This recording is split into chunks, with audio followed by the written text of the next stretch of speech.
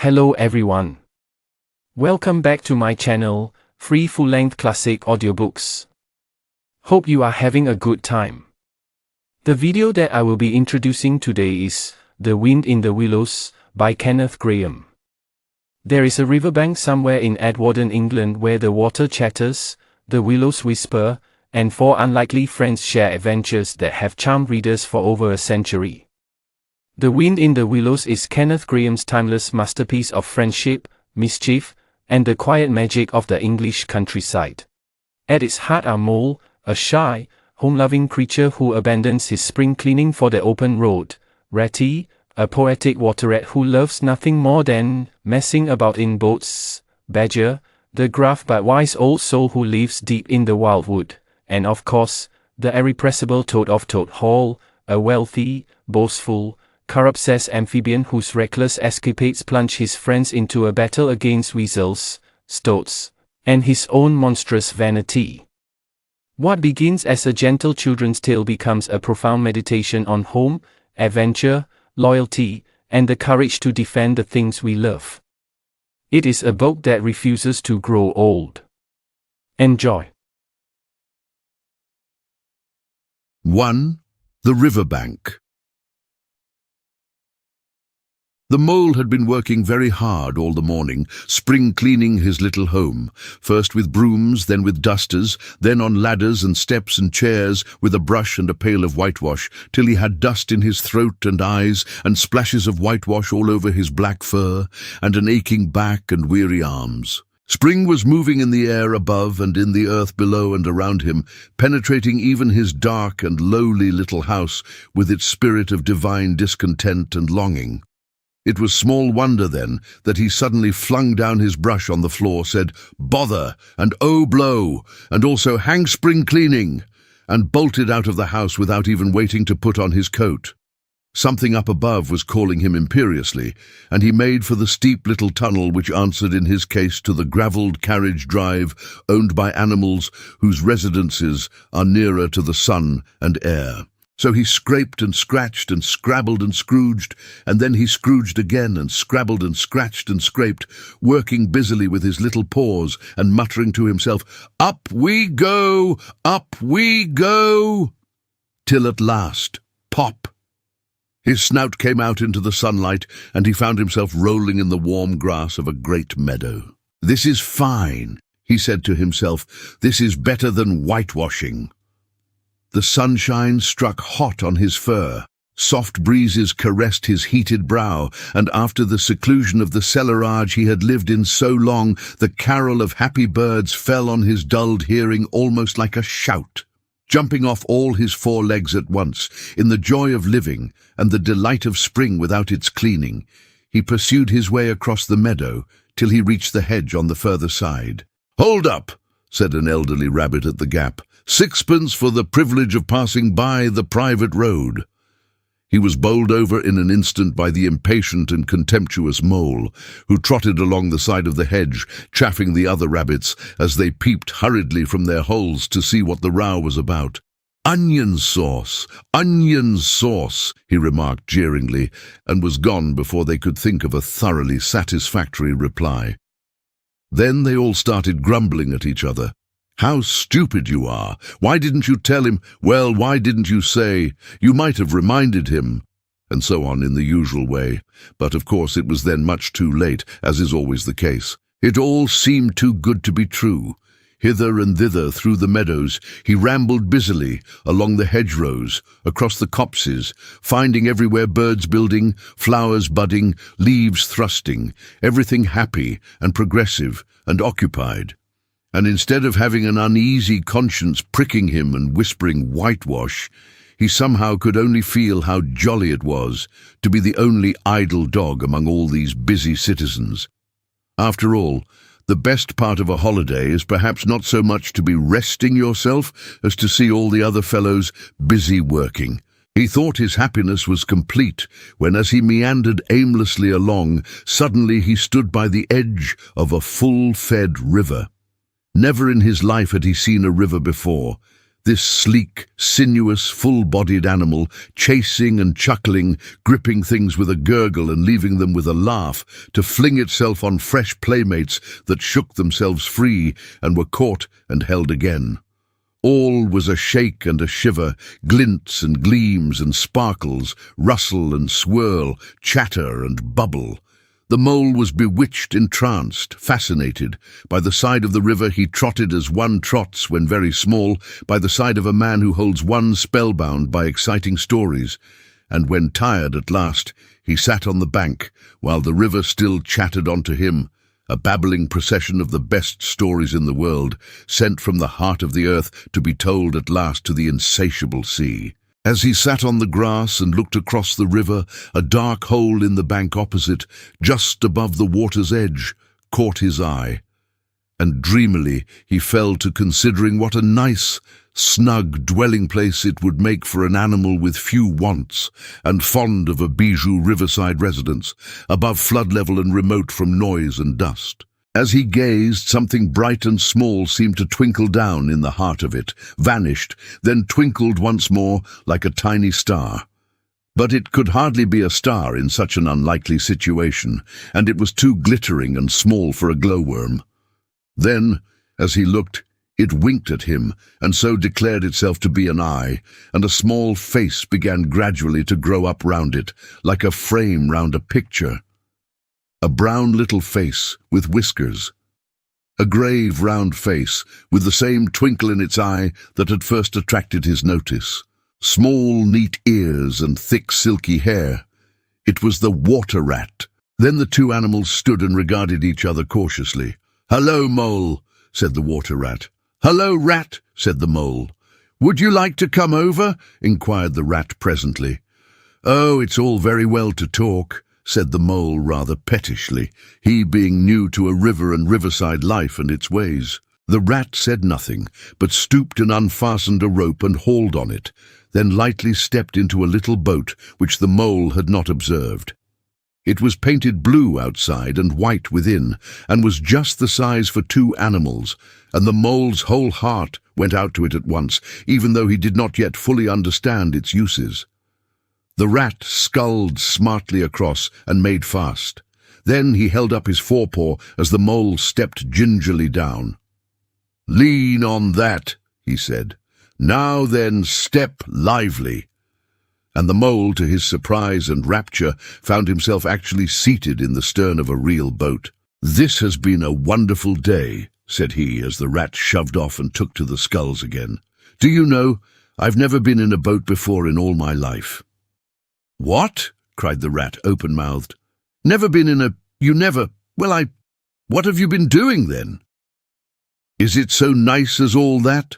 asked the mole shyly, though he was quite prepared to believe it as he leant back in his seat and surveyed the cushions, the oars, the rowlocks, and all the fascinating fittings, and felt the boat sway lightly under him. "Nice!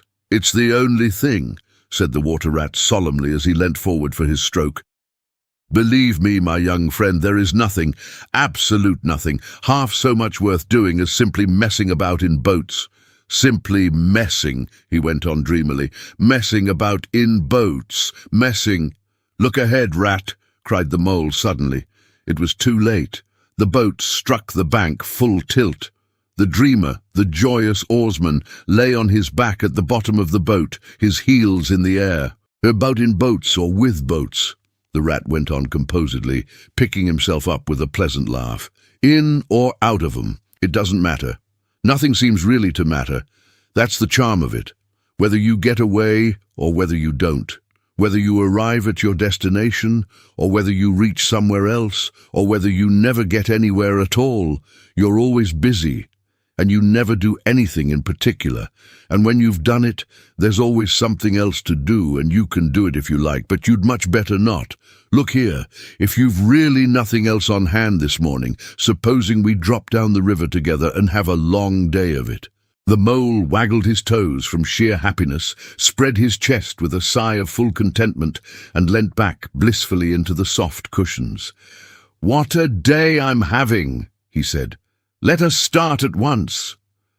"Hold hard a minute, then," said the rat.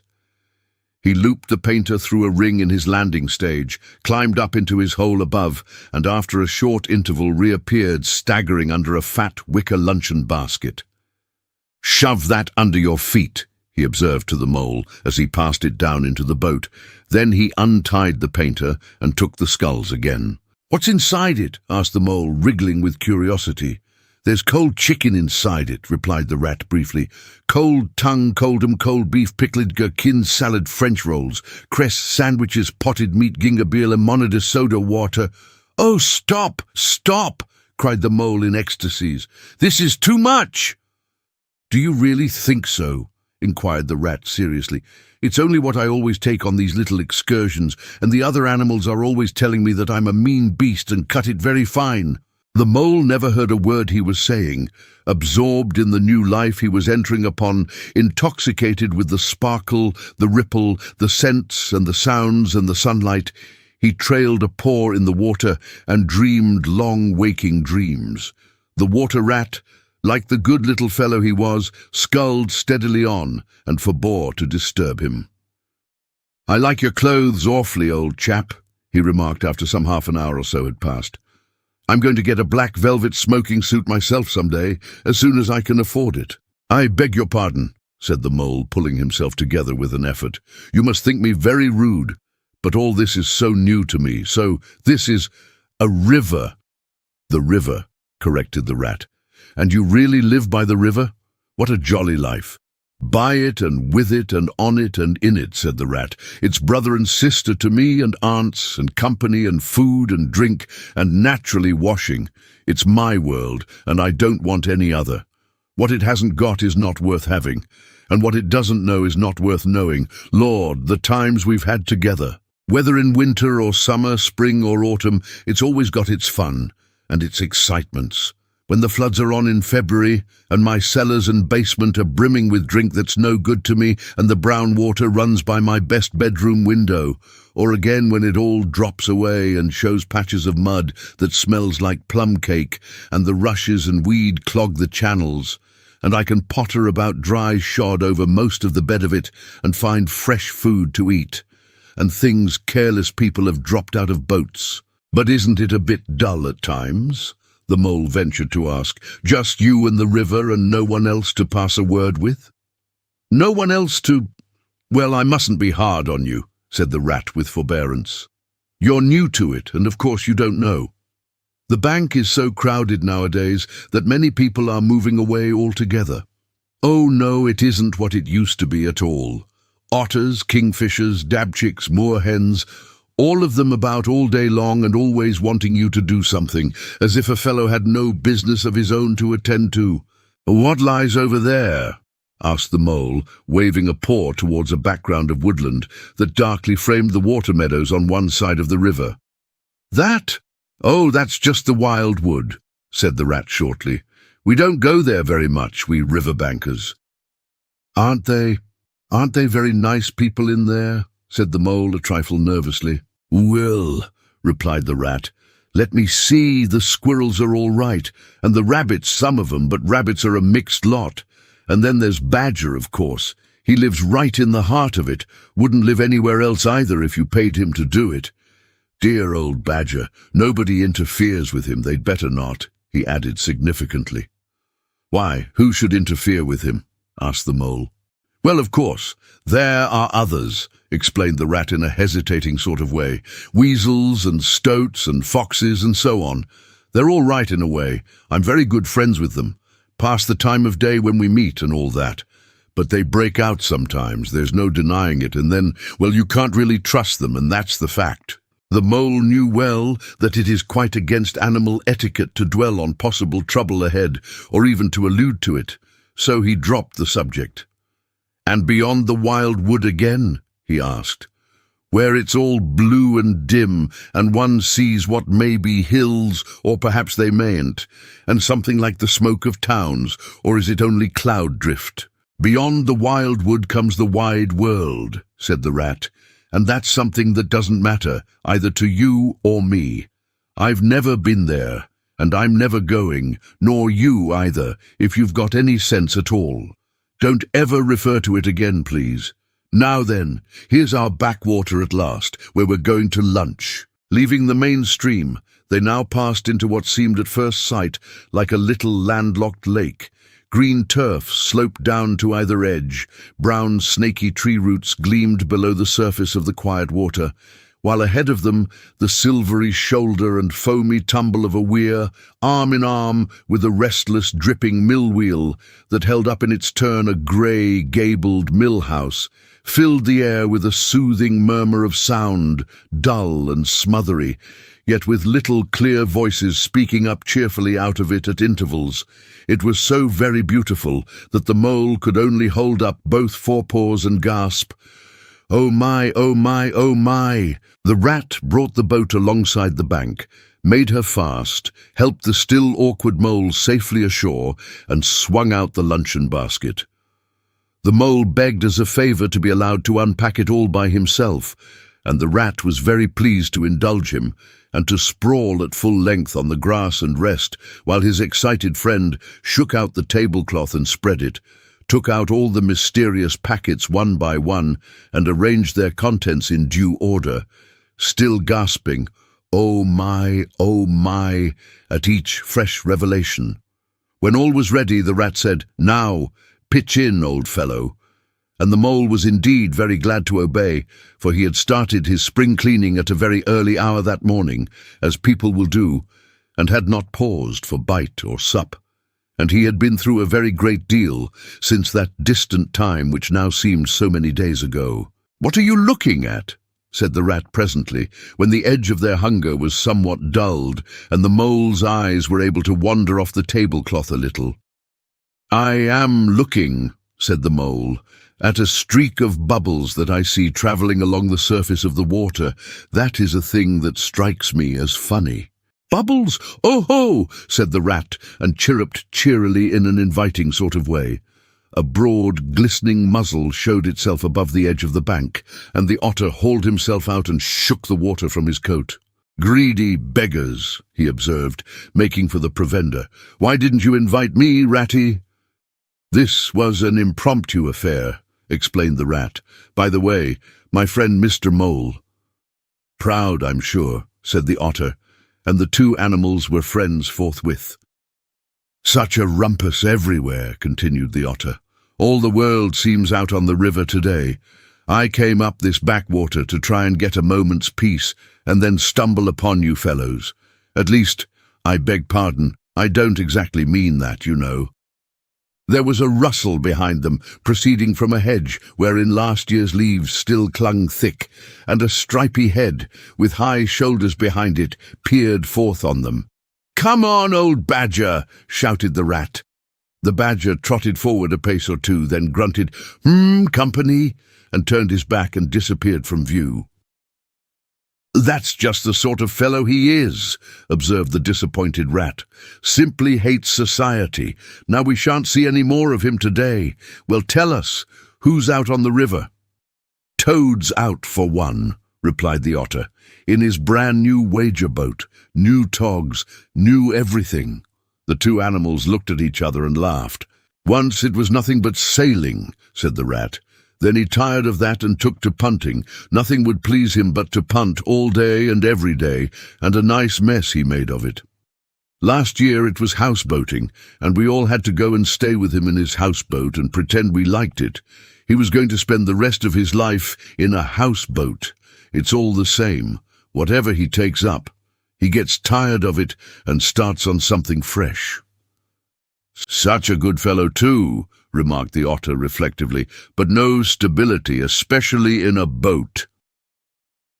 From where they sat they could get a glimpse of the main stream across the island that separated them, and just then a wager boat flashed into view, the rower, a short, stout figure, splashing badly and rolling a good deal but working his hardest. The rat stood up and hailed him, but Toad, for it was he, shook his head and settled sternly to his work. "He'll be out of the boat in a minute if he rolls like that," said the rat, sitting down again. "Of course he will," chuckled the otter. "Did I ever tell you that good story about Toad and the lock-keeper? It happened this way. Toad..." An errant mayfly swerved unsteadily athwart the current in the intoxicated fashion affected by young bloods of mayflies seeing life. A swirl of water and a kloop, and the mayfly was visible no more. Neither was the otter. The mole looked down.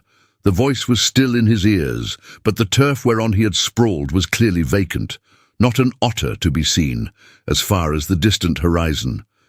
But again there was a streak of bubbles on the surface of the river. The rat hummed a tune, and the mole recollected that animal etiquette forbade any sort of comment on the sudden disappearance of one's friends at any moment, for any reason or no reason whatever. "Well, well," said the rat, "I suppose we ought to be moving.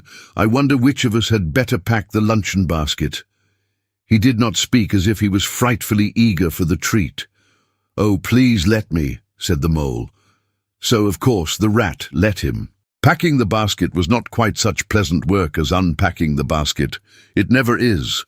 But the mole was bent on enjoying everything, and although just when he had got the basket packed and strapped up tightly, he saw a plate staring up at him from the grass, and when the job had been done again, the rat pointed out a fork, which anybody ought to have seen, and last of all, behold, the mustard pot, which he had been sitting on without knowing it. Still, somehow, the thing got finished at last, without much loss of temper. The afternoon sun was getting low, as the rat sculled gently homewards in a dreamy mood, murmuring poetry things over to himself, and not paying much attention to Mole. But the mole was very full of lunch, and self-satisfaction, and pride, and already quite at home in a boat, so he thought, and was getting a bit restless besides, and presently he said, "Ratty, please, I want to row now." The rat shook his head with a smile. "Not yet, my young friend," he said. "Wait till you've had a few lessons. It's not so easy as it looks." The mole was quiet for a minute or two, but he began to feel more and more jealous of Rat, sculling so strongly and so easily along, and his pride began to whisper that he could do it every bit as well. He jumped up and seized the sculls so suddenly that the rat, who was gazing out over the water and saying more poetry things to himself, was taken by surprise and fell backwards off his seat with his legs in the air for the second time, while the triumphant mole took his place and grabbed the sculls with entire confidence. "Stop it, you silly ass!" cried the rat from the bottom of the boat. "You can't do it! You'll have us over!" The mole flung his sculls back with a flourish and made a great dig at the water. He missed the surface altogether, his legs flew up above his head, and he found himself lying on the top of the prostrate rat. Greatly alarmed, he made a grab at the side of the boat, and the next moment, sploosh! Over went the boat, and he found himself struggling in the river. Oh my, how cold the water was, and oh, how very wet it felt, how it sang in his ears as he went down, down, down. How bright and welcome the sun looked as he rose to the surface coughing and spluttering. How black was his despair when he felt himself sinking again. Then a firm paw gripped him by the back of his neck. It was the rat, and he was evidently laughing. The mole could feel him laughing right down his arm and through his paw and so into his, the mole's, neck. The rat got hold of a skull and shoved it under the mole's arm. Then he did the same by the other side of him, and swimming behind, propelled the helpless animal to shore, hauled him out, and set him down on the bank, a squashy, pulpy lump of misery. When the rat had rubbed him down a bit and wrung some of the wet out of him, he said, "Now then, old fellow, trot up and down the towing path as hard as you can, till you're warm and dry again, while I dive for the luncheon basket." So the dismal mole, wet without and ashamed within, trotted about till he was fairly dry, while the rat plunged into the water again, recovered the boat, righted her and made her fast, fetched his floating property to shore by degrees, and finally dived successfully for the luncheon basket and struggled to land with it. When all was ready for a start once more, the mole, limp and dejected, took his seat in the stern of the boat, and as they set off, he said in a low voice, broken with emotion, "Ratty, my generous friend, I am very sorry indeed for my foolish and ungrateful conduct. My heart quite fails me when I think how I might have lost that beautiful luncheon basket. Indeed, I have been a complete ass, and I know it. Will you overlook it this once and forgive me, and let things go on as before?" "That's all right, bless you," responded the rat cheerily. "What's a little wet to a water rat? I'm more in the water than out of it most days. Don't you think any more about it? And look here, I really think you had better come and stop with me for a little time. It's very plain and rough, you know, not like Toad's house at all, but you haven't seen that yet. Still, I can make you comfortable. And I'll teach you to row and to swim, and you'll soon be as handy on the water as any of us." The mole was so touched by his kind manner of speaking that he could find no voice to answer him, and he had to brush away a tear or two with the back of his paw. But the rat kindly looked in another direction, and presently the mole's spirits revived again, and he was even able to give some straight back talk to a couple of moorhens who were sniggering to each other about his bedraggled appearance.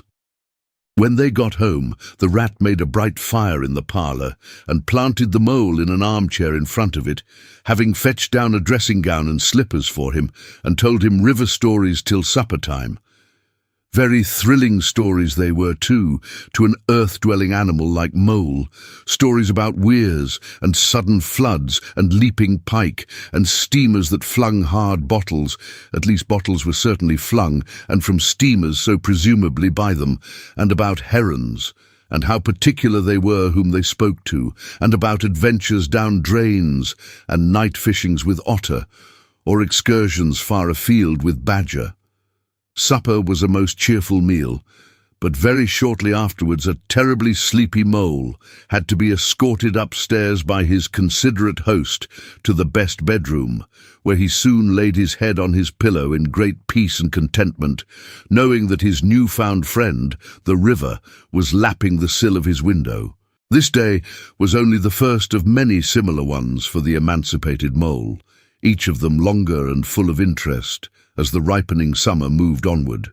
He learnt to swim and to row, and entered into the joy of running water, and with his ear to the reed stems he caught, at intervals, something of what the wind went whispering so constantly among them. Into the open road. "Ratty," said the mole suddenly one bright summer morning, "if you please, I want to ask you a favour." The rat was sitting on the riverbank, singing a little song. He had just composed it himself, so he was very taken up with it, and would not pay proper attention to mole or anything else. Since early morning he had been swimming in the river, in company with his friends, the ducks. And when the ducks stood on their heads suddenly, as ducks will, he would dive down and tickle their necks, just under where their chins would be if ducks had chins, till they were forced to come to the surface again in a hurry, spluttering and angry and shaking their feathers at him. For it is impossible to say quite all you feel when your head is under water. At last they implored him to go away and attend to his own affairs and leave them to mind theirs. So the rat went away and sat on the river bank in the sun and made up a song about them, which he called Duck's Ditty. All along the backwater, through the rushes tall, ducks are a-dabbling, up tails all. Ducks' tails, drakes' tails, yellow feet a-quiver, yellow bills all out of sight. Busy in the river, slushy green undergrowth, where the roach swim. Here we keep our larder, cool and full and dim, every one for what he likes. We like to be heads down, tails up, dabbling free, high in the blue above Swift's whirl and call. We are down a-dabbling, up tails all. I don't know that I think so very much of that little song, Rat, observed the mole cautiously. He was no poet himself and didn't care who knew it, and he had a candid nature. Nor don't the ducks neither, replied the rat cheerfully. They say, why can't fellows be allowed to do what they like, when they like, and as they like, instead of other fellows sitting on banks and watching them all the time and making remarks and poetry and things about them? What nonsense it all is. That's what the ducks say. So it is, said the mole with great heartiness. No, it isn't, cried the rat indignantly. Well, then it isn't. "It isn't," replied the mole soothingly.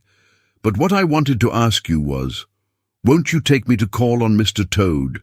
I've heard so much about him, and I do so want to make his acquaintance." "Why, certainly," said the good-natured rat, jumping to his feet and dismissing poetry from his mind for the day.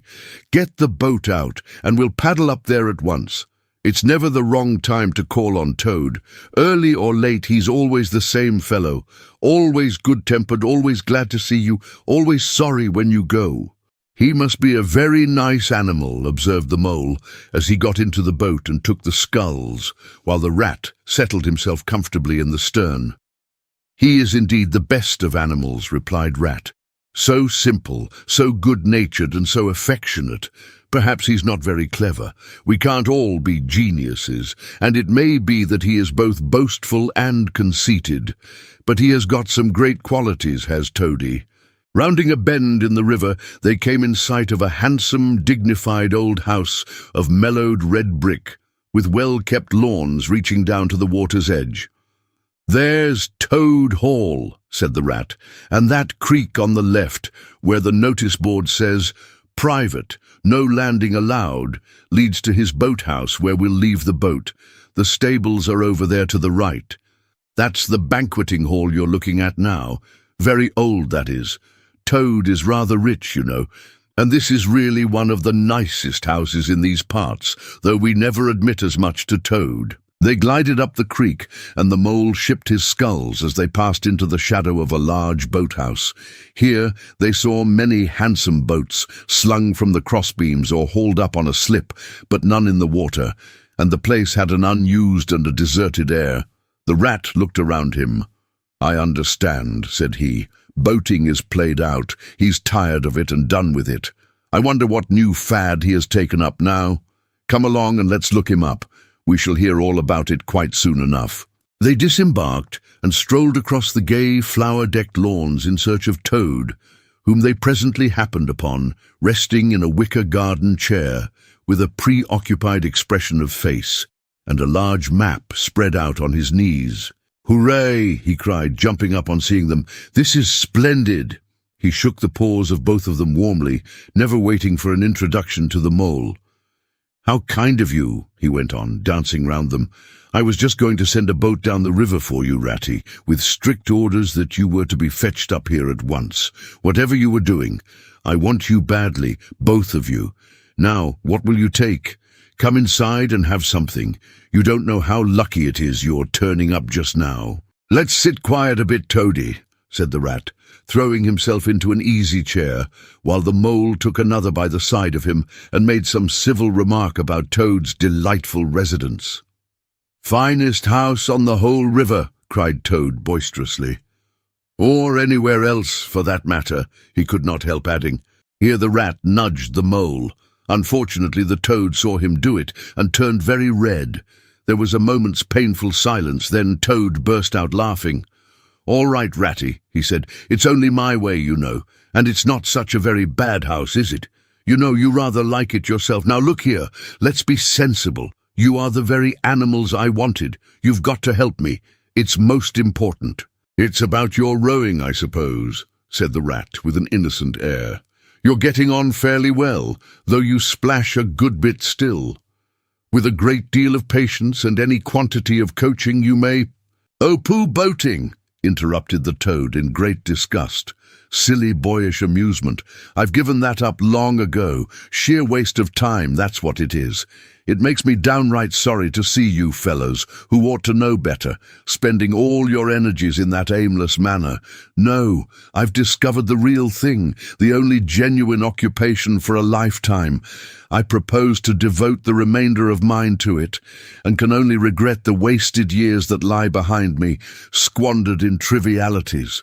Come with me, dear Ratty, and your amiable friend also, if he will be so very good, just as far as the stable-yard, and you shall see what you shall see." He led the way to the stable-yard accordingly, the rat following with a most mistrustful expression, and there, drawn out of the coach-house into the open, they saw a gypsy caravan, shining with newness, painted a canary yellow, picked out with green and red wheels. "There you are!"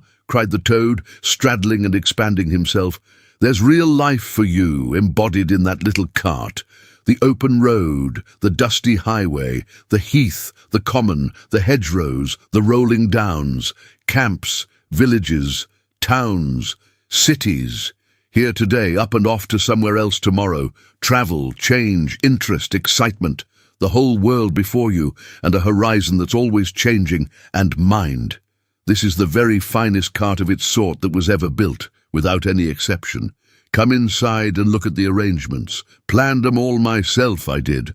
The Mole was tremendously interested and excited, and followed him eagerly up the steps and into the interior of the caravan. The Rat only snorted and thrust his hands deep into his pockets, remaining where he was.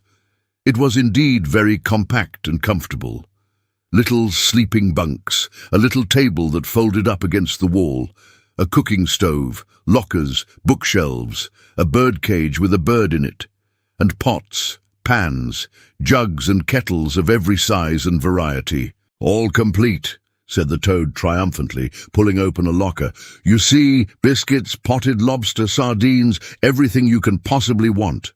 Soda water here, baccy there, letter paper, bacon, jam, cards and dominoes you'll find," he continued as they descended the steps again. "You'll find that nothing whatever has been forgotten when we make our start this afternoon." "I beg your pardon," said the Rat slowly as he chewed a straw, "but did I overhear you say something about we and start and this afternoon?" "Now, you dear good old Ratty," said Toad imploringly, "don't begin talking in that stiff and sniffy sort of way, because you know you've got to come. I can't possibly manage without you, so please consider it settled, and don't argue. It's the one thing I can't stand. You surely don't mean to stick to your dull, fusty old river all your life, and just live in a hole in a bank and boat. I want to show you the world. I'm going to make an animal of you, my boy." "I don't care," said the Rat doggedly. "I'm not coming, and that's flat, and I am going to stick to my old river and live in a hole and boat as I've always done. And what's more, Mole's going to stick to me and do as I do, aren't you, Mole?" "Of course I am," said the Mole loyally. "I'll always stick to you, Rat, and what you say is to be has got to be. All the same, it sounds as if it might have been, well, rather fun, you know," he added wistfully. Poor Mole. The life adventurous was so new a thing to him, and so thrilling, and this fresh aspect of it was so tempting, and he had fallen in love at first sight with the canary-coloured cart and all its little fitments. The Rat saw what was passing in his mind, and wavered. He hated disappointing people, and he was fond of the Mole, and would do almost anything to oblige him. Toad was watching both of them closely. "Come along in, and have some lunch," he said diplomatically, "and we'll talk it over. We needn't decide anything in a hurry. Of course, I don't really care. I only want to give pleasure to you fellows. Live for others. That's my motto in life." During luncheon, which was excellent, of course, as everything at Toad Hall always was, the Toad simply let himself go. Disregarding the Rat, he proceeded to play upon the inexperienced Mole as on a harp. Naturally a voluble animal, and always mastered by his imagination, he painted the prospects of the trip and the joys of the open life, and the roadside in such glowing colours that the Mole could hardly sit in his chair for excitement. Somehow, it soon seemed taken for granted by all three of them that the trip was a settled thing, and the Rat, though still unconvinced in his mind, allowed his good nature to override his personal objections. He could not bear to disappoint his two friends, who were already deep in schemes and anticipations, planning out each day's separate occupation for several weeks ahead. When they were quite ready, the now triumphant Toad led his companions to the paddock and set them to capture the old grey horse, who, without having been consulted, and to his own extreme annoyance, had been told off by Toad for the dustiest job in this dusty expedition. He frankly preferred the paddock and took a deal of catching. Meantime, Toad packed the lockers still tighter with necessaries and hung nosebags, nets of onions, bundles of hay, and baskets from the bottom of the cart. At last, The horse was caught and harnessed, and they set off, all talking at once, each animal either trudging by the side of the cart or sitting on the shaft, as the humour took him. It was a golden afternoon. The smell of the dust they kicked up was rich and satisfying. Out of thick orchards on either side the road, birds called and whistled to them cheerily. Good-natured wayfarers passing them gave them good day or stopped to say nice things about their beautiful cart, and rabbits, sitting at their front doors in the hedgerows, held up their forepaws and said, "Oh my, oh my, oh my." Late in the evening, tired and happy and miles from home, they drew up on a remote common far from habitations, turned the horse loose to graze, and ate their simple supper, sitting on the grass by the side of the cart. Toad talked big about all he was going to do in the days to come, while stars grew fuller and larger all around them, and a yellow moon, appearing suddenly and silently from nowhere in particular, came to keep them company and listen to their talk. At last, they turned into their little bunks in the cart, and Toad, kicking out his legs, sleepily said, "Well, good night, you fellows. This is the real life for a gentleman. Talk about your old river." "I don't talk about my river," replied the patient rat. "You know I don't, Toad, but I think about it," he added pathetically in a lower tone. "I think about it all the time." The mole reached out from under his blanket, felt for the rat's paw in the darkness, and gave it a squeeze. "I'll do whatever you like, Ratty," he whispered. "Shall we run away tomorrow morning quite early, very early, and go back to our dear old hole on the river?" No, we'll see it out," whispered back the rat. "Thanks awfully, but I ought to stick by Toad till this trip is ended. It wouldn't be safe for him to be left to himself. It won't take very long. His fads never do. Good night." The end was indeed nearer than even the rat suspected. After so much open air and excitement, the Toad slept very soundly, and no amount of shaking could rouse him out of bed next morning.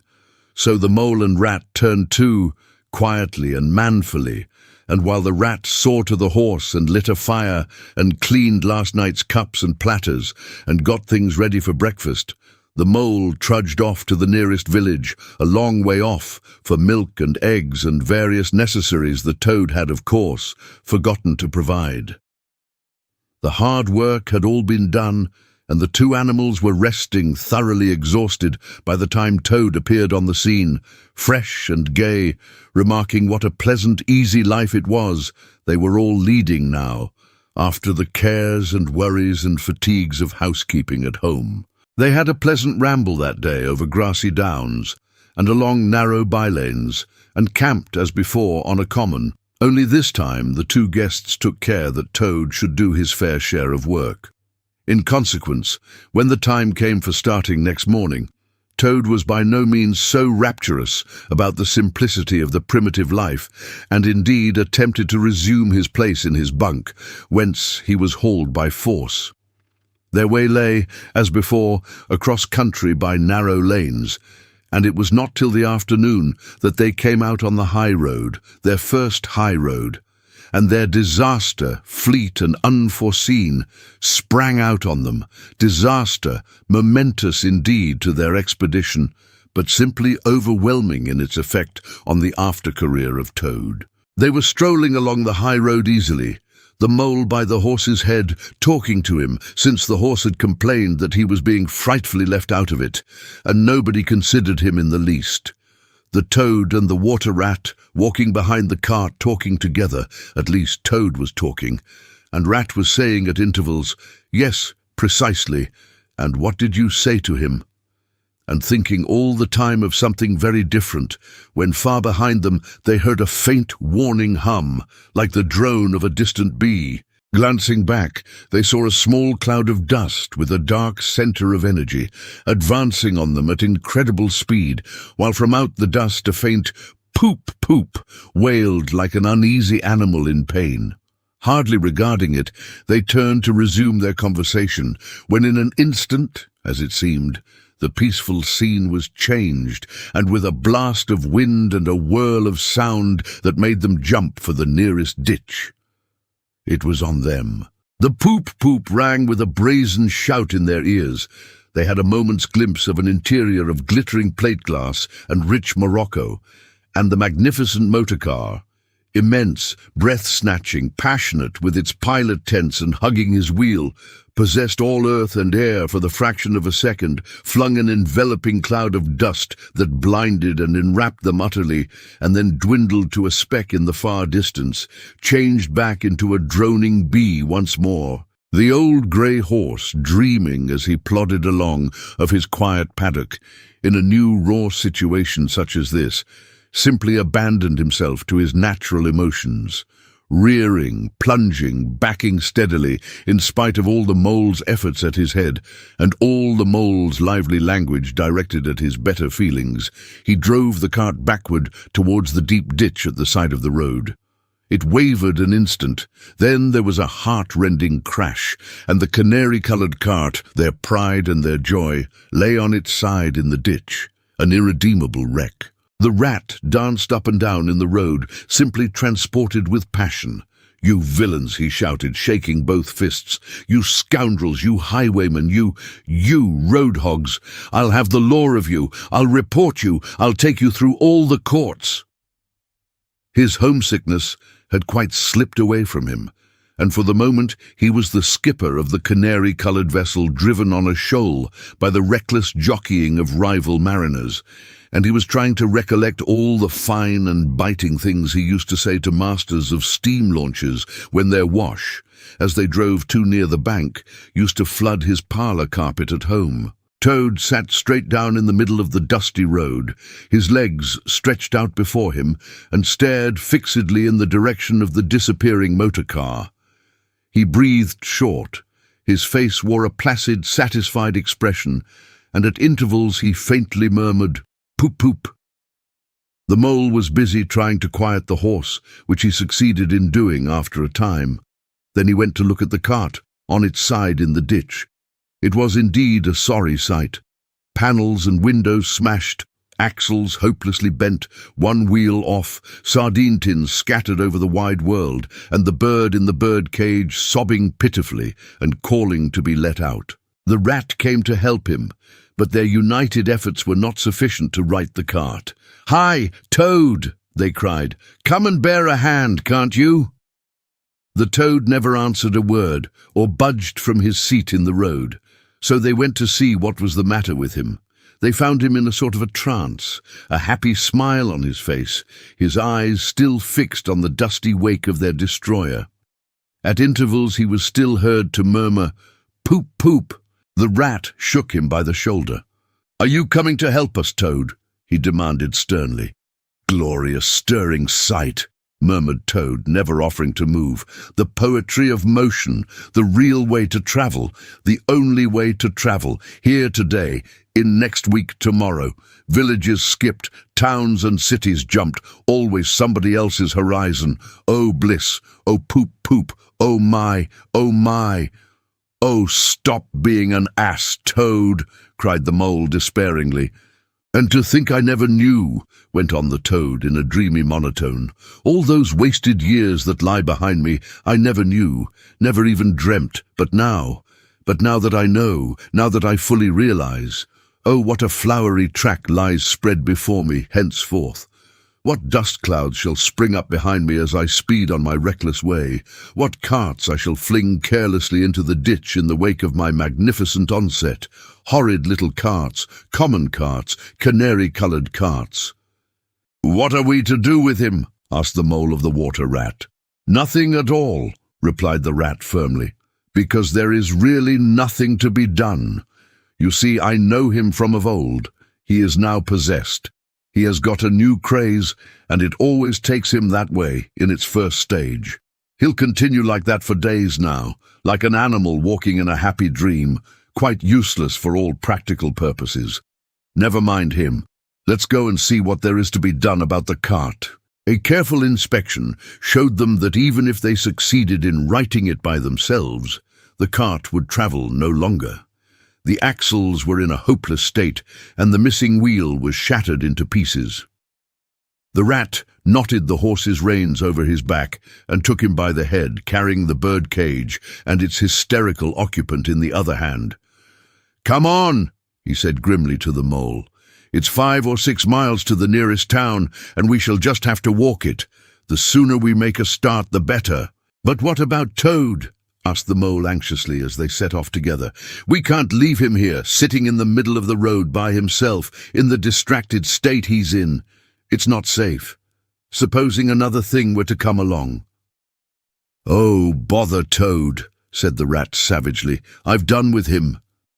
They had not proceeded very far on their way, however, when there was a pattering of feet behind them, and Toad caught them up and thrust a paw inside the elbow of each of them, still breathing short and staring into vacancy.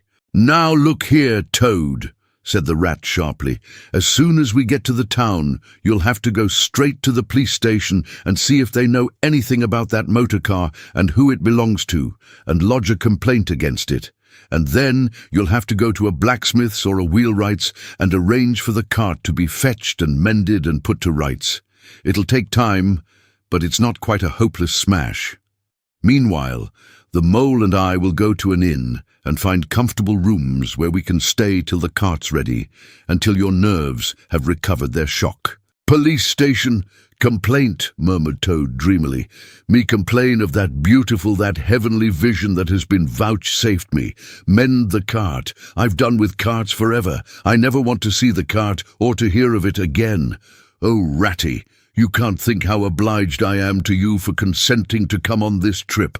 I wouldn't have gone without you, and then I might never have seen that swan, that sunbeam, that thunderbolt. I might never have heard that entrancing sound or smelt that bewitching smell.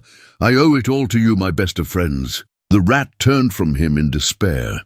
"You see what it is?" he said to the mole, addressing him across Toad's head. "He's quite hopeless. I give it up. When we get to the town, we'll go to the railway station, and with luck we may pick up a train there that'll get us back to Riverbank tonight. And if ever you catch me going a-pleasuring with this provoking animal again—" He snorted, and during the rest of that weary trudge addressed his remarks exclusively to Mole. On reaching the town, they went straight to the station and deposited Toad in the second-class waiting room, giving a porter 2p to keep a strict eye on him. They then left the horse at an inn stable and gave what directions they could about the cart and its contents. Eventually, a slow train having landed them at a station not very far from Toad Hall, they escorted the spellbound, sleepwalking Toad to his door, put him inside it, and instructed his housekeeper to feed him, undress him, and put him to bed. Then they got out their boat from the boathouse, sculled down the river home, and at a very late hour sat down to supper in their own cosy riverside parlour, to the rat's great joy and contentment. The following evening, the mole, who had risen late and taken things very easy all day, was sitting on the bank fishing, when the rat, who had been looking up his friends and gossiping, came strolling along to find him. "Heard the news?" he said. "There's nothing else being talked about all along the riverbank. Toad went up to town by an early train this morning, and he has ordered a large and very expensive motor car." 3. The Wild Wood. The mole had long wanted to make the acquaintance of the badger. He seemed, by all accounts, to be such an important personage, and though rarely visible, to make his unseen influence felt by everybody about the place. But whenever the mole mentioned his wish to the water rat, he always found himself put off. "It's all right," the rat would say. "Badger'll turn up some day or other. He's always turning up. And then I'll introduce you. The best of fellows. But you must not only take him as you find him, but when you find him." "Couldn't you ask him here, dinner or something?" said the mole.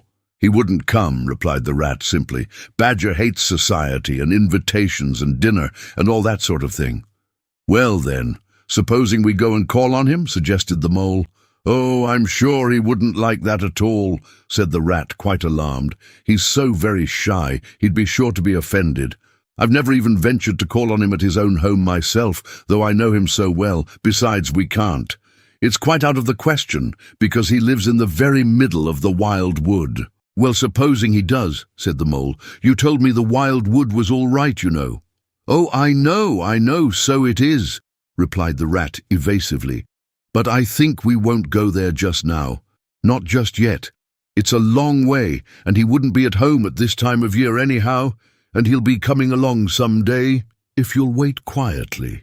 The mole had to be content with this, but the badger never came along, and every day brought its amusements, and it was not till summer was long over, and cold and frost and miry ways kept them much indoors, and the swollen river raced past outside their windows with a speed that mocked at boating of any sort or kind, that he found his thoughts dwelling again with much persistence on the solitary grey badger, who lived his own life by himself, in his hole in the middle of the wild wood. In the winter-time, the rat slept a great deal, retiring early and rising late. During his short day, he sometimes scribbled poetry or did other small domestic jobs about the house. And of course, there were always animals dropping in for a chat, and consequently, there was a good deal of storytelling and comparing notes on the past summer and all its doings. Such a rich chapter it had been when one came to look back on it all, with illustrations so numerous and so very highly coloured. The pageant of the Riverbank had marched steadily along, unfolding itself in scene pictures that succeeded each other in stately procession. Purple Lucistrife arrived early, shaking luxuriant tangled locks along the edge of the mirror whence its own face laughed back at it. Willow Herb, tender and wistful, like a pink sunset cloud, was not slow to follow. Comfrey, the purple hand in hand with the white, crept forth to take its place in the line, and at last one morning the diffident and delaying Dog-Rose stepped delicately on the stage, and one knew, as if string music had announced it in stately chords that strayed into a gavotte, that June at last was here. One member of the company was still awaited, the shepherd boy for the nymphs to woo, the knight for whom the ladies waited at the window, the prince that was to kiss the sleeping summer back to life and love. But when meadow sweet, debonair and odorous in amber jerkin, moved graciously to his place in the group, then the play was ready to begin. And what a play it had been! Drowsy animals, snug in their holes while wind and rain were battering at their doors, recalled still keen mornings, an hour before sunrise, when the white mist, as yet undispersed, clung closely along the surface of the water. Then the shock of the early plunge, the scamper along the bank, and the radiant transformation of earth, air, and water, when suddenly the sun was with them again, and grey was gold, and colour was born and sprang out of the earth once more. They recalled the languorous siesta of hot midday, deep in green undergrowth, the sun striking through in tiny golden shafts and spots, the boating and bathing of the afternoon, the rambles along dusty lanes and through yellow cornfields, and the long, cool evening at last, when so many threads were gathered up, so many friendships rounded, and so many adventures planned for the morrow. There was plenty to talk about on those short winter days when the animals found themselves round the fire. Still, the mole had a good deal of spare time on his hands, and so one afternoon, when the rat in his armchair before the blaze was alternately dozing and trying over rhymes that wouldn't fit, he formed the resolution to go out by himself and explore the wild wood, and perhaps strike up an acquaintance with Mr. Badger. It was a cold, still afternoon, with a hard, steely sky overhead, when he slipped out of the warm parlour into the open air. The country lay bare and entirely leafless around him, and he thought that he had never seen so far and so intimately into the insides of things as on that winter day when nature was deep in her annual slumber and seemed to have kicked the clothes off. Copses, dells, quarries, and all hidden places, which had been mysterious mines for exploration in leafy summer, now exposed themselves and their secrets pathetically, and seemed to ask him to overlook their shabby poverty for a while, till they could riot in rich masquerade as before, and trick and entice him with the old deceptions. It was pitiful in a way, and yet cheering, even exhilarating. He was glad that he liked the country undecorated, hard, and stripped of its finery. He had got down to the bare bones of it, and they were fine and strong and simple. He did not want the warm clover and the play of seeding grasses. The screens of quickset, the billowy drapery of beech and elm seemed best away, and with great cheerfulness of spirit he pushed on towards the wild wood, which lay before him low and threatening, like a black reef in some still southern sea. There was nothing to alarm him at first entry. Twigs crackled under his feet, logs tripped him. Funguses on stumps resembled caricatures, and startled him for the moment by their likeness to something familiar and far away. But that was all fun and exciting. It led him on, and he penetrated to where the light was less, and trees crouched nearer and nearer, and holes made ugly mouths at him on either side. Everything was very still now. The dusk advanced on him steadily, rapidly, gathering in behind and before, and the light seemed to be draining away like floodwater. Then the faces began. It was over his shoulder, and indistinctly, that he first thought he saw a face, a little evil, wedge-shaped face, looking out at him from a hole. When he turned and confronted it, the thing had vanished. He quickened his pace, telling himself cheerfully not to begin imagining things, or there would be simply no end to it. He passed another hole, and another, and then, yes, no, yes. Certainly a little narrow face with hard eyes had flashed up for an instant from a hole and was gone. He hesitated, braced himself up for an effort, and strode on. Then suddenly, and as if it had been so all the time, every hole, far and near, and there were hundreds of them, seemed to possess its face, coming and going rapidly, all fixing on him glances of malice and hatred, all hard-eyed and evil and sharp. If he could only get away from the holes in the banks, he thought, there would be no more faces. He swung off the path and plunged into the untrodden places of the wood. Then the whistling began. Very faint and shrill it was, and far behind him, when first he heard it, but somehow it made him hurry forward. Then, still very faint and shrill, it sounded far ahead of him, and made him hesitate and want to go back. As he halted in indecision, it broke out on either side, and seemed to be caught up and passed on throughout the whole length of the wood to its farthest limit.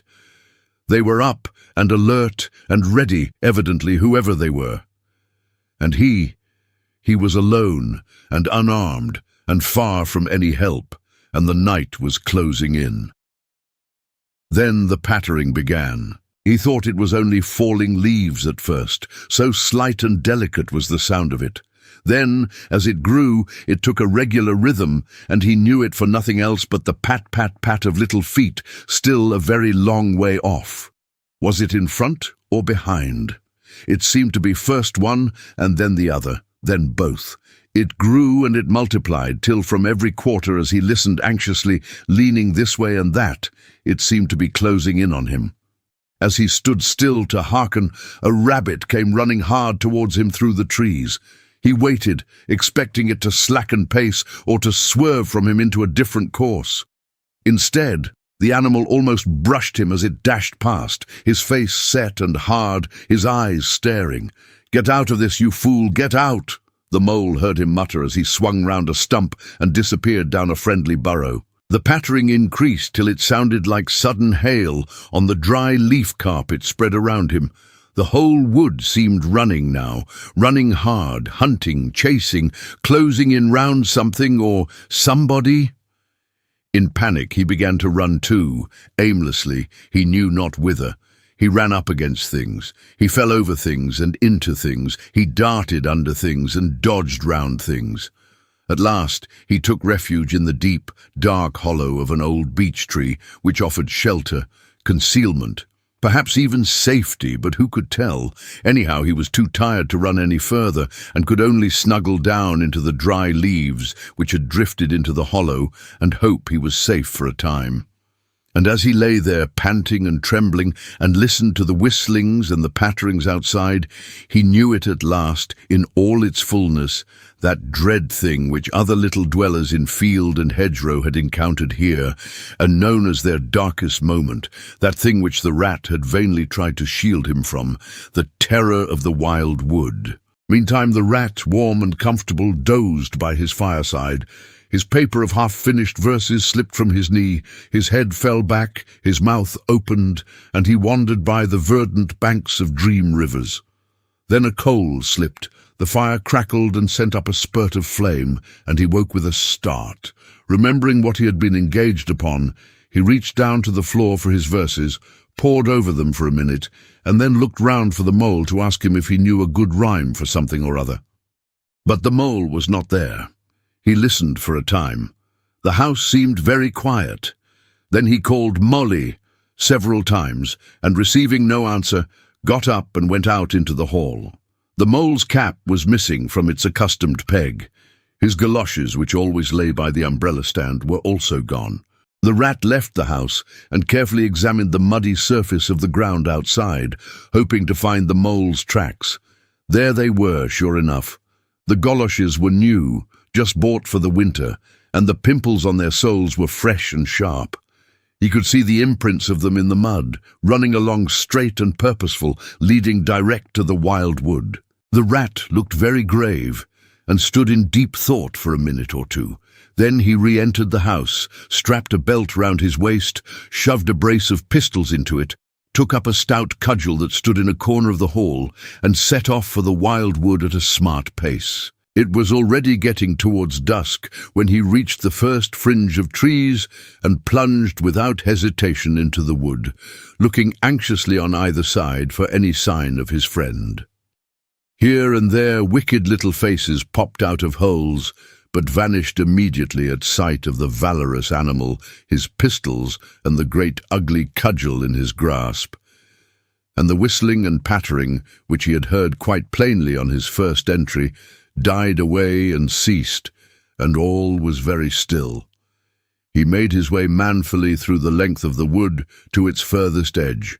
Then, forsaking all paths, he set himself to traverse it, laboriously working over the whole ground, and all the time calling out cheerfully, "Molly, Molly, Molly, where are you? It's me, it's old Rat." He had patiently hunted through the wood for an hour or more, when at last, to his joy, he heard a little answering cry. Guiding himself by the sound, he made his way through the gathering darkness to the foot of an old beech tree with a hole in it, and from out of the hole came a feeble voice saying, "Ratty, is that really you?" The rat crept into the hollow, and there he found the mole, exhausted and still trembling. "Oh, Rat," he cried, "I've been so frightened you can't think." "Oh, I quite understand," said the rat soothingly. "You shouldn't really have gone and done it, Mole. I did my best to keep you from it. We Riverbankers, we hardly ever come here by ourselves. If we have to come, we come in couples at least. Then we're generally all right. Besides, there are 100 things one has to know, which we understand all about and you don't as yet. I mean passwords and signs and sayings which have power and effect, and plants you carry in your pocket, and verses you repeat, and dodges and tricks you practice, all simple enough when you know them, but they've got to be known if you're small, or you'll find yourself in trouble. Of course, if you were badger or otter, it would be quite another matter. Surely the brave Mr. Toad wouldn't mind coming here by himself, would he?" inquired the mole. "Old Toad," said the rat, laughing heartily. "He wouldn't show his face here alone, not for a whole hatful of golden guineas, Toad wouldn't." The mole was greatly cheered by the sound of the rat's careless laughter, as well as by the sight of his stick and his gleaming pistols, and he stopped shivering and began to feel bolder and more himself again. "Now then," said the rat presently, "we really must pull ourselves together and make a start for home while there's still a little light left. It will never do to spend the night here, you understand.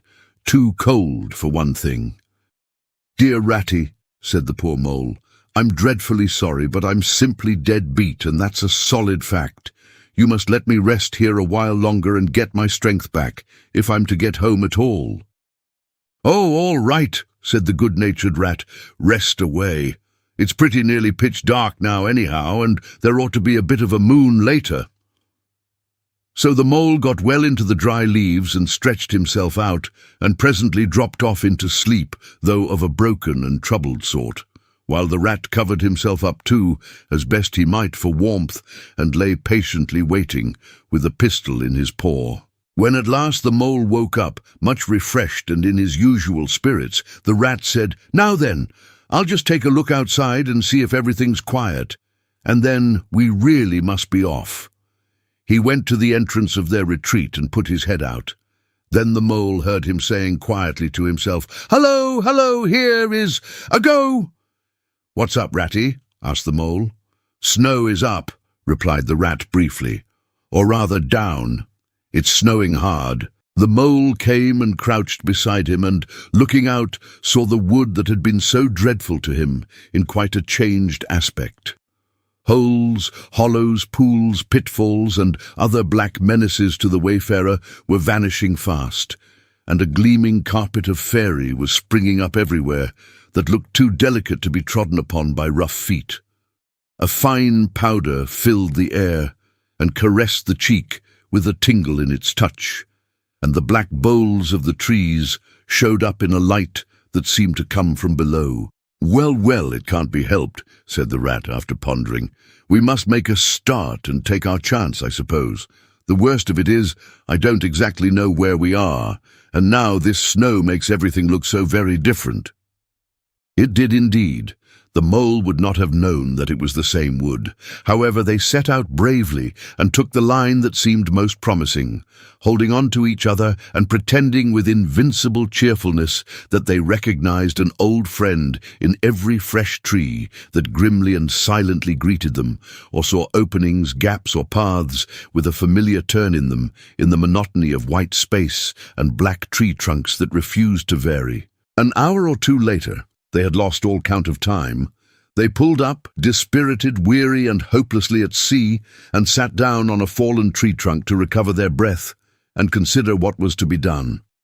They were aching with fatigue and bruised with tumbles. They had fallen into several holes and got wet through. The snow was getting so deep that they could hardly drag their little legs through it, and the trees were thicker and more like each other than ever. There seemed to be no end to this wood, and no beginning and no difference in it, and worst of all, no way out. "We can't sit here very long," said the rat. "We shall have to make another push for it, and do something or other. The cold is too awful for anything, and the snow will soon be too deep for us to wade through." He peered about him and considered. "Look here," he went on, "this is what occurs to me. There's a sort of dell down here in front of us, where the ground seems all hilly and humpy and hummocky. We'll make our way down into that and try and find some sort of shelter, a cave or hole with a dry floor to it, out of the snow and the wind, and there we'll have a good rest before we try again, for we're both of us pretty dead beat. Besides, the snow may leave off, or something may turn up." So once more they got on their feet and struggled down into the dell, where they hunted about for a cave or some corner that was dry and a protection from the keen wind and the whirling snow. They were investigating one of the hummocky bits the rat had spoken of, when suddenly the mole tripped up and fell forward on his face with a squeal. "Oh, my leg!" he cried. "Oh, my poor shin!" And he sat up on the snow and nursed his leg in both his front paws. "Poor old mole," said the rat kindly. "You don't seem to be having much luck today, do you? Let's have a look at the leg."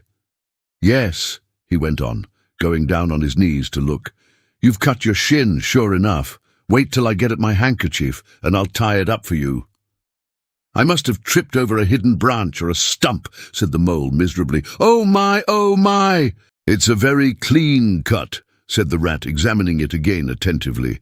"That was never done by a branch or a stump. Looks as if it was made by a sharp edge of something in metal. Funny." He pondered a while and examined the humps and slopes that surrounded them. "Well, never mind what done it," said the mole, forgetting his grammar in his pain. "It hurts just the same, whatever done it." But the rat, after carefully tying up the leg with his handkerchief, had left him and was busy scraping in the snow.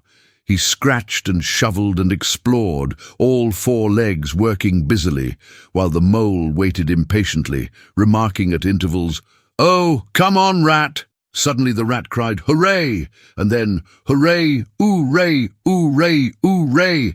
and fell to executing a feeble jig in the snow. "What have you found, Ratty?" asked the mole, still nursing his leg. "Come and see," said the delighted rat as he jigged on. The mole hobbled up to the spot and had a good look. "Well," he said at last, slowly, "I see it right enough. Seen the same sort of thing before, lots of times. Familiar object, I call it. A door scraper. Well, what of it? Why dance jigs around a door scraper?"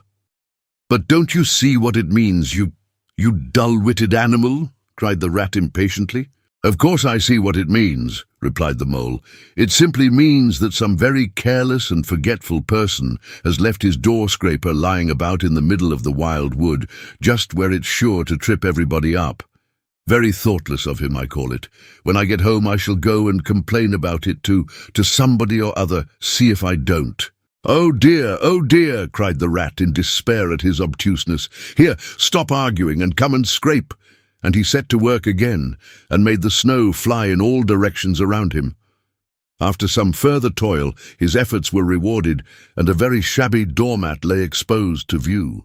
"There, what did I tell you?" exclaimed the rat in great triumph.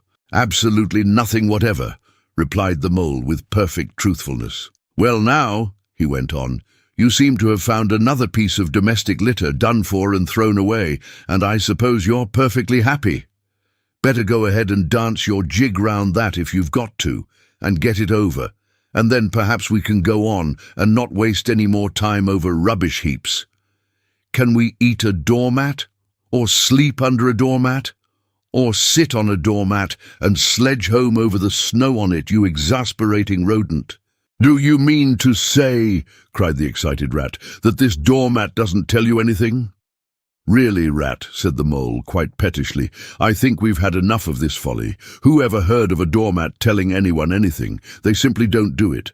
They are not that sort at all. Doormats know their place." "Now look here, you thick-headed beast," replied the rat, really angry. "This must stop.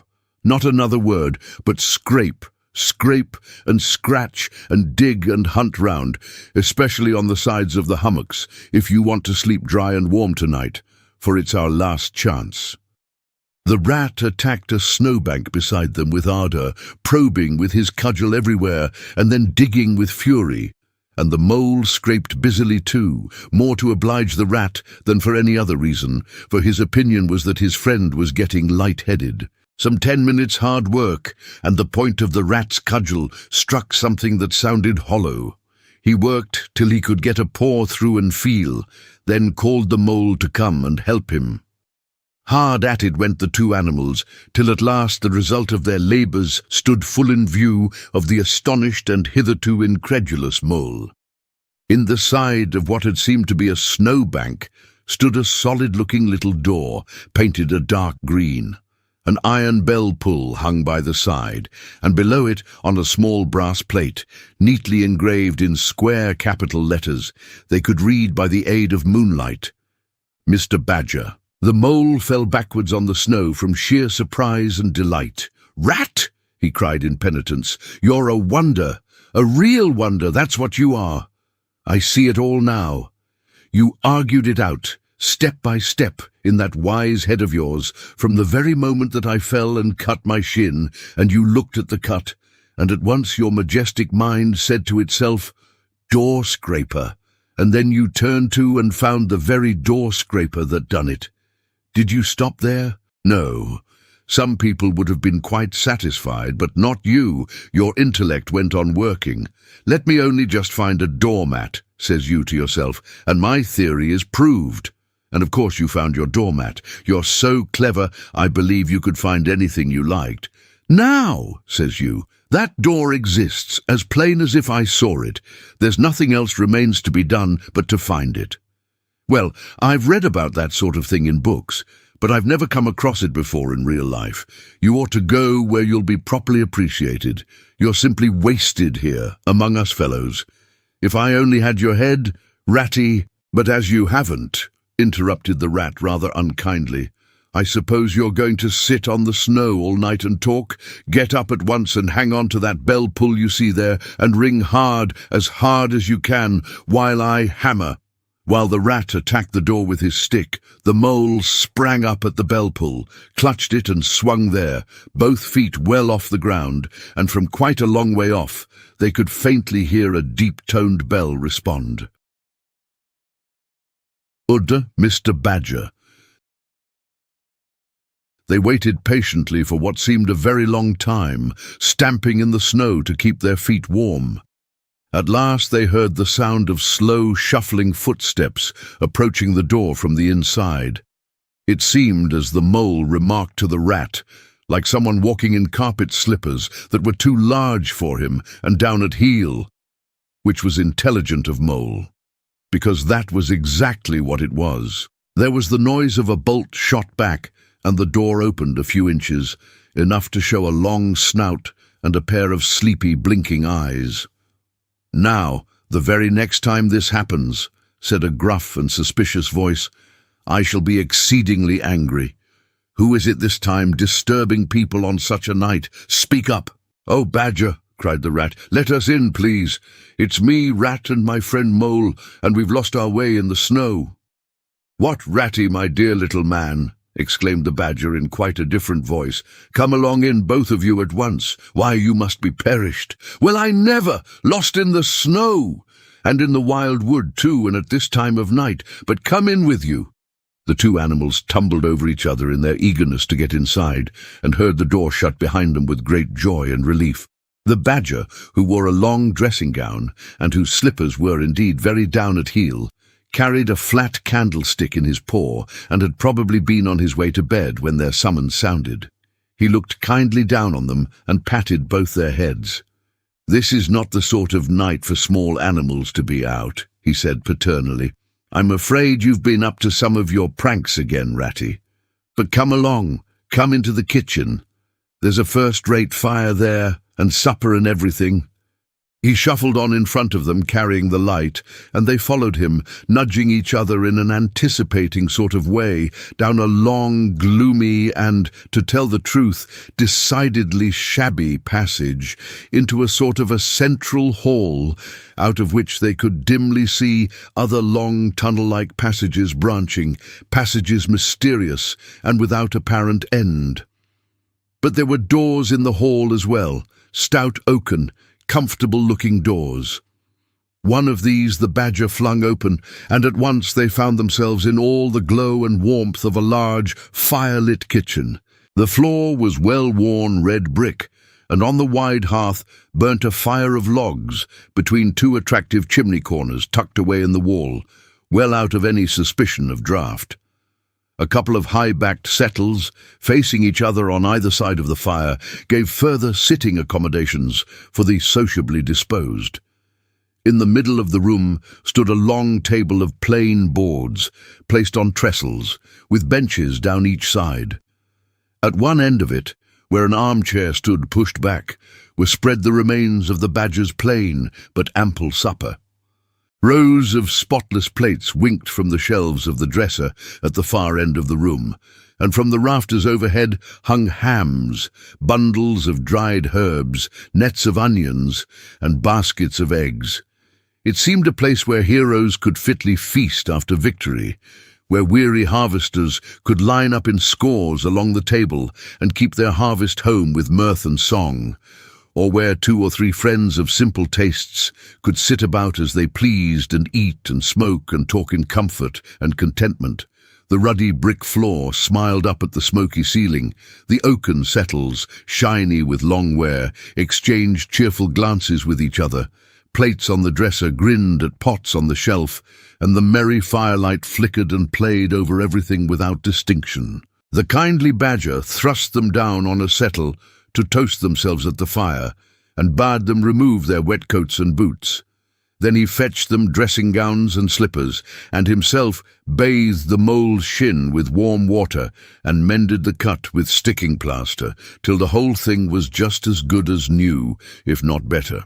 In the embracing light and warmth, warm and dry at last, with weary legs propped up in front of them, and a suggestive clink of plates being arranged on the table behind, it seemed to the storm-driven animals, now in safe anchorage, that the cold and trackless wild wood just left outside was miles and miles away, and all that they had suffered in it a half-forgotten dream. When at last they were thoroughly toasted, the badger summoned them to the table, where he had been busy laying a repast. They had felt pretty hungry before, but when they actually saw at last the supper that was spread for them, really it seemed only a question of what they should attack first, where all was so attractive, and whether the other things would obligingly wait for them till they had time to give them attention. Conversation was impossible for a long time, and when it was slowly resumed, it was that regrettable sort of conversation that results from talking with your mouth full.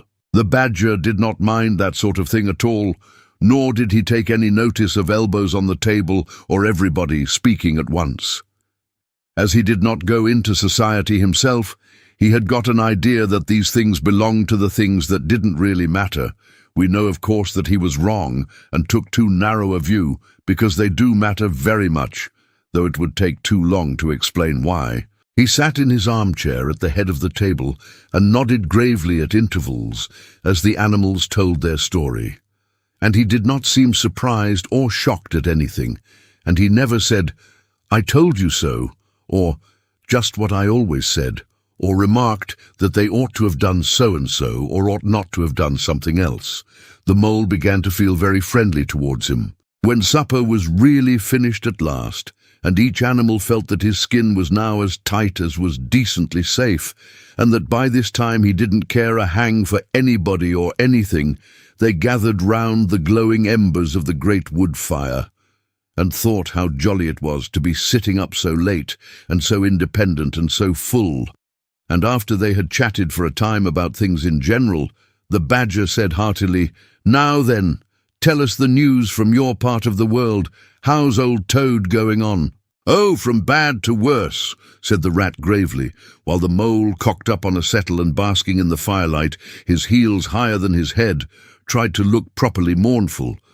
"Another smash-up only last week, and a bad one. You see, he will insist on driving himself, and he's hopelessly incapable. If he'd only employ a decent, steady, well-trained animal, pay him good wages and leave everything to him, he'd get on all right.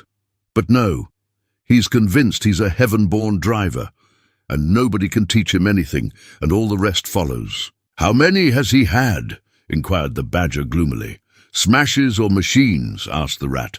"Oh, well, after all, it's the same thing with Toad. This is the 7th. As for the others, you know that coach house of his? Well, it's piled up, literally piled up to the roof, with fragments of motorcars, none of them bigger than your hat. That accounts for the other 6, so far as they can be accounted for." "He's been in hospital 3 times, put in the mole, "and as for the fines he's had to pay, it's simply awful to think of." "Yes, and that's part of the trouble," continued the rat. "Toad's rich, we all know, but he's not a millionaire, and he's a hopelessly bad driver, and quite regardless of law and order. Killed or ruined, it's got to be one of the 2 things sooner or later. Badger, we're his friends. Oughtn't we to do something?" The badger went through a bit of hard thinking. "Now look here," he said at last, rather severely. "Of course you know I can't do anything now." His 2 friends assented, quite understanding his point. No animal, according to the rules of animal etiquette, is ever expected to do anything strenuous or heroic, or even moderately active during the off-season of winter. All are sleepy, some actually asleep, all are weather-bound, more or less, and all are resting from arduous days and nights, during which every muscle in them has been severely tested, and every energy kept at full stretch. "Very well, then," continued the badger, "but when once the year has really turned and the nights are shorter, and halfway through them one rouses and feels fidgety and wanting to be up and doing by sunrise, if not before, you know, Both animals nodded gravely. They knew. "Well then," went on the badger, "we, that is you and me and our friend the mole here, we'll take Toad seriously in hand. We'll stand no nonsense whatever. We'll bring him back to reason, by force if need be. We'll make him be a sensible toad. You're asleep, Rat." "Not me," said the rat, waking up with a jerk. "He's been asleep 2 or 3 times since supper," said the mole, laughing. He himself was feeling quite wakeful and even lively, though he didn't know why. The reason was, of course, that he, being naturally an underground animal by birth and breeding, the situation of Badger's house exactly suited him and made him feel at home, while the rat, who slept every night in a bedroom the windows of which opened on a breezy river, naturally felt the atmosphere still and oppressive. "Well, it's time we were all in bed," said the badger, getting up and fetching flat candlesticks. "Come along, you two, and I'll show you your quarters. And take your time tomorrow morning. Breakfast at any hour you please." He conducted the 2 animals to a long room that seemed half bedchamber and half loft. The badger's winter stores, which indeed were visible everywhere, took up half the room: piles of apples, turnips and potatoes, baskets full of nuts and jars of honey. But the 2 little white beds on the remainder of the floor looked soft and inviting, and the linen on them, though coarse, was clean and smelt beautifully of lavender. And the mole and the water rat, shaking off their garments in some 30 seconds, tumbled in between the sheets in great joy and contentment. In accordance with the kindly badger's injunctions, the 2 tired animals came down to breakfast very late next morning and found a bright fire burning in the kitchen, and 2 young hedgehogs sitting on a bench at the table eating oatmeal porridge out of wooden bowls. The hedgehogs dropped their spoons, rose to their feet, and ducked their heads respectfully as the 2 entered. "There, sit down, said the rat pleasantly, "and go on with your porridge. Where have you youngsters come from? Lost your way in the snow, I suppose?" "Yes, please, sir," said the elder of the 2 hedgehogs respectfully. "Me and little Billy here, we was trying to find our way to school. Mother would have us go, was the weather ever so. And of course we lost ourselves, sir, and Billy he got frightened and took and cried, being young and faint-hearted. And at last we happened up against Mr. Badger's back door, and made so bold as to knock, sir, for Mr. Badger he's a kind-hearted gentleman, as everyone knows." "I understand," said the rat, cutting himself some rashers from a side of bacon, while the mole dropped some eggs into a saucepan. "And what's the weather like outside? You needn't sir me quite so much," he added. "Oh, terrible bad, sir. Terrible deep the snow is," said the hedgehog. "No getting out for the likes of you gentlemen today."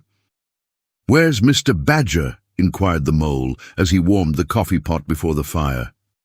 "The master's gone into his study, sir," replied the hedgehog, "and he said as how he was going to be particular busy this morning, and on no account was he to be disturbed." This explanation, of course, was thoroughly understood by everyone present.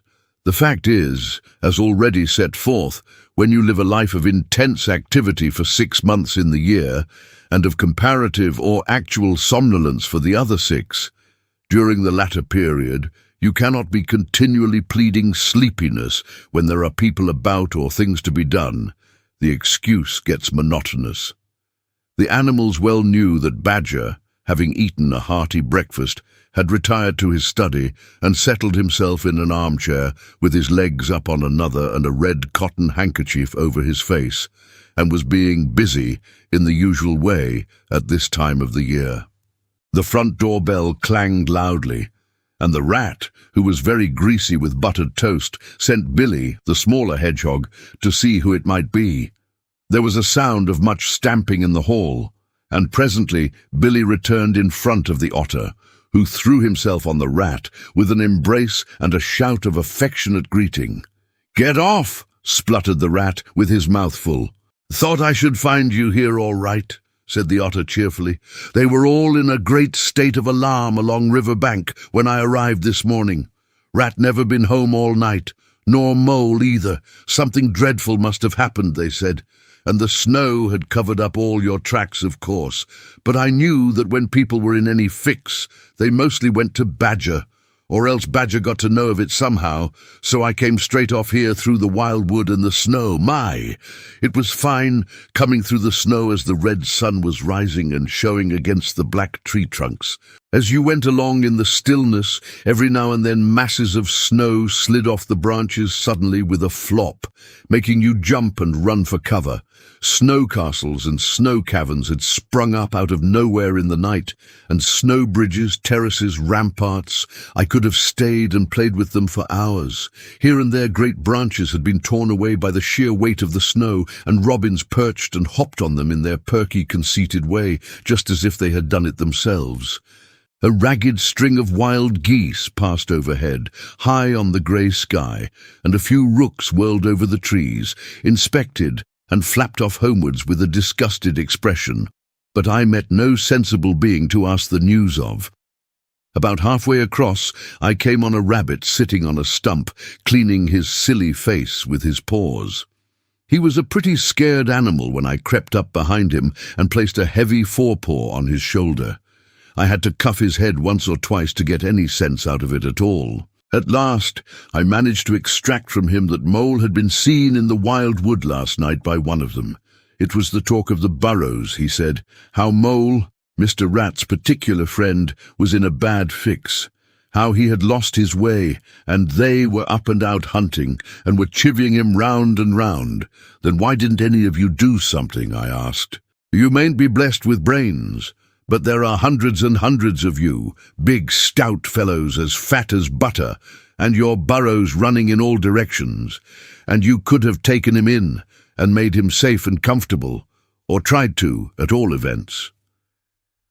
What, us? He merely said, do something, us rabbits? So I cuffed him again and left him. There was nothing else to be done. At any rate, I had learnt something. And if I had had the luck to meet any of them, I'd have learnt something more. Or they would. Weren't you at all, nervous? Asked the Mole, some of yesterday's terror coming back to him at the mention of the wild wood. Nervous? The Otter showed a gleaming set of strong white teeth as he laughed. I'd give 'em nerves if any of them tried anything on with me. Here, Mole, fry me some slices of ham, like the good little chap you are. I'm frightfully hungry, and I've got any amount to say to Ratty here. Haven't seen him for an age. So the good-natured Mole, having cut some slices of ham, set the hedgehogs to fry it, and returned to his own breakfast, while the Otter and the Rat, their heads together, eagerly talked river shop, which is long shop and talk that is endless, running on like the babbling river itself. A plate of fried ham had just been cleared and sent back for more, when the Badger entered, yawning and rubbing his eyes, and greeted them all in his quiet, simple way, with kind inquiries for everyone. It must be getting on for luncheon time, he remarked to the Otter. Better stop and have it with us. You must be hungry this cold morning. Rather, replied the Otter, winking at the Mole. The sight of these greedy young hedgehogs stuffing themselves with fried ham makes me feel positively famished. The hedgehogs, who were just beginning to feel hungry again after their porridge, and after working so hard at their frying, looked timidly up at Mr. Badger, but were too shy to say anything. Here, you two youngsters, be off home to your mother, said the Badger kindly. I'll send someone with you to show you the way. You won't want any dinner today, I'll be bound. He gave them 6pence apiece and a pat on the head, and they went off with much respectful swinging of caps and touching of forelocks. Presently, they all sat down to luncheon together. The Mole found himself placed next to Mr. Badger, and, as the other two were still deep in river gossip from which nothing could divert them, he took the opportunity to tell Badger how comfortable and homelike it all felt to him. Once well underground, he said, you know exactly where you are. Nothing can happen to you, and nothing can get at you. You're entirely your own master, and you don't have to consult anybody or mind what they say. Things go on all the same overhead, and you let 'em and don't bother about 'em. When you want to, up you go, and there the things are, waiting for you. The Badger simply beamed on him. That's exactly what I say, he replied. "There's no security or peace and tranquility except underground. And then, if your ideas get larger and you want to expand, why, a dig and a scrape, and there you are. If you feel your house is a bit too big, you stop up a hole or two, and there you are again.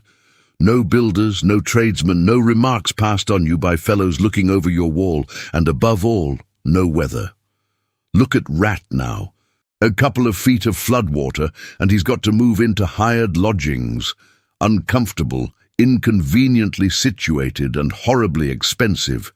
Take Toad. I say nothing against Toad Hall. Quite the best house in these parts, as a house. But supposing a fire breaks out, where's Toad? Supposing tiles are blown off, or walls sink or crack, or windows get broken, where's Toad? Supposing the rooms are drafty, I hate a draft myself, where's Toad? No, up and out of doors is good enough to roam about and get one's living in, but underground to come back to at last. That's my idea of home." The Mole assented heartily, and the Badger in consequence got very friendly with him. "When lunch is over," he said, "I'll take you all round this little place of mine. I can see you'll appreciate it. You understand what domestic architecture ought to be, you do." After luncheon, accordingly, when the other two had settled themselves into the chimney corner and had started a heated argument on the subject of eels, the Badger lighted a lantern and bade the Mole follow him. Crossing the hall, they passed down one of the principal tunnels, and the wavering light of the lantern gave glimpses on either side of rooms both large and small, some mere cupboards, others nearly as broad and imposing as Toad's dining hall. A narrow passage at right angles led them into another corridor, and here the same thing was repeated. The Mole was staggered at the size, the extent, the ramifications of it all. At the length of the dim passages, the solid vaultings of the crammed store chambers, the masonry everywhere, the pillars, the arches, the pavements. "How on earth, Badger," he said at last, "did you ever find time and strength to do all this? It's astonishing." "It would be astonishing indeed," said the Badger simply, "if I had done it. But as a matter of fact I did none of it, only cleaned out the passages and chambers, as far as I had need of them. There's lots more of it, all round about. I see you don't understand, and I must explain it to you. Well, very long ago, on the spot where the wild wood waves now, before ever it had planted itself and grown up to what it now is, there was a city of people, you know. Here, where we are standing, they lived and walked and talked and slept and carried on their business. Here they stabled their horses and feasted. From here they rode out to fight or drove out to trade. They were a powerful people and rich and great builders. They built to last, for they thought their city would last forever." "But what has become of them all?" asked the Mole. "Who can tell?" said the Badger. "People come, they stay for a while, they flourish, they build, and they go. It is their way. But we remain. There were badgers here, I've been told, long before that same city ever came to be. And now there are badgers here again. We are an enduring lot, and we may move out for a time, but we wait and are patient, and back we come, and so it will ever be." "Well, and when they went at last, those people," said the Mole. "When they went," continued the Badger, "the strong winds and persistent rains took the matter in hand, patiently, ceaselessly, year after year. Perhaps we badgers too, in our small way, helped a little, who knows? It was all down, down, down, gradually, ruin and levelling and disappearance. Then it was all up, up, up, gradually, as seeds grew to saplings, and saplings to forest trees, and bramble and fern came creeping in to help.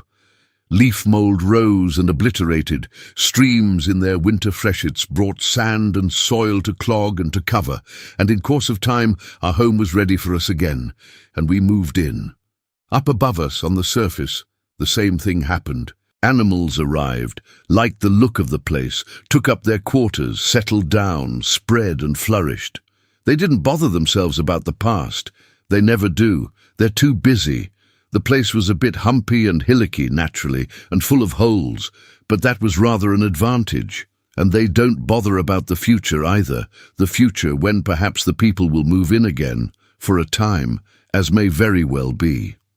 The wild wood is pretty well populated by now, with all the usual lot, good, bad and indifferent. I name no names. It takes all sorts to make a world. But I fancy you know something about them yourself by this time. I do indeed, said the mole with a slight shiver. Well, well, said the badger, patting him on the shoulder, it was your first experience of them, you see. They're not so bad, really, and we must all live and let live. But I'll pass the word around tomorrow, and I think you'll have no further trouble.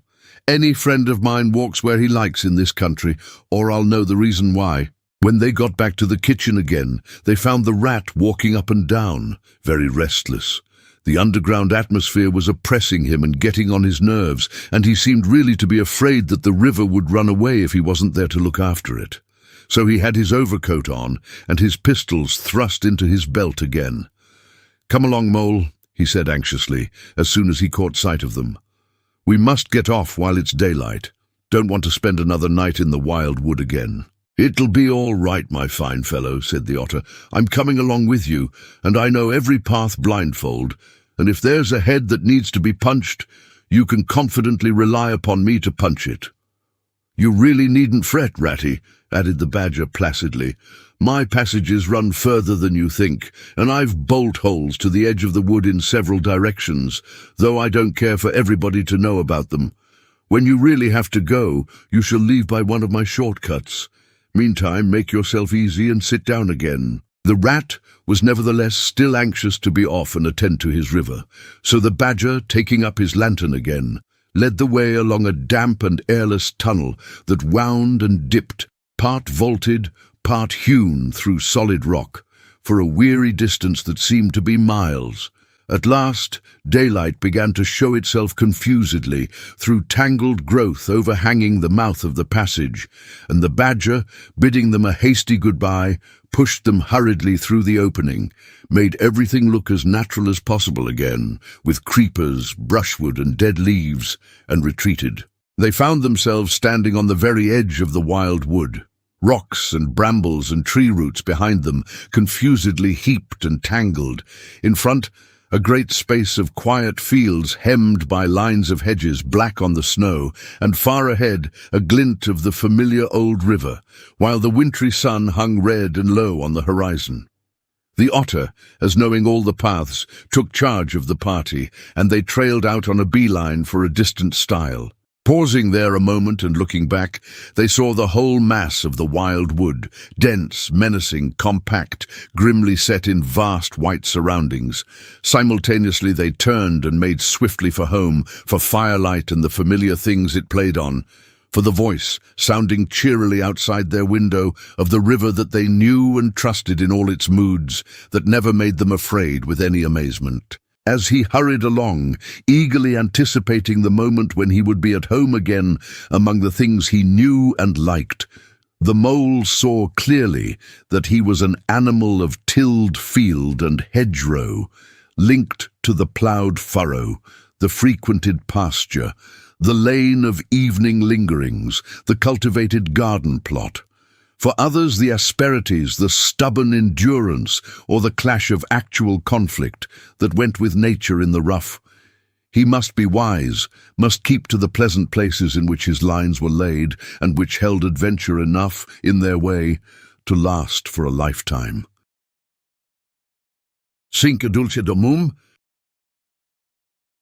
The sheep ran huddling together against the hurdles, blowing out thin nostrils and stamping with delicate forefeet, their heads thrown back and a light steam rising from the crowded sheep pen into the frosty air as the two animals hastened by in high spirits.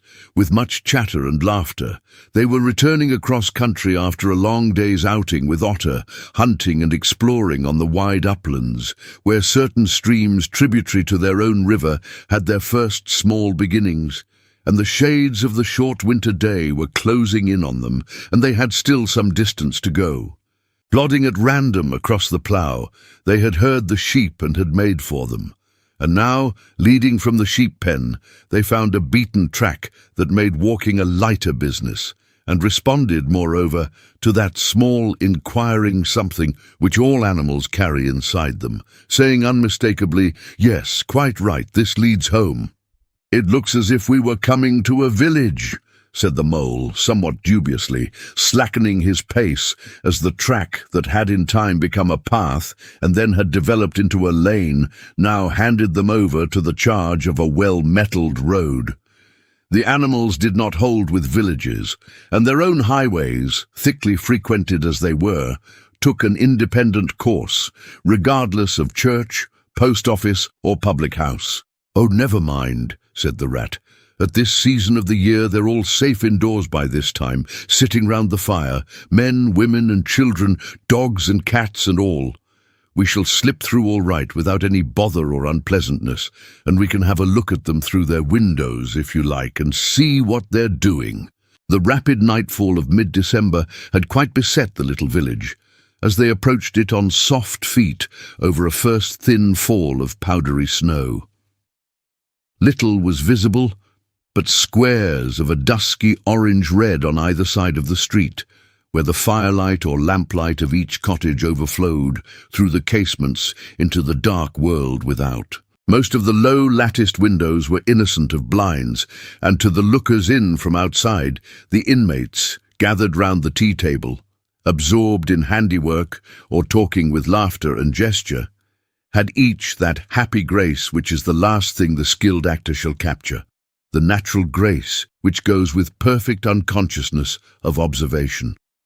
Moving at will from one theatre to another, the two spectators, so far from home themselves, had something of wistfulness in their eyes as they watched a cat being stroked, a sleepy child picked up and huddled off to bed, or a tired man stretch and knock out his pipe on the end of a smouldering log. But it was from one little window, with its blind drawn down, a mere blank transparency on the night, that the sense of home and the little curtained world within walls, the larger stressful world of outside nature shut out and forgotten, most pulsated. Close against the white blind hung a bird cage, clearly silhouetted, every wire, perch and appurtenance distinct and recognizable, even to yesterday's dull-edged lump of sugar. On the middle perch, the fluffy occupant, head tucked well into feathers, seemed so near to them as to be easily stroked had they tried. Even the delicate tips of his plumped-out plumage penciled plainly on the illuminated screen. As they looked, the sleepy little fellow stirred uneasily, woke, shook himself and raised his head. They could see the gape of his tiny beak as he yawned in a bored sort of way, looked round, and then settled his head into his back again, while the ruffled feathers gradually subsided into perfect stillness. Then a gust of bitter wind took them in the back of the neck. A small sting of frozen sleet on the skin woke them as from a dream, and they knew their toes to be cold, and their legs tired, and their own home distant a weary way. Once beyond the village, where the cottages ceased abruptly, on either side of the road, they could smell through the darkness the friendly fields again, and they braced themselves for the last long stretch, the home stretch, the stretch that we know is bound to end, sometime in the rattle of the door latch, the sudden firelight, and the sight of familiar things greeting us as long-absent travellers from far oversea. They plodded along steadily and silently, each of them thinking his own thoughts. The moles ran a good deal on supper as it was pitch dark, and it was all a strange country for him as far as he knew, and he was following obediently in the wake of the rat, leaving the guidance entirely to him. As for the rat, he was walking a little way ahead, as his habit was, his shoulders humped, his eyes fixed on the straight grey road in front of him. So he did not notice poor Mole when suddenly the summons reached him and took him like an electric shock. We others, who have long lost the more subtle of the physical senses, have not even proper terms to express an animal's intercommunications with his surroundings, living or otherwise, and have only the word smell, for instance, to include the whole range of delicate thrills which murmur in the nose of the animal night and day, summoning, warning, inciting, repelling. It was one of these mysterious fairy calls from out the void that suddenly reached Mole in the darkness, making him tingle through and through with its very familiar appeal, even while yet he could not clearly remember what it was. He stopped dead in his tracks, his nose searching hither and thither in its efforts to recapture the fine filament, the telegraphic current that had so strongly moved him. A moment, and he had caught it again, and with it this time came recollection in fullest flood. Home! That was what they meant, those caressing appeals, those soft touches wafted through the air, those invisible little hands pulling and tugging, all one way. Why, it must be quite close by him at that moment, his old home that he had hurriedly forsaken and never sought again, that day when he first found the river. And now it was sending out its scouts and its messengers to capture him and bring him in. Since his escape on that bright morning, he had hardly given it a thought. So absorbed had he been in his new life, in all its pleasures, its surprises, its fresh and captivating experiences. Now, with a rush of old memories, how clearly it stood up before him, in the darkness, shabby indeed and small and poorly furnished, and yet his, the home he had made for himself, the home he had been so happy to get back to after his day's work. And the home had been happy with him too, evidently, and was missing him and wanted him back, and was telling him so through his nose, sorrowfully, reproachfully, but with no bitterness or anger, only with plaintive reminder that it was there and wanted him. The call was clear, the summons was plain. He must obey it instantly and go. "Ratty!" he called, full of joyful excitement. "Hold on! Come back! I want you quick!" "Oh, come along, Mole, do," replied the rat cheerfully, still plodding along. "Please stop, Ratty," pleaded the poor Mole in anguish of heart. "You don't understand. It's my home, my old home. I've just come across the smell of it, and it's close by here, really quite close, and I must go to it. I must. Oh, come back, Ratty. Please, please come back." The rat was by this time very far ahead, too far to hear clearly what the Mole was calling, too far to catch the sharp note of painful appeal in his voice. And he was much taken up with the weather, for he too could smell something suspiciously like approaching snow. "Mole, we mustn't stop now, really," he called back. "We'll come for it tomorrow, whatever it is you've found. But I daren't stop now, it's late, and the snow's coming on again, and I'm not sure of the way. And I want your nose, Mole, so come on quick, there's a good fellow." And the rat pressed forward on his way without waiting for an answer. Poor Mole stood alone in the road, his heart torn asunder, and a big sob gathering somewhere low down inside him, to leap up to the surface presently, he knew, in passionate escape.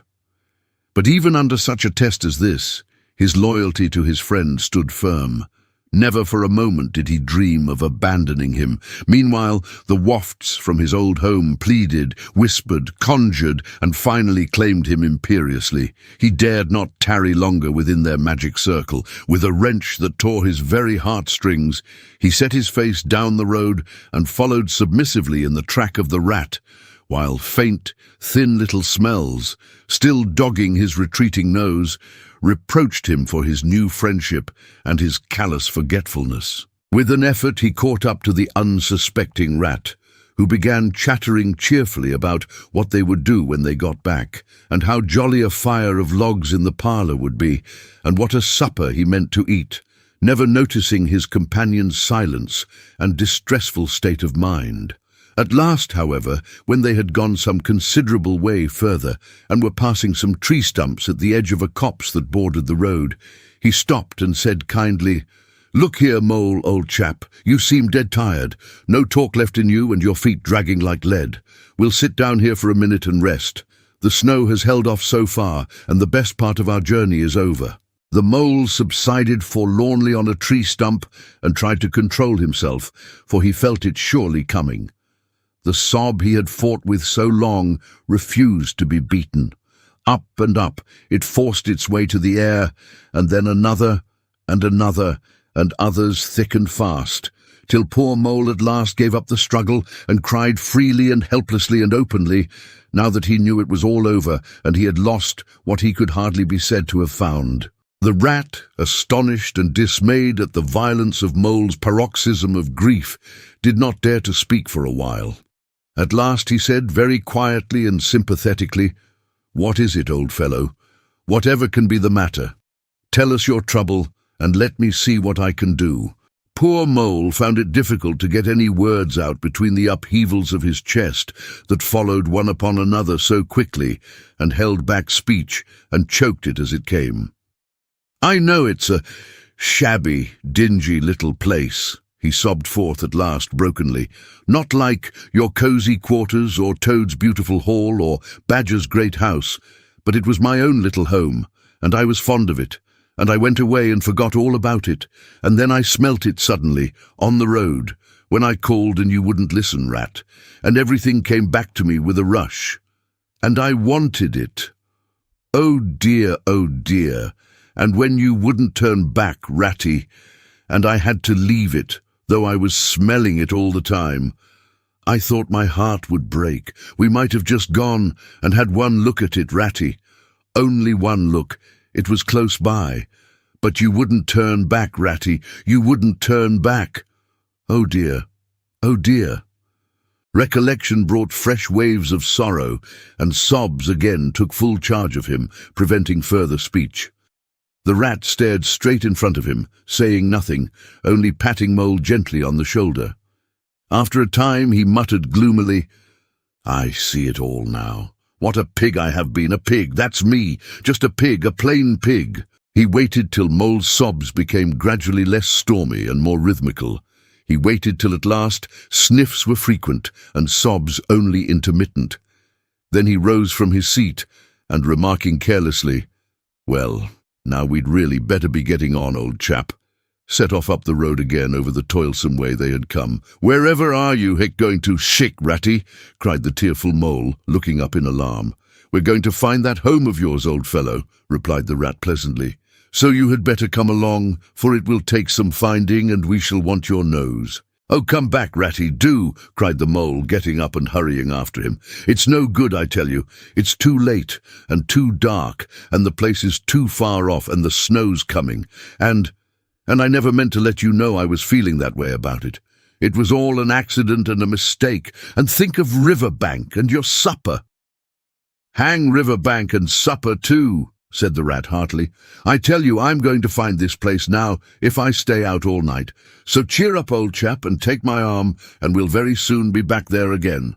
Still snuffling, pleading, and reluctant, Mole suffered himself to be dragged back along the road by his imperious companion, who by a flow of cheerful talk and anecdote endeavoured to beguile his spirits back and make the weary way seem shorter. When at last it seemed to the rat that they must be nearing that part of the road where the Mole had been held up, he said, "Now no more talking. Business. Use your nose and give your mind to it." They moved on in silence for some little way, when suddenly the rat was conscious, through his arm that was linked in Mole's, of a faint sort of electric thrill that was passing down that animal's body. Instantly he disengaged himself, fell back a pace, and waited all attention. The signals were coming through. Mole stood a moment rigid, while his uplifted nose, quivering slightly, felt the air.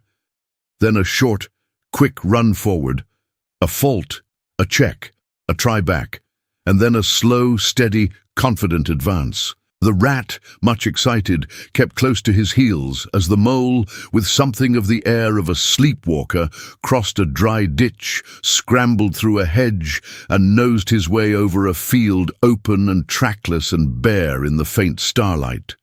Suddenly, without giving warning, he dived, but the rat was on the alert and promptly followed him down the tunnel to which his unerring nose had faithfully led him. It was close and airless, and the earthy smell was strong, and it seemed a long time to Rat ere the passage ended, and he could stand erect and stretch and shake himself.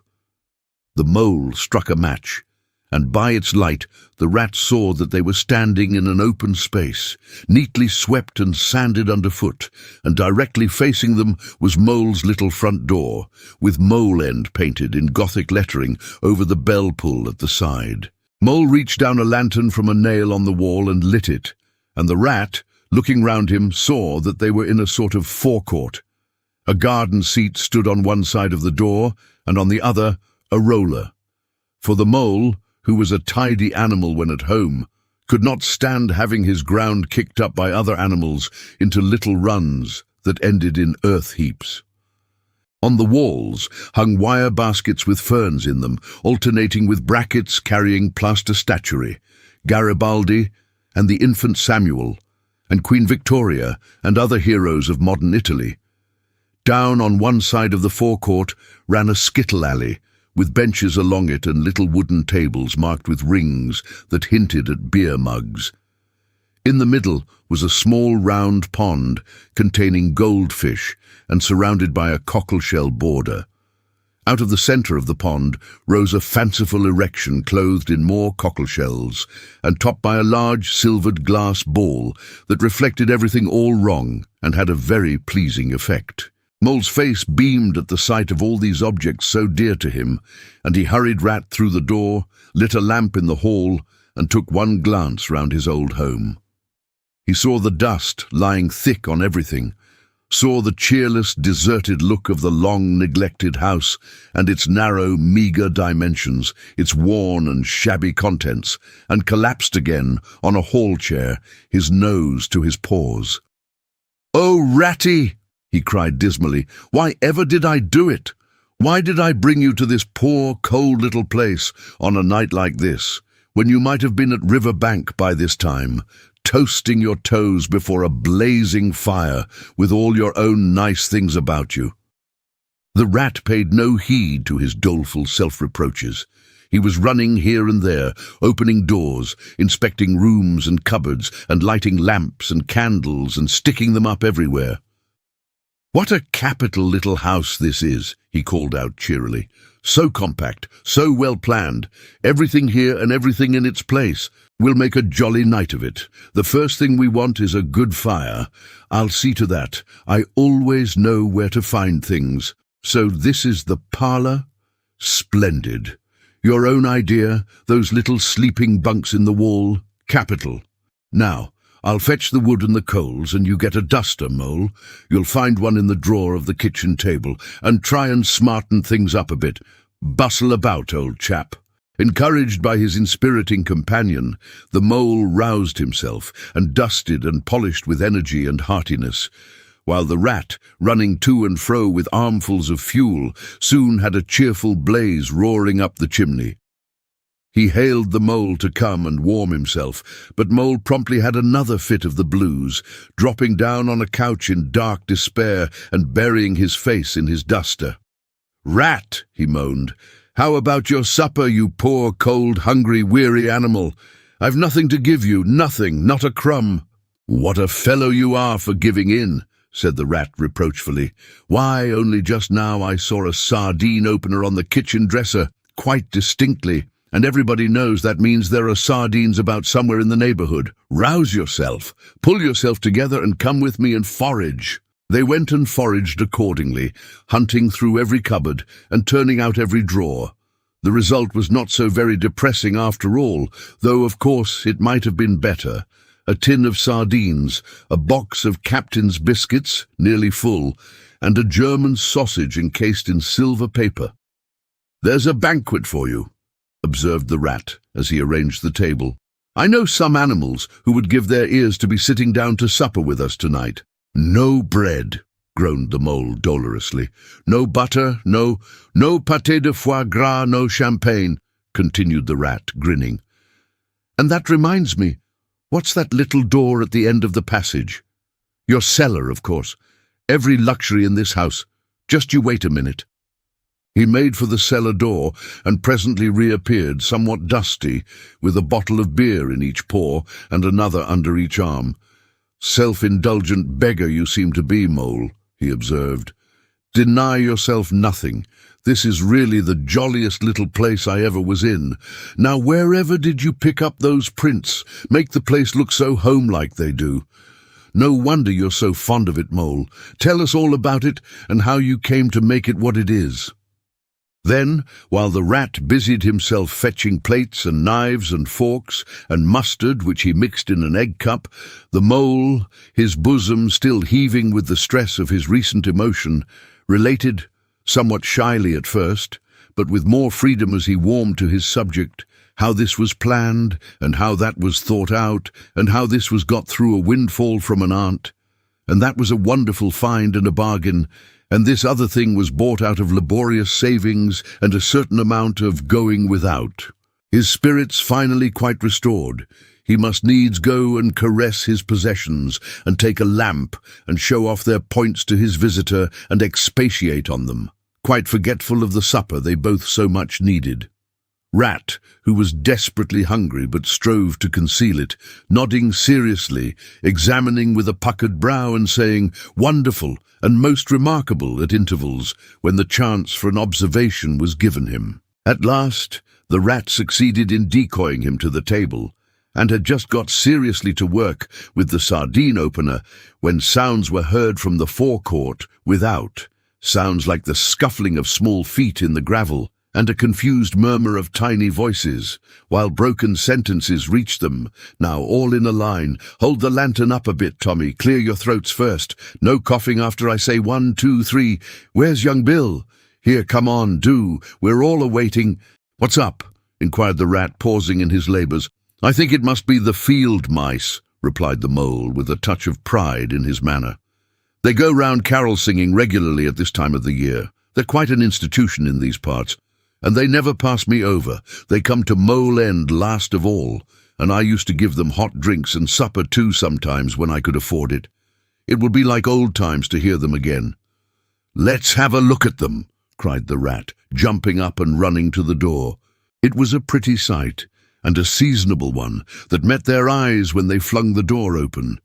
In the forecourt, lit by the dim rays of a horn lantern, some 8 or 10 little field mice stood in a semicircle, red worsted comforters round their throats, their forepaws thrust deep into their pockets, their feet jigging for warmth.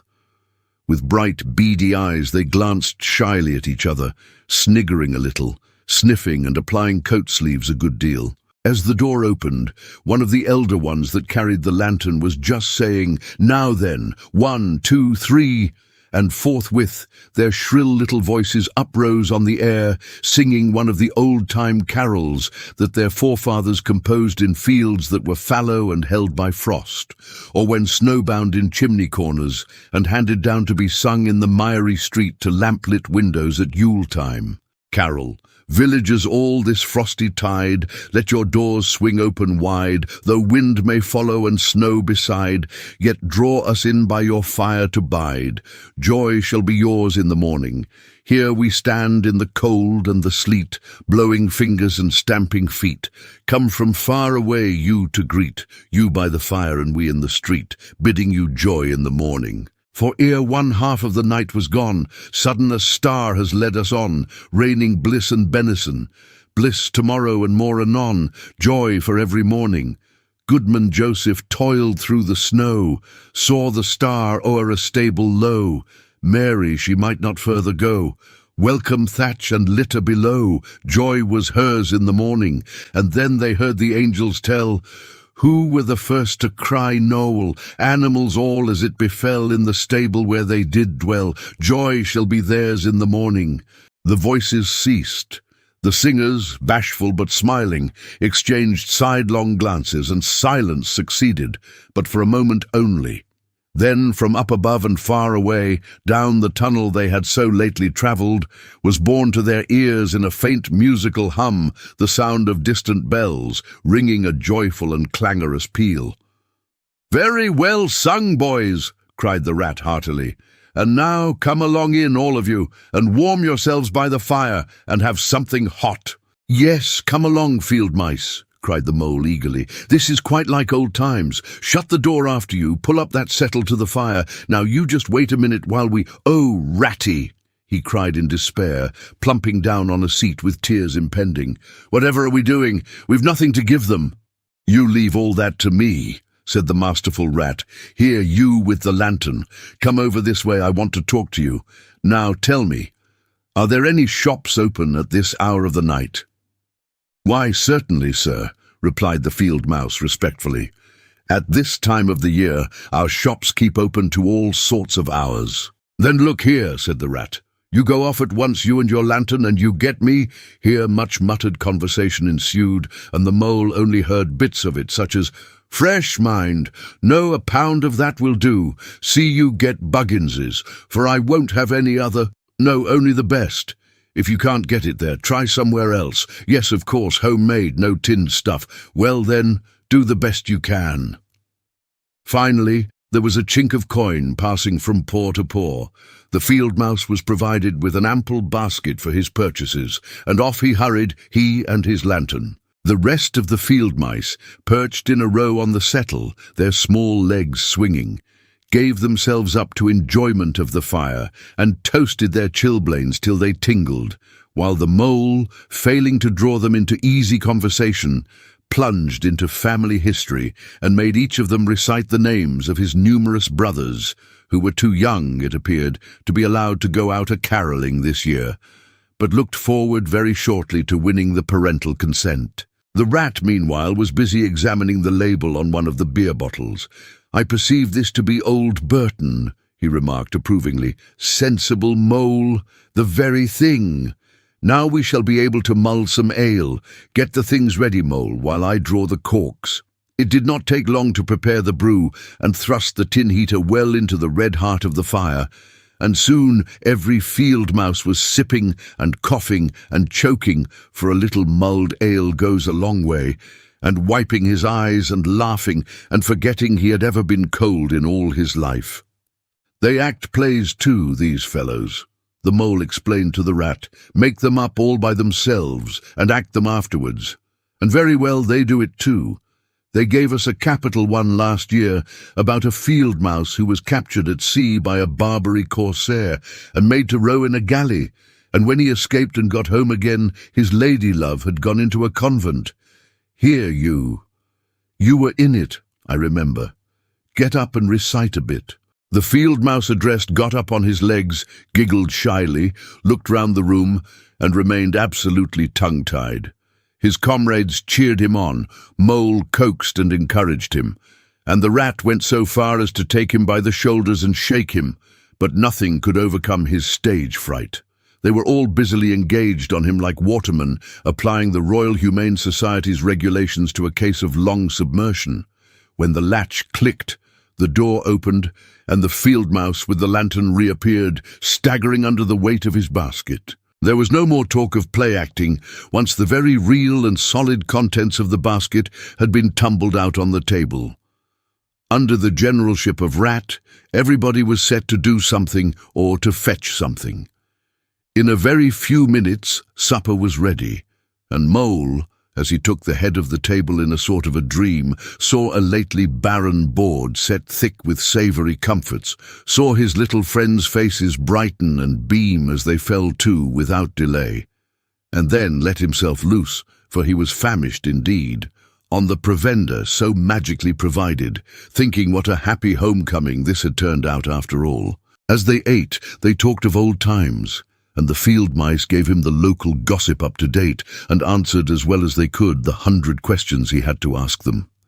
The rat said little or nothing, only taking care that each guest had what he wanted and plenty of it, and that Mole had no trouble or anxiety about anything. They clattered off at last, very grateful and showering wishes of the season, with their jacket pockets stuffed with remembrances for the small brothers and sisters at home. When the door had closed on the last of them and the chink of the lanterns had died away, Mole and Rat kicked the fire up, drew their chairs in, brewed themselves a last nightcap of mulled ale, and discussed the events of the long day. At last, the Rat, with a tremendous yawn, said, "Mole, old chap, I'm ready to drop. Sleepy is simply not the word. That your own bunk over on that side? Very well then, I'll take this. What a ripping little house this is. Everything so handy." He clambered into his bunk and rolled himself well up in the blankets, and slumber gathered him forthwith, as a swathe of barley is folded into the arms of the reaping machine.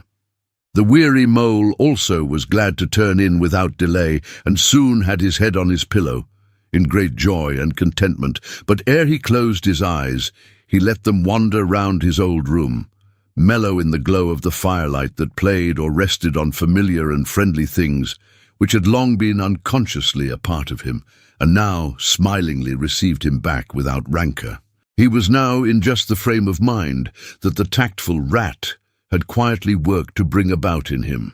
He saw clearly how plain and simple, how narrow even, it all was, but clearly, too, how much it all meant to him, and the special value of some such anchorage in one's existence. He did not at all want to abandon the new life and its splendid spaces, to turn his back on sun and air and all they offered him and creep home and stay there.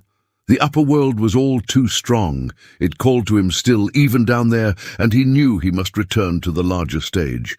But it was good to think he had this to come back to, this place which was all his own, these things which were so glad to see him again and could always be counted upon for the same simple welcome. 6. Mr. Toad. It was a bright morning in the early part of summer. The river had resumed its wonted banks and its accustomed pace, and a hot sun seemed to be pulling everything green and bushy and spiky up out of the earth towards him, as if by strings. The mole and the water rat had been up since dawn, very busy on matters connected with boats and the opening of the boating season, painting and varnishing, mending paddles, repairing cushions, hunting for missing boat hooks and so on, and were finishing breakfast in their little parlour and eagerly discussing their plans for the day, when a heavy knock sounded at the door. "Bother," said the rat, all over egg. "See who it is, Mole, like a good chap, since you've finished." The mole went to attend the summons, and the rat heard him utter a cry of surprise. Then he flung the parlour door open and announced with much importance, "Mr. Badger." This was a wonderful thing indeed, that the badger should pay a formal call on them, or indeed on anybody. He generally had to be caught if you wanted him badly, as he slipped quietly along a hedgerow of an early morning or a late evening, or else hunted up in his own house in the middle of the wood, which was a serious undertaking. The badger strode heavily into the room and stood looking at the two animals with an expression full of seriousness. The rat let his egg spoon fall on the tablecloth and sat open-mouthed. "The hour has come," said the badger at last with great solemnity. "What hour?" asked the rat uneasily, glancing at the clock on the mantelpiece.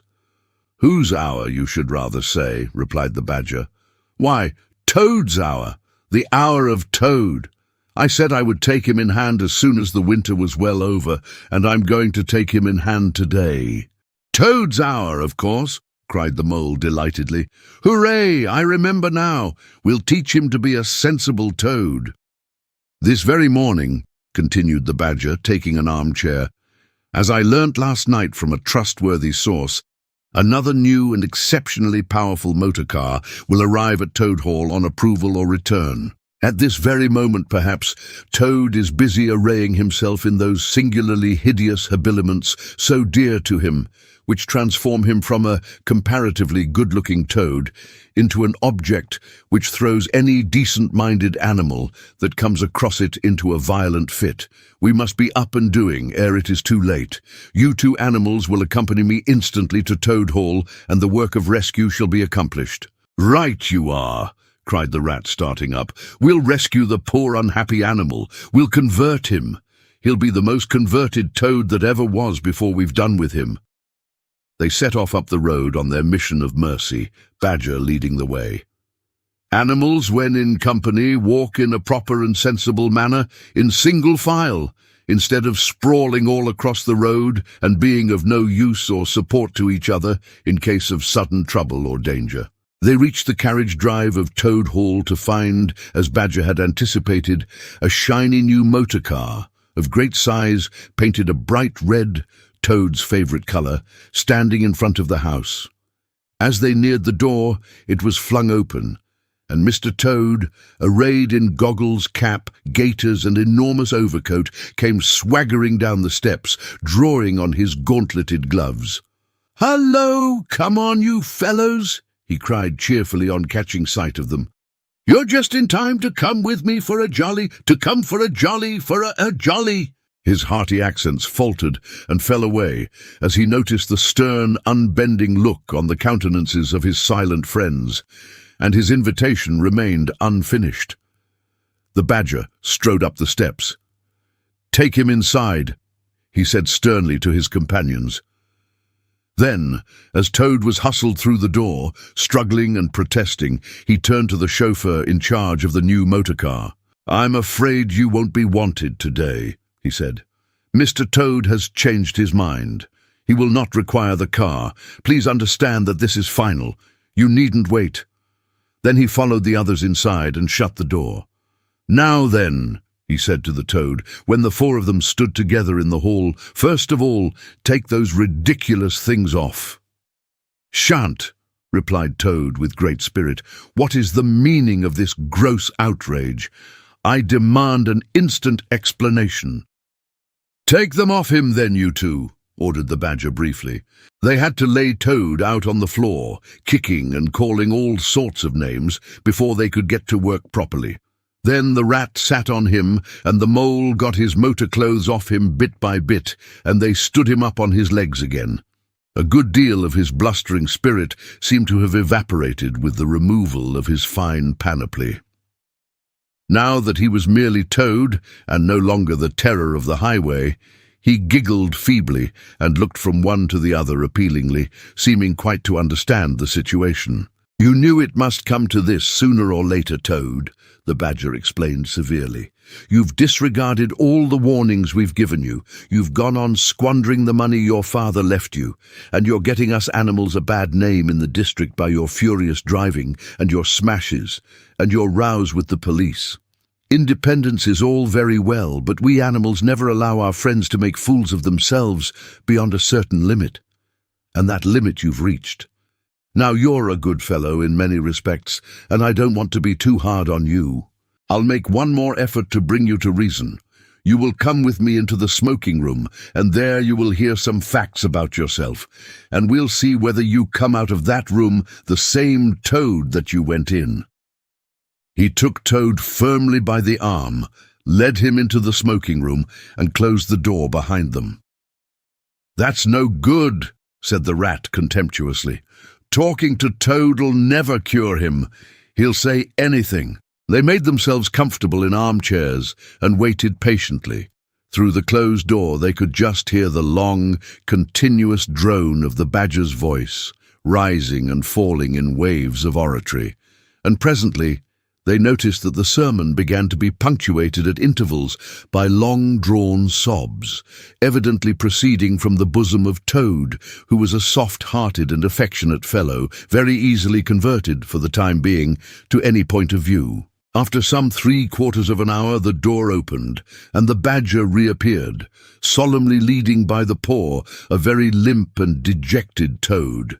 His skin hung baggily about him, his legs wobbled, and his cheeks were furrowed by the tears so plentifully called forth by the Badger's moving discourse. "Sit down there, Toad," said the Badger kindly, pointing to a chair. "My friends," he went on, "I am pleased to inform you that Toad has at last seen the error of his ways. He is truly sorry for his misguided conduct in the past, and he has undertaken to give up motorcars entirely and forever. I have his solemn promise to that effect." "That is very good news," said the Mole gravely. "Very good news indeed," observed the Rat dubiously. If only. He was looking very hard at Toad as he said this, and could not help thinking he perceived something vaguely resembling a twinkle in that animal's still sorrowful eye. "There's only one thing more to be done," continued the gratified Badger. "Toad, I want you solemnly to repeat, before your friends here, what you fully admitted to me in the smoking room just now. First, you are sorry for what you've done, and you see the folly of it all?" There was a long, long pause. Toad looked desperately this way and that, while the other animals waited in grave silence. At last he spoke. "No," he said a little sullenly but stoutly. "I'm not sorry. And it wasn't folly at all, it was simply glorious." "What?" cried the badger, greatly scandalized. "You backsliding animal, didn't you tell me just now, in there?" "Oh, yes, in there," said Toad impatiently. "I'd have said anything in there. You're so eloquent, dear badger, and so moving and so convincing, and put all your points so frightfully well. You can do what you like with me in there, and you know it. But I've been searching my mind since, and going over things in it, and I find that I'm not a bit sorry or repentant, really. So it's no earthly good saying I am, now is it?" "Then you don't promise," said the badger, "never to touch a motor car again?" "Certainly not," replied Toad emphatically. "On the contrary, I faithfully promise that the very first motor car I see, poop, off I go in it." "Told you so, didn't I?" observed the rat to the mole. "Very well then," said the badger firmly, rising to his feet. "Since you won't yield to persuasion, we'll try what force can do. I feared it would come to this all along. You've often asked us three to come and stay with you, Toad, in this handsome house of yours. Well, now we're going to. When we've converted you to a proper point of view, we may quit, but not before. Take him upstairs, you two, and lock him up in his bedroom, while we arrange matters between ourselves." "It's for your own good, Toady, you know," said the rat kindly, as Toad, kicking and struggling, was hauled up the stairs by his two faithful friends. "Think what fun we shall all have together, just as we used to, when you've quite got over this painful attack of yours." "We'll take great care of everything for you till you're well, Toad," said the mole, "and we'll see your money isn't wasted as it has been." "No more of those regrettable incidents with the police, Toad," said the rat as they thrust him into his bedroom. "And no more weeks in hospital being ordered about by female nurses, Toad," added the mole, turning the key on him. They descended the stair, Toad shouting abuse at them through the keyhole, and the three friends then met in conference on the situation. "It's going to be a tedious business," said the badger, sighing. "I've never seen Toad so determined. However, we will see it out. He must never be left an instant unguarded. We shall have to take it in turns to be with him till the poison has worked itself out of his system." They arranged watches accordingly. Each animal took it in turns to sleep in Toad's room at night, and they divided the day up between them. At first, Toad was undoubtedly very trying to his careful guardians. When his violent paroxysms possessed him, he would arrange bedroom chairs in rude resemblance of a motor car, and would crouch on the foremost of them, bent forward and staring fixedly ahead, making uncouth and ghastly noises till the climax was reached, when, turning a complete somersault, he would lie prostrate amidst the ruins of the chairs, apparently completely satisfied for the moment. As time passed, however, these painful seizures grew gradually less frequent, and his friends strove to divert his mind into fresh channels. But his interest in other matters did not seem to revive, and he grew apparently languid and depressed. One fine morning, the rat, whose turn it was to go on duty, went upstairs to relieve Badger, whom he found fidgeting to be off and stretch his legs in a long ramble round his wood and down his earths and burrows.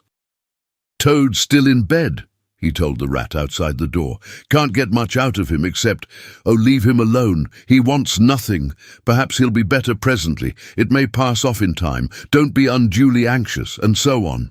Now you look out, rat. When Toad's quiet and submissive and playing at being the hero of a Sunday school prize, then he's at his artfullest. There's sure to be something up. I know him. Well, now I must be off." "How are you today, old chap?" inquired the rat cheerfully as he approached Toad's bedside. He had to wait some minutes for an answer. At last, a feeble voice replied, "Thank you so much, dear Ratty. So good of you to inquire. But first tell me how you are yourself, and the excellent Mole." "Oh, we're all right," replied the rat. "Mole," he added incautiously, "is going out for a run round with Badger. They'll be out till luncheon time, so you and I will spend a pleasant morning together, and I'll do my best to amuse you. Now jump up. There's a good fellow, and don't lie moping there on a fine morning like this." "Dear, kind rat," murmured Toad, "how little you realize my condition, and how very far I am from jumping up now, if ever. But do not trouble about me. I hate being a burden to my friends, and I do not expect to be one much longer. Indeed, I almost hope not." "Well, I hope not too," said the rat heartily. "You've been a fine bother to us all this time, and I'm glad to hear it's going to stop. And in weather like this, and the boating season just beginning. It's too bad of you, Toad. It isn't the trouble we mind, but you're making us miss such an awful lot." "I'm afraid it is the trouble you mind, though," replied the Toad languidly. "I can quite understand it. It's natural enough. You're tired of bothering about me. I mustn't ask you to do anything further. I'm a nuisance, I know." "You are indeed," said the rat. "But I tell you, I'd take any trouble on earth for you, if only you'd be a sensible animal." "If I thought that, Ratty," murmured Toad more feebly than ever, "then I would beg you, for the last time probably, to step round to the village as quickly as possible. Even now it may be too late, and fetch the doctor. But don't you bother. It's only a trouble, and perhaps we may as well let things take their course." "Why, what do you want a doctor for?" inquired the rat, coming closer and examining him.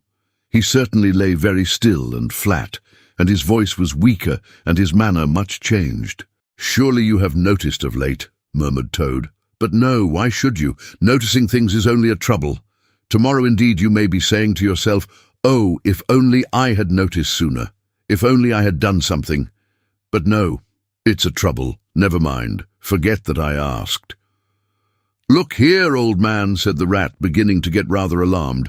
"Of course I'll fetch a doctor to you, if you really think you want him. But you can hardly be bad enough for that yet. Let's talk about something else." "I fear, dear friend," said Toad with a sad smile, "that talk can do little in a case like this, or doctors either for that matter. Still, one must grasp at the slightest straw. And by the way, while you are about it, I hate to give you additional trouble, but I happen to remember that you will pass the door. Would you mind at the same time asking the lawyer to step up? It would be a convenience to me, and there are moments, perhaps I should say there is a moment, when one must face disagreeable tasks, at whatever cost to exhausted nature." "A lawyer? Oh, he must be really bad," the affrighted rat said to himself as he hurried from the room, not forgetting, however, to lock the door carefully behind him. Outside he stopped to consider. The other two were far away, and he had no one to consult. "It's best to be on the safe side," he said, on reflection. "I've known Toad fancy himself frightfully bad before, without the slightest reason, but I've never heard him ask for a lawyer. If there's nothing really the matter, the doctor will tell him he's an old ass and cheer him up, and that will be something gained. I'd better humour him and go. It won't take very long." So he ran off to the village on his errand of mercy.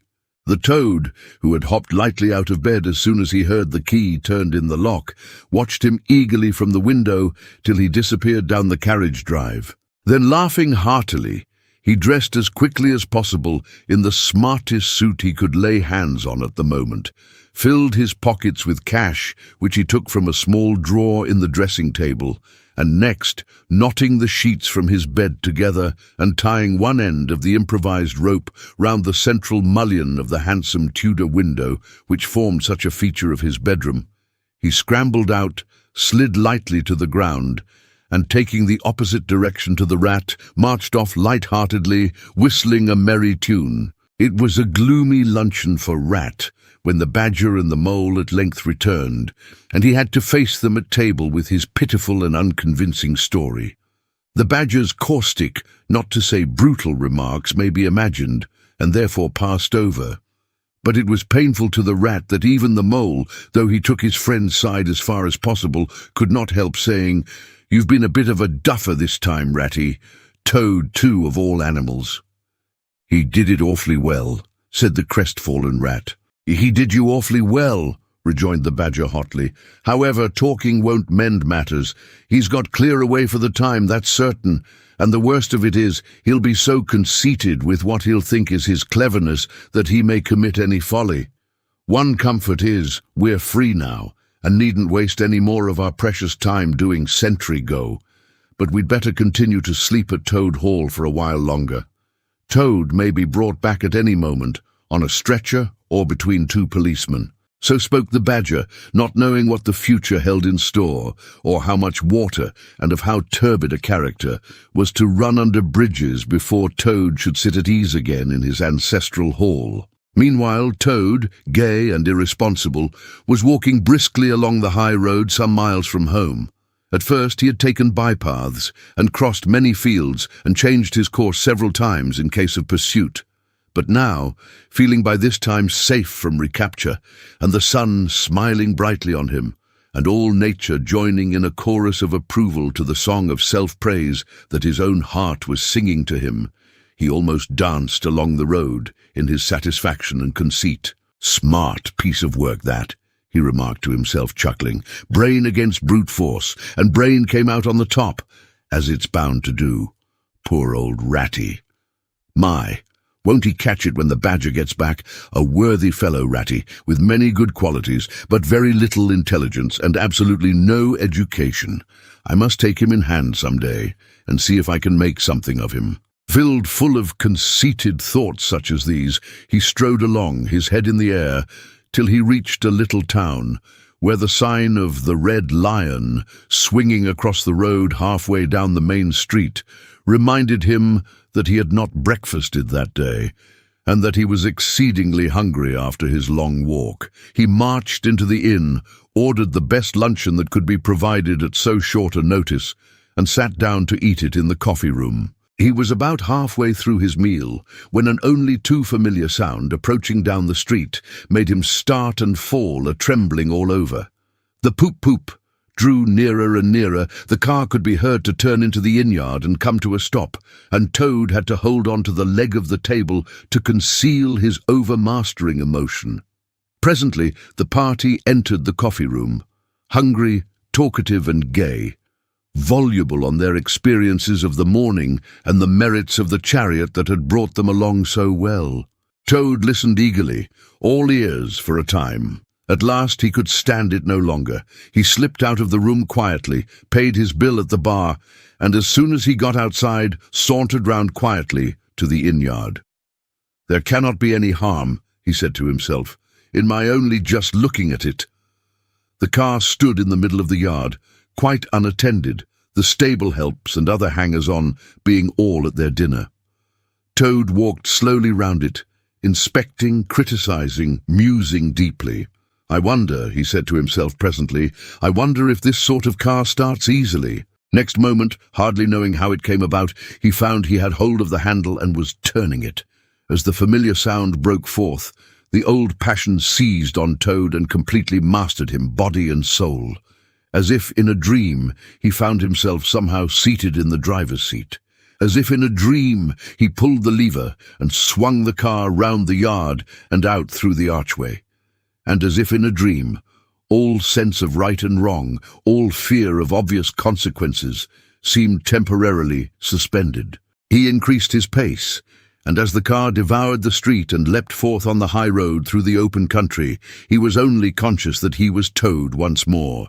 Toad at his best and highest, Toad the terror, the traffic queller, the lord of the lone trail, before whom all must give way or be smitten into nothingness and everlasting night.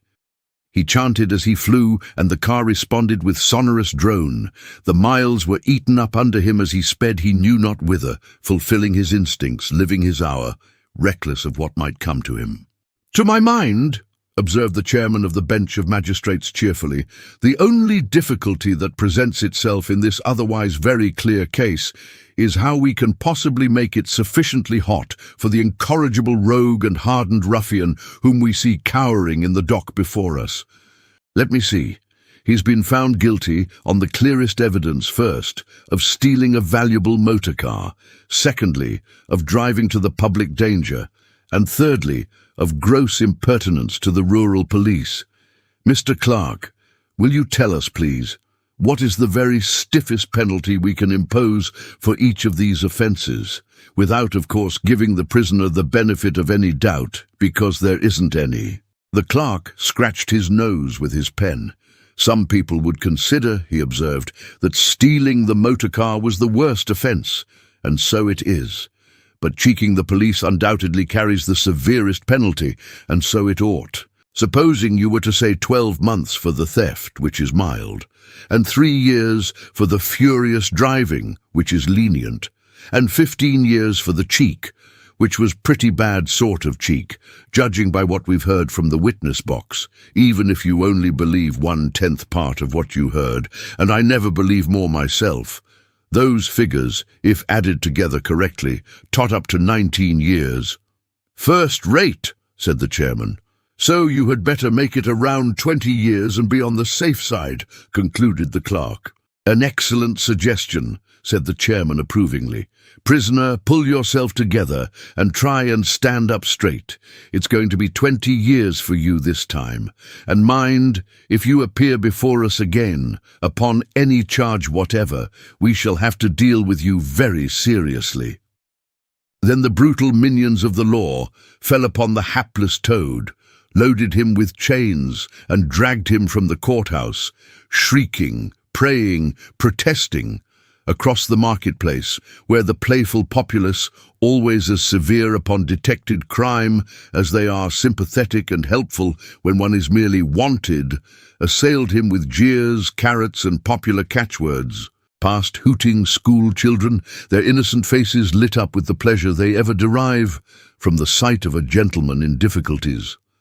Across the hollow-sounding drawbridge, below the spiky portcullis, under the frowning archway of the grim old castle, whose ancient towers soared high overhead, past guard-rooms full of grinning soldiery off duty, past sentries who coughed in a horrid, sarcastic way, because that is as much as a sentry on his post dare do to show his contempt and abhorrence of crime. Up time-worn winding stairs, past men-at-arms in casket and corselet of steel, darting threatening looks through their vizards, across courtyards where mastiffs strained at their leash and pawed the air to get at him, past ancient warders, their halberds leant against the wall, dozing over a pasty and a flagon of brown ale. On and on, past the rack-chamber and the thumbscrew room, past the turning that led to the private scaffold, till they reached the door of the grimmest dungeon that lay in the heart of the innermost keep. There at last they paused, where an ancient jailer sat fingering a bunch of mighty keys. "Odds bodikins," said the sergeant of police, taking off his helmet and wiping his forehead. "Rouse thee, old loon, and take over from us this vile Toad, a criminal of deepest guilt and matchless artfulness and resource. Watch and ward him with all thy skill, and mark thee well, greybeard, should aught untoward befall, thy old head shall answer for his, and a murrain on both of them." The jailer nodded grimly, laying his withered hand on the shoulder of the miserable Toad. The rusty key creaked in the lock, the great door clanged behind them, and Toad was a helpless prisoner in the remotest dungeon of the best guarded keep of the stoutest castle in all the length and breadth of merry England. 7. The Piper at the Gates of Dawn. The willow wren was twittering his thin little song, hidden himself in the dark selvage of the riverbank. Though it was past 10 o'clock at night, the sky still clung to and retained some lingering skirts of light from the departed day, and the sullen heats of the torrid afternoon broke up and rolled away at the dispersing touch of the cool fingers of the short midsummer night. Mole lay stretched on the bank, still panting from the stress of the fierce day that had been cloudless from dawn to late sunset, and waited for his friend to return. He had been on the river with some companions, leaving the water rat free to keep an engagement of long standing with Otter, and he had come back to find the house dark and deserted, and no sign of Rat, who was doubtless keeping it up late with his old comrade. It was still too hot to think of staying indoors, so he lay on some cool dock leaves and thought over the past day and its doings, and how very good they all had been. The rat's light footfall was presently heard approaching over the parched grass. "Oh, the blessed coolness," he said, and sat down, gazing thoughtfully into the river, silent and preoccupied. "You stayed to supper, of course," said the mole presently. "Simply had to," said the rat. "They wouldn't hear of my going before. You know how kind they always are. And they made things as jolly for me as ever they could, right up to the moment I left. But I felt a brute all the time, as it was clear to me they were very unhappy, though they tried to hide it. Mole, I'm afraid they're in trouble.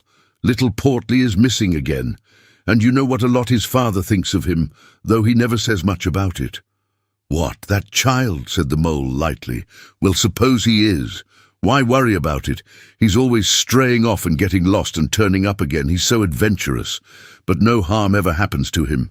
Everybody hereabouts knows him and likes him, just as they do old Otter, and you may be sure some animal or other will come across him and bring him back again all right.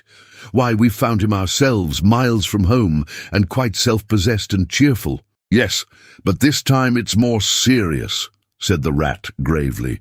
"He's been missing for some days now, and the otters have hunted everywhere, high and low, without finding the slightest trace. And they've asked every animal too, for miles around. And no one knows anything about him. Otter's evidently more anxious than he'll admit.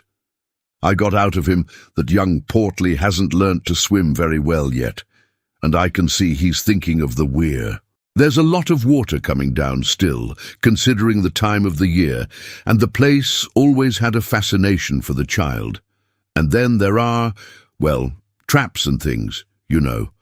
Otter's not the fellow to be nervous about any son of his before it's time, and now he is nervous. When I left, he came out with me, said he wanted some air, and talked about stretching his legs. But I could see it wasn't that, so I drew him out and pumped him and got it all from him at last. He was going to spend the night watching by the ford. You know the place where the old ford used to be, in bygone days before they built the bridge." "I know it well," said the mole, "but why should Otter choose to watch there?" "Well, it seems that it was there he gave Portly his first swimming lesson," continued the rat. "From that shallow, gravelly spit near the bank. And it was there he used to teach him fishing, and there young Portly caught his first fish, of which he was so very proud.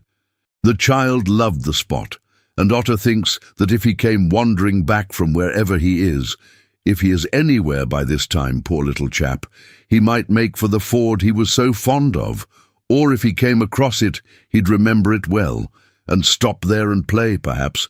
So Otter goes there every night and watches, on the chance, you know, just on the chance." They were silent for a time, both thinking of the same thing, the lonely, heart-sore animal crouched by the ford, watching and waiting the long night through on the chance. "Well, well," said the rat presently, "I suppose we ought to be thinking about turning in." But he never offered to move.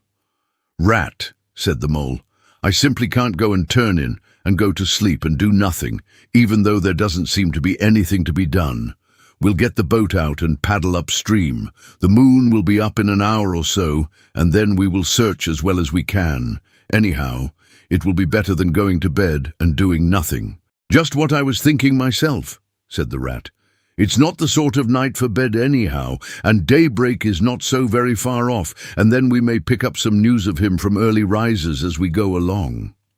They got the boat out, and the rat took the sculls, paddling with caution. Out in midstream there was a clear, narrow track that faintly reflected the sky, but wherever shadows fell on the water from bank, bush, or tree, they were as solid to all appearance as the banks themselves, and the mole had to steer with judgment accordingly. Dark and deserted as it was, the night was full of small noises, song and chatter and rustling, telling of the busy little population who were up and about, plying their trades and vocations through the night till sunshine should fall on them at last and send them off to their well-earned repose. The water's own noises, too, were more apparent than by day, its gurglings and cloops more unexpected and near at hand, and constantly they started at what seemed a sudden clear call from an actual articulate voice. The line of the horizon was clear and hard against the sky, and in one particular quarter it showed black against a silvery climbing phosphorescence that grew and grew. At last, Over the rim of the waiting earth, the moon lifted with slow majesty, till it swung clear of the horizon and rode off, free of moorings, and once more they began to see surfaces, meadows widespread and quiet gardens, and the river itself from bank to bank, all softly disclosed, all washed clean of mystery and terror, all radiant again as by day, but with a difference that was tremendous. Their old haunts greeted them again in other raiment, as if they had slipped away and put on this pure new apparel, and come quietly back, smiling as they shyly waited to see if they would be recognized again under it. Fastening their boat to a willow, the friends landed in this silent silver kingdom and patiently explored the hedges, the hollow trees, the runnels and their little culverts, the ditches and dry waterways. Embarking again and crossing over, they worked their way up the stream in this manner, while the moon, serene and detached in a cloudless sky, did what she could, though so far off, to help them in their quest. Till her hour came, and she sank earthwards reluctantly and left them, and mystery once more held field and river. Then a change began, slowly to declare itself. The horizon became clearer, field and tree came more into sight, and somehow with a different look, the mystery began to drop away from them. A bird piped suddenly, and was still, and a light breeze sprang up and set the reeds and bulrushes rustling. Rat, who was in the stern of the boat, while Mole sculled, sat up suddenly and listened with a passionate intentness. Mole, who with gentle strokes was just keeping the boat moving while he scanned the banks with care, looked at him with curiosity. "It's gone," sighed the Rat, sinking back in his seat again. "So beautiful and strange and new, since it was to end so soon, I almost wish I had never heard it, for it has roused a longing in me that is pain, and nothing seems worthwhile but just to hear that sound once more and go on listening to it forever. No, there it is again," he cried, alert once more. Entranced, he was silent for a long space, spellbound. "Now it passes on, and I begin to lose it," he said presently. "O Mole, the beauty of it, the merry bubble and joy, the thin, clear, happy call of the distant piping. Such music I never dreamed of, and the call in it is stronger even than the music is sweet. Row on, Mole, row, for the music and the call must be for us." The Mole, greatly wondering, obeyed. "I hear nothing myself," he said, "but the wind playing in the reeds and rushes and osiers." The Rat never answered, if indeed he heard. Rapt, transported, trembling, he was possessed in all his senses by this new divine thing that caught up his helpless soul and swung and dandled it, a powerless but happy infant in a strong, sustaining grasp. In silence, Mole rowed steadily, and soon they came to a point where the river divided, a long backwater branching off to one side. With a slight movement of his head, Rat, who had long dropped the rudder lines, directed the rower to take the backwater. The creeping tide of light gained and gained, and now they could see the colour of the flowers that gemmed the water's edge. "Clearer and nearer still," cried the Rat joyously. "Now you must surely hear it. Ah, at last, I see you do." Breathless and transfixed, the Mole stopped rowing as the liquid run of that glad piping broke on him like a wave, caught him up, and possessed him utterly. He saw the tears on his comrade's cheeks, and bowed his head, and understood. For a space they hung there, brushed by the purple lucistrife that fringed the bank, then the clear imperious summons that marched hand in hand with the intoxicating melody imposed its will on Mole, and mechanically he bent to his oars again. And the light grew steadily stronger, but no birds sang as they were wont to do at the approach of dawn, and but for the heavenly music all was marvellously still. On either side of them, as they glided onwards, the rich meadow grass seemed that morning of a freshness and a greenness unsurpassable. Never had they noticed the roses so vivid, the willow herb so riotous, the meadow sweet so odorous and pervading. Then the murmur of the approaching weir began to hold the air, and they felt a consciousness that they were nearing the end, whatever it might be, that surely awaited their expedition. a wide half-circle of foam, and glinting lights, and shining shoulders of green water. The great weir closed the backwater from bank to bank, troubled all the quiet surface with twirling eddies and floating foam streaks, and deadened all other sounds with its solemn and soothing rumble. In midmost of the stream, embraced in the weir's shimmering arm spread, a small island lay anchored, fringed close with willow and silver birch and alder. Reserved, shy, but full of significance, it hid whatever it might hold behind a veil, keeping it till the hour should come, and, with the hour, those who were called and chosen. Slowly, but with no doubt or hesitation whatever, and in something of a solemn expectancy, the two animals passed through the broken, tumultuous water and moored their boat at the flowery margin of the island. In silence, they landed, and pushed through the blossom and scented herbage and undergrowth that led up to the level ground, till they stood on a little lawn of a marvellous green, set round with nature's own orchard trees, crab-apple, wild cherry, and sloe. "This is the place of my song-dream, the place the music played to me," whispered the rat, as if in a trance. "Here, in this holy place, here if anywhere, surely we shall find him." Then suddenly the mole felt a great awe fall upon him, an awe that turned his muscles to water, bowed his head, and rooted his feet to the ground. It was no panic terror, indeed he felt wonderfully at peace and happy, but it was an awe that smote and held him, and, without seeing, he knew it could only mean that some august presence was very, very near. With difficulty, he turned to look for his friend, and saw him at his side, cowed, stricken, and trembling violently. And still there was utter silence in the populous bird-haunted branches around them, and still the light grew and grew. Perhaps he would never have dared to raise his eyes, but that, though the piping was now hushed, the call and the summons seemed still dominant and imperious. He might not refuse, were death himself waiting to strike him instantly. Once he had looked with mortal eye on things rightly kept hidden. Trembling he obeyed, and raised his humble head.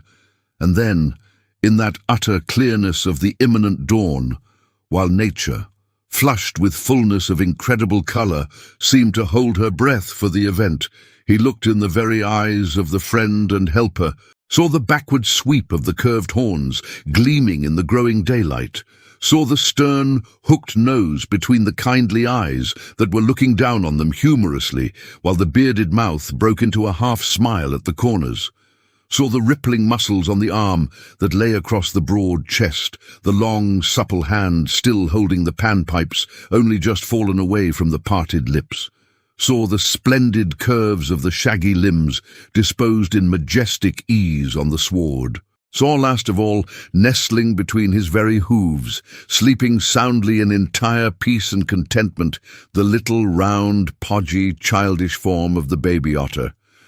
All this he saw, for one moment breathless and intense, vivid on the morning sky.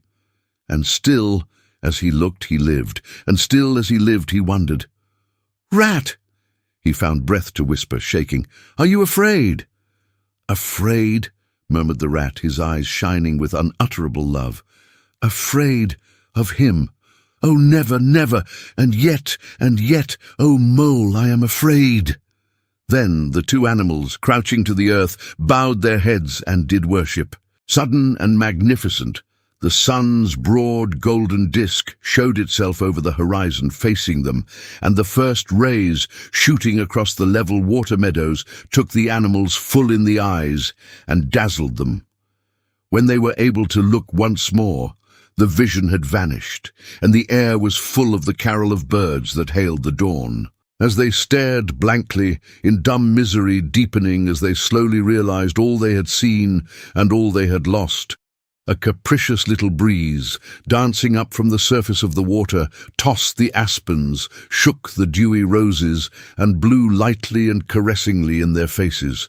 And with its soft touch came instant oblivion, for this is the last best gift that the kindly demigod is careful to bestow on those to whom he has revealed himself in their helping, the gift of forgetfulness. lest the awful remembrance should remain and grow, and overshadow mirth and pleasure, and the great haunting memory should spoil all the afterlives of little animals helped out of difficulties, in order that they should be happy and light-hearted as before.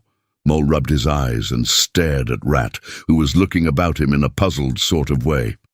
"I beg your pardon? What did you say, Rat?" he asked. "I think I was only remarking," said Rat slowly, "that this was the right sort of place, and that here, if anywhere, we should find him. And look, why, there he is, the little fellow."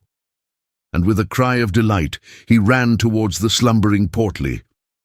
But Mole stood still a moment, held in thought, as one wakened suddenly from a beautiful dream, who struggles to recall it, and can recapture nothing but a dim sense of the beauty of it, the beauty, till that too fades away in its turn, and the dreamer bitterly accepts the hard, cold waking and all its penalties.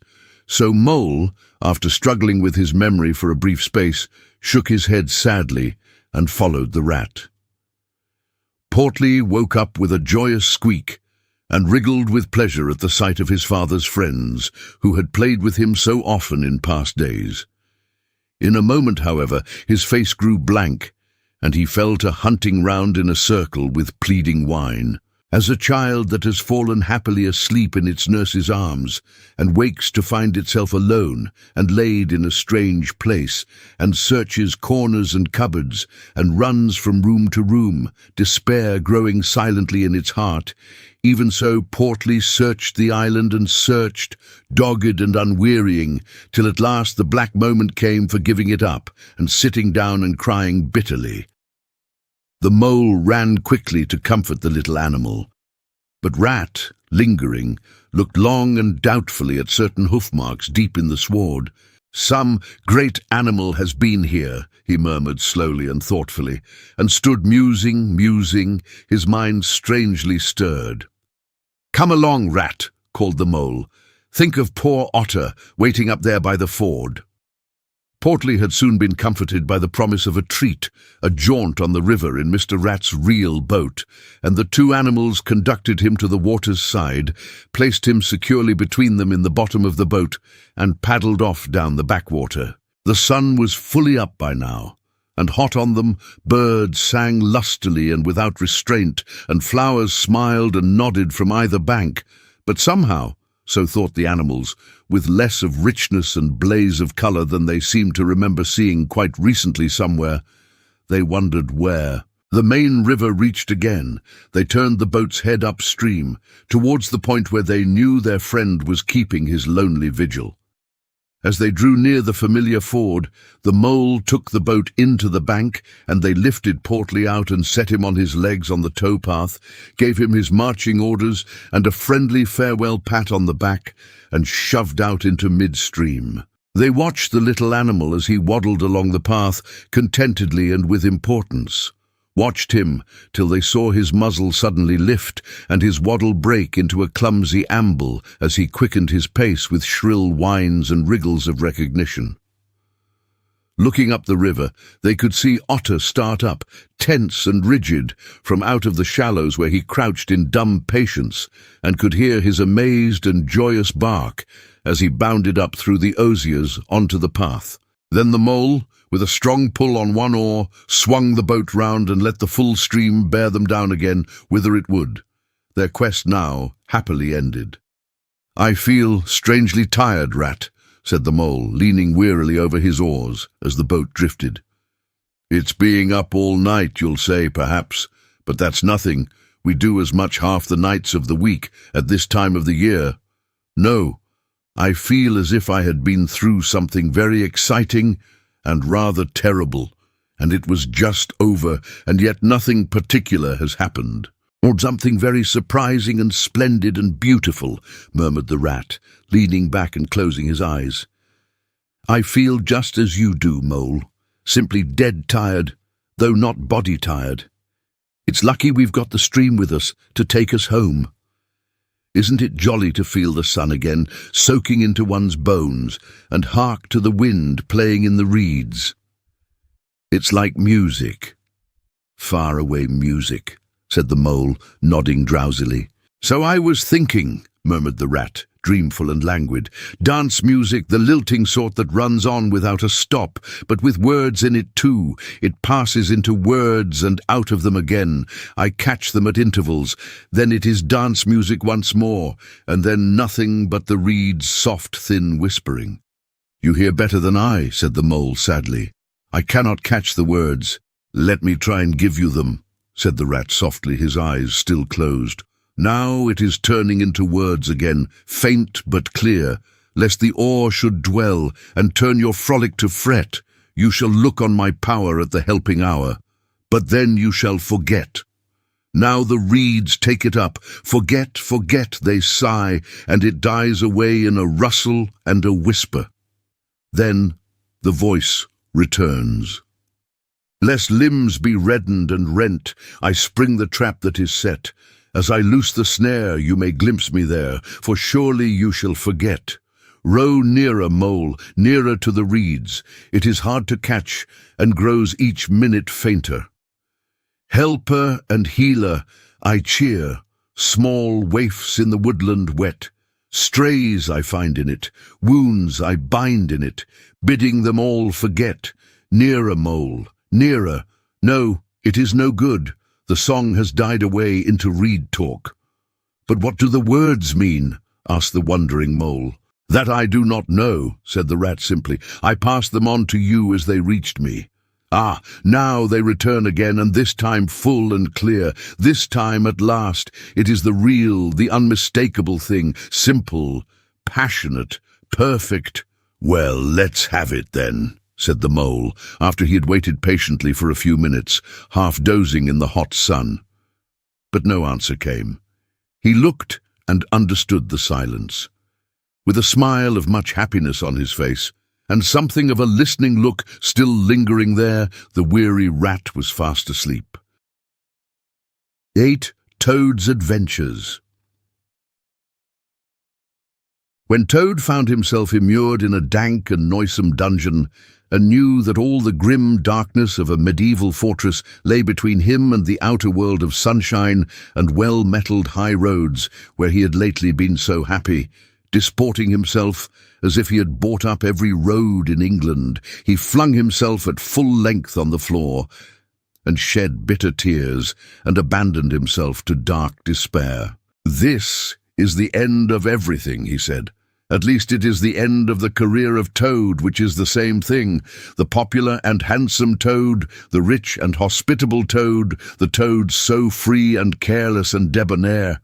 How can I hope to be ever set at large again, he said, who have been imprisoned so justly for stealing so handsome a motor car in such an audacious manner, and for such lurid and imaginative cheek bestowed upon such a number of fat, red-faced policemen? Here his sobs choked him. Stupid animal that I was, he said. Now I must languish in this dungeon till people who were proud to say they knew me have forgotten the very name of Toad. O wise old badger, he said. O clever, intelligent rat and sensible mole. What sound judgments, what a knowledge of men and matters you possess. O unhappy and forsaken Toad. With lamentations such as these, he passed his days and nights for several weeks, refusing his meals or intermediate light refreshments, though the grim and ancient jailer, knowing that Toad's pockets were well lined, frequently pointed out that many comforts and indeed luxuries could by arrangement be sent in at a price from outside. Now the jailer had a daughter, a pleasant wench and good-hearted, who assisted her father in the lighter duties of his post. She was particularly fond of animals, and, besides her canary, whose cage hung on a nail in the massive wall of the keep by day, to the great annoyance of prisoners who relished an after-dinner nap and was shrouded in an antimacassar on the parlour table at night, she kept several piebald mice and a restless, revolving squirrel.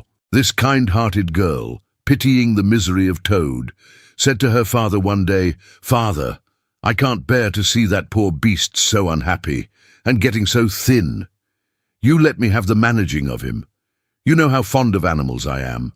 I'll make him eat from my hand and sit up and do all sorts of things."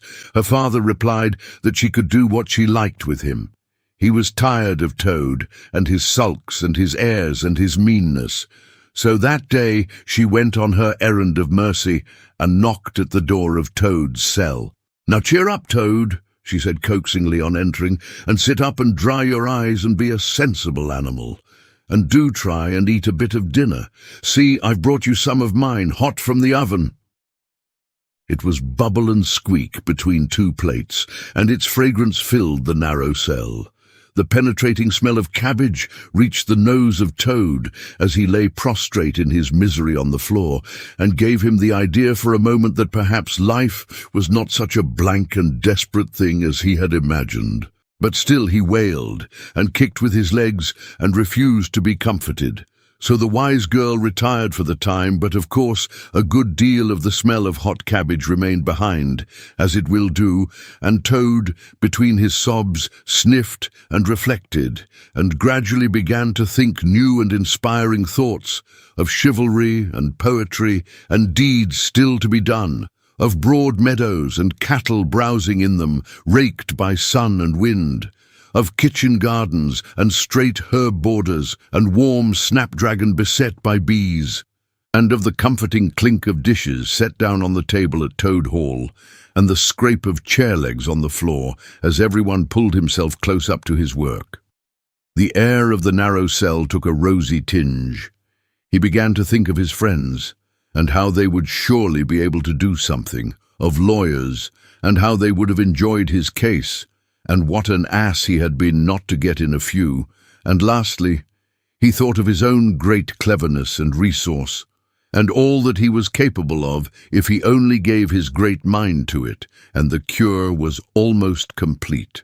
When the girl returned some hours later, she carried a tray, with a cup of fragrant tea steaming on it, and a plate piled up with very hot buttered toast, cut thick, very brown on both sides, with the butter running through the holes in it in great golden drops, like honey from the honeycomb. The smell of that buttered toast simply talked to Toad, and with no uncertain voice, talked of warm kitchens, of breakfasts on bright frosty mornings, of cosy parlour firesides on winter evenings, when one's ramble was over and slippered feet were propped on the fender, of the purring of contented cats and the twitter of sleepy canaries.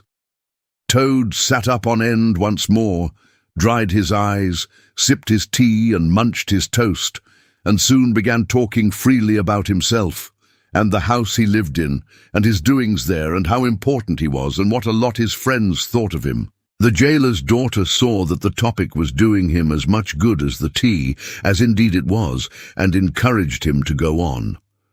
"Tell me about Toad Hall," said she. "It sounds beautiful." "Toad Hall," said the Toad proudly, "is an eligible, self-contained gentleman's residence, very unique, dating in part from the 14th century, but replete with every modern convenience.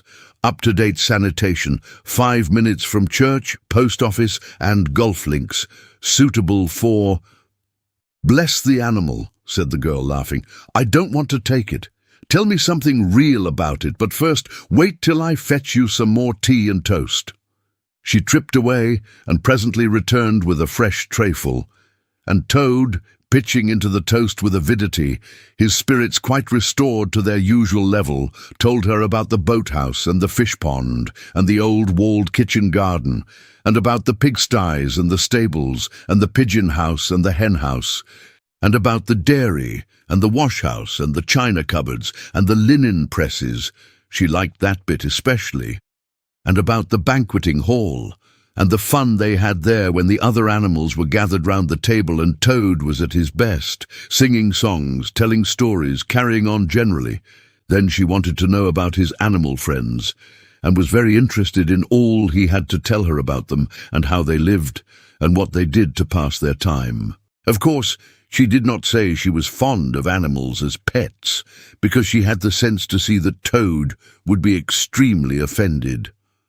When she said good night, having filled his water jug and shaken up his straw for him, Toad was very much the same sanguine, self-satisfied animal that he had been of old. He sang a little song or two, of the sort he used to sing at his dinner parties, curled himself up in the straw, and had an excellent night's rest, and the pleasantest of dreams. They had many interesting talks together after that as the dreary days went on, and the jailer's daughter grew very sorry for Toad and thought it a great shame that a poor little animal should be locked up in prison for what seemed to her a very trivial offence. Toad, of course, in his vanity, thought that her interest in him proceeded from a growing tenderness, and he could not help half regretting that the social gulf between them was so very wide, for she was a comely lass, and evidently admired him very much. One morning the girl was very thoughtful, and answered at random, and did not seem to Toad to be paying proper attention to his witty sayings and sparkling comments. "Toad," she said presently, "just listen, please. I have an aunt who is a washerwoman." There, said Toad graciously and affably. "Never mind, think no more about it. I have several aunts who ought to be washerwomen." "Do be quiet a minute, Toad," said the girl. "You talk too much. That's your chief fault, and I'm trying to think, and you hurt my head. As I said, I have an aunt who is a washerwoman. She does the washing for all the prisoners in this castle. We try to keep any paying business of that sort in the family, you understand. She takes out the washing on Monday morning and brings it in on Friday evening. This is a Thursday. Now this is what occurs to me. You're very rich. At least you're always telling me so. And she's very poor. A few pounds wouldn't make any difference to you, and it would mean a lot to her.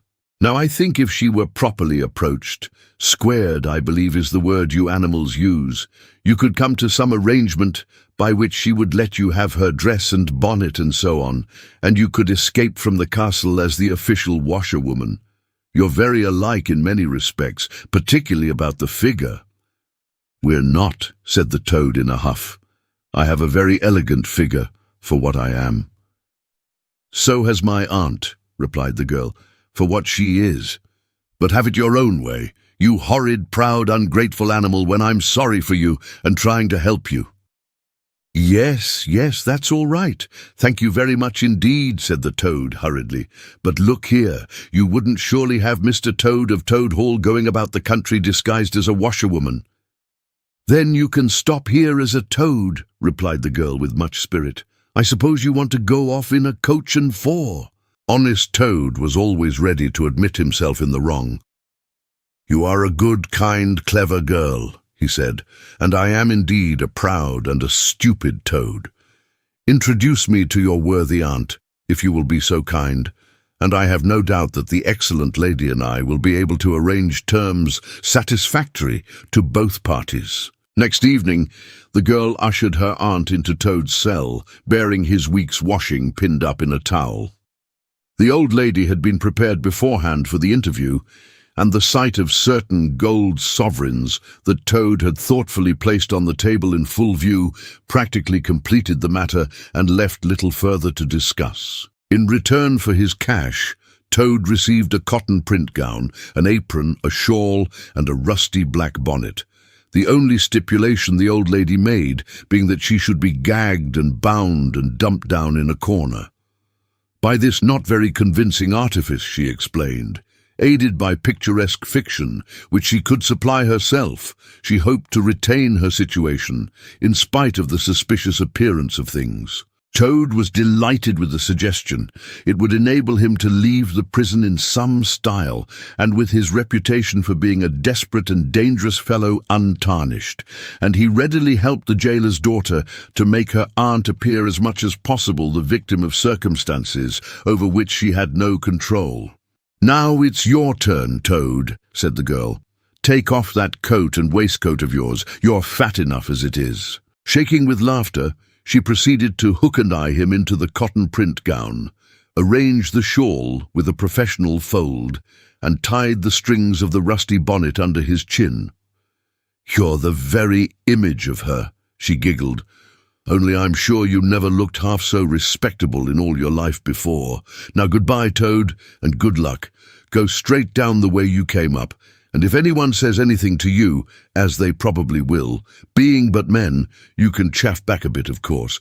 But remember, you're a widow woman, quite alone in the world, with a character to lose." With a quaking heart, but as firm a footstep as he could command, Toad set forth cautiously on what seemed to be a most harebrained and hazardous undertaking.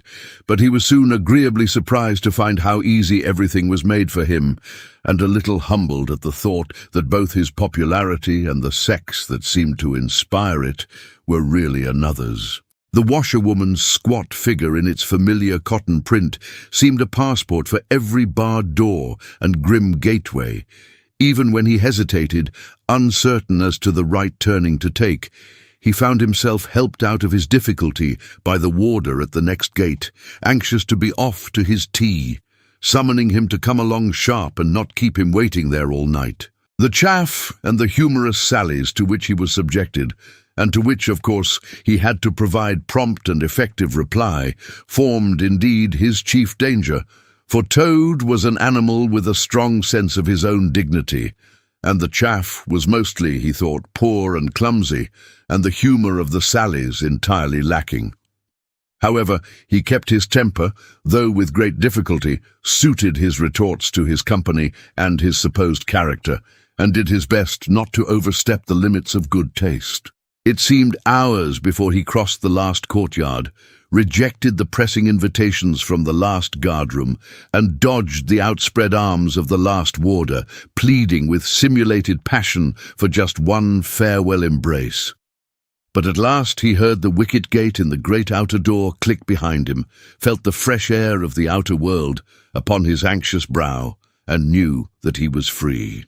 Dizzy with the easy success of his daring exploit, he walked quickly towards the lights of the town, not knowing in the least what he should do next, only quite certain of one thing, that he must remove himself as quickly as possible from the neighbourhood where the lady he was forced to represent was so well known and so popular a character. As he walked along, considering, his attention was caught by some red and green lights a little way off, to one side of the town, and the sound of the puffing and snorting of engines and the banging of shunted trucks fell on his ear. "Aha!" he thought. "This is a piece of luck. A railway station is the thing I want most in the whole world at this moment. And what's more, I needn't go through the town to get it, and shan't have to support this humiliating character by repartees, which, though thoroughly effective, do not assist one's sense of self-respect." He made his way to the station accordingly, consulted a timetable, and found that a train, bound more or less in the direction of his home, was due to start in half an hour. "More luck," said Toad, his spirits rising rapidly, and went off to the booking office to buy his ticket.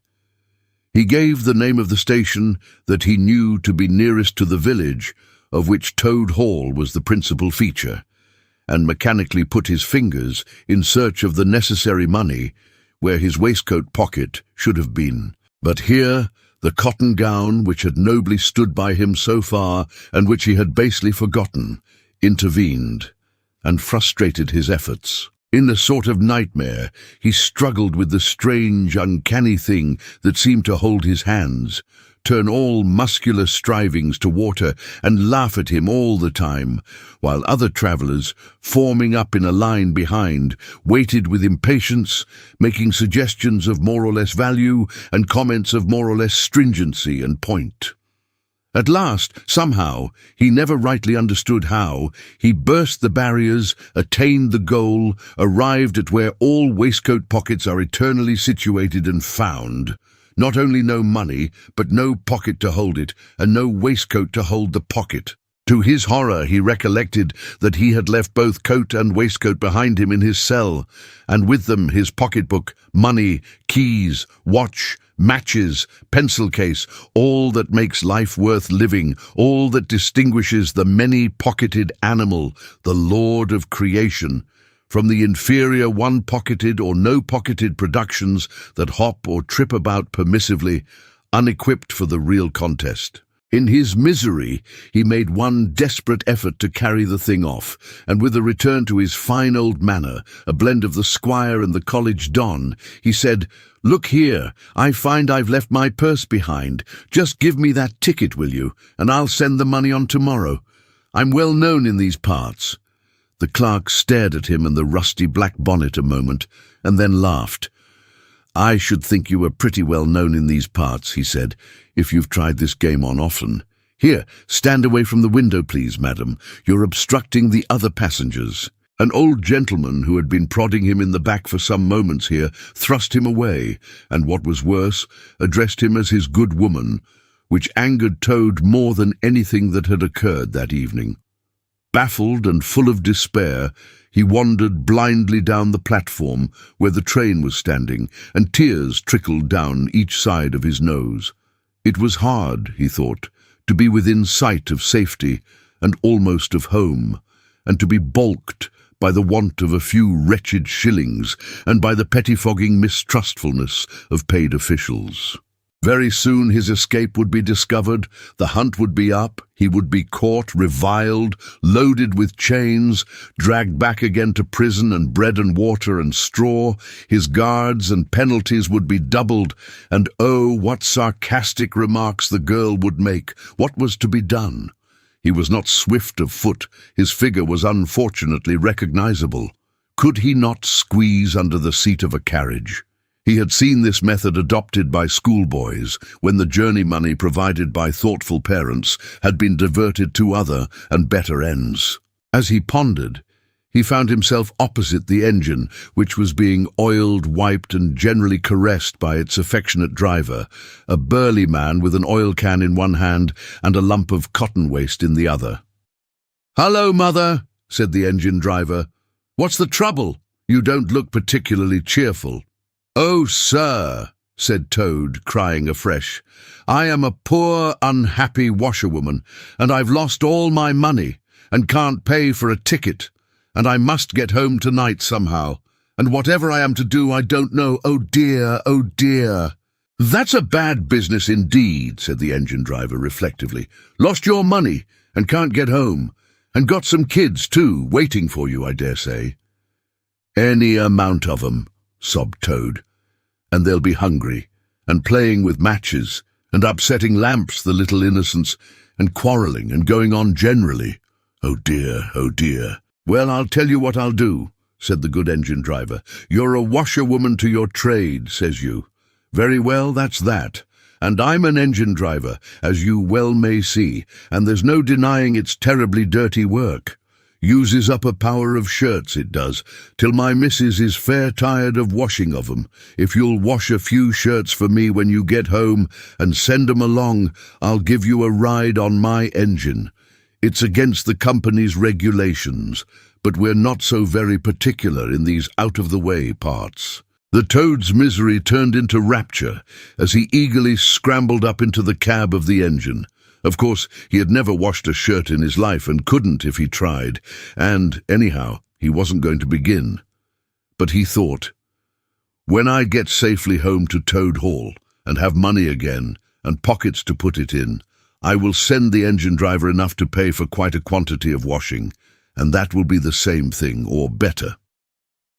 The guard waved his welcome flag, the engine driver whistled in cheerful response, and the train moved out of the station. As the speed increased, and the Toad could see on either side of him real fields and trees and hedges and cows and horses all flying past him, and as he thought how every minute was bringing him nearer to Toad Hall and sympathetic friends and money to chink in his pocket and a soft bed to sleep in and good things to eat and praise and admiration at the recital of his adventures and his surpassing cleverness, he began to skip up and down and shout and sing snatches of song, to the great astonishment of the engine driver, who had come across washerwomen before, at long intervals, but never one at all like this.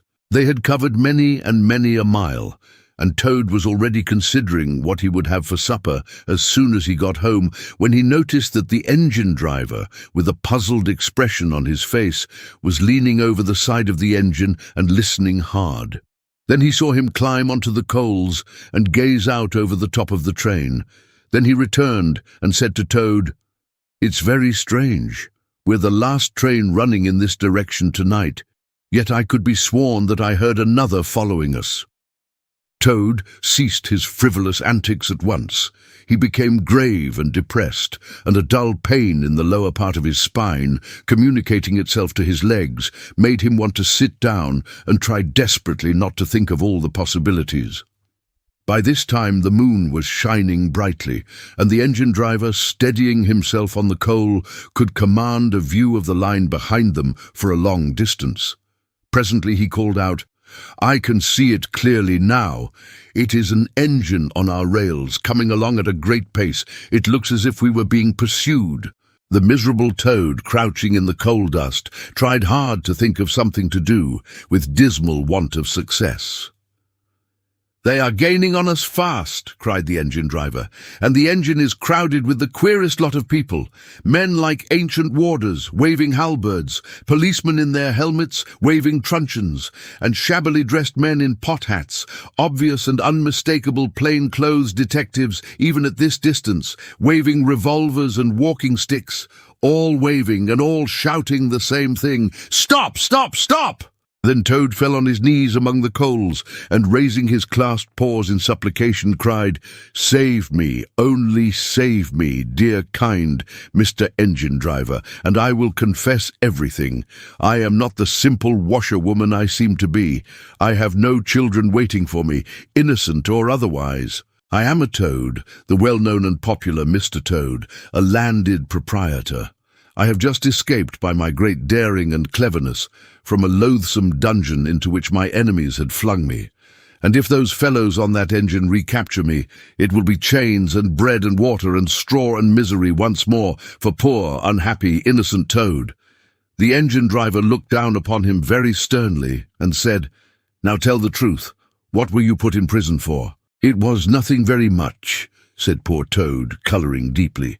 "I only borrowed a motor car while the owners were at lunch. They had no need of it at the time.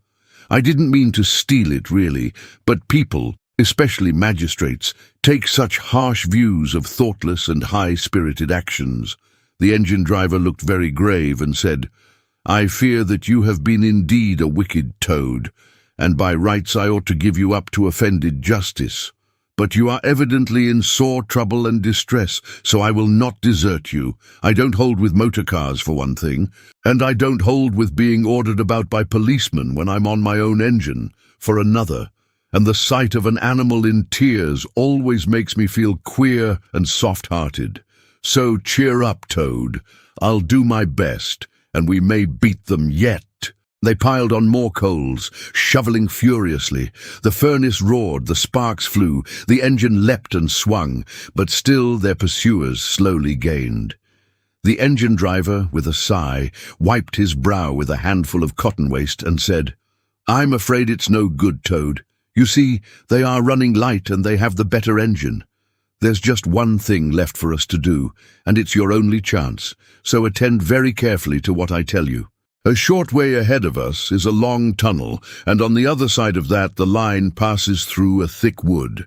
Now, I will put on all the speed I can while we are running through the tunnel, but the other fellows will slow down a bit naturally, for fear of an accident. When we are through, I will shut off steam and put on brakes as hard as I can, and the moment it's safe to do so, you must jump and hide in the wood before they get through the tunnel and see you.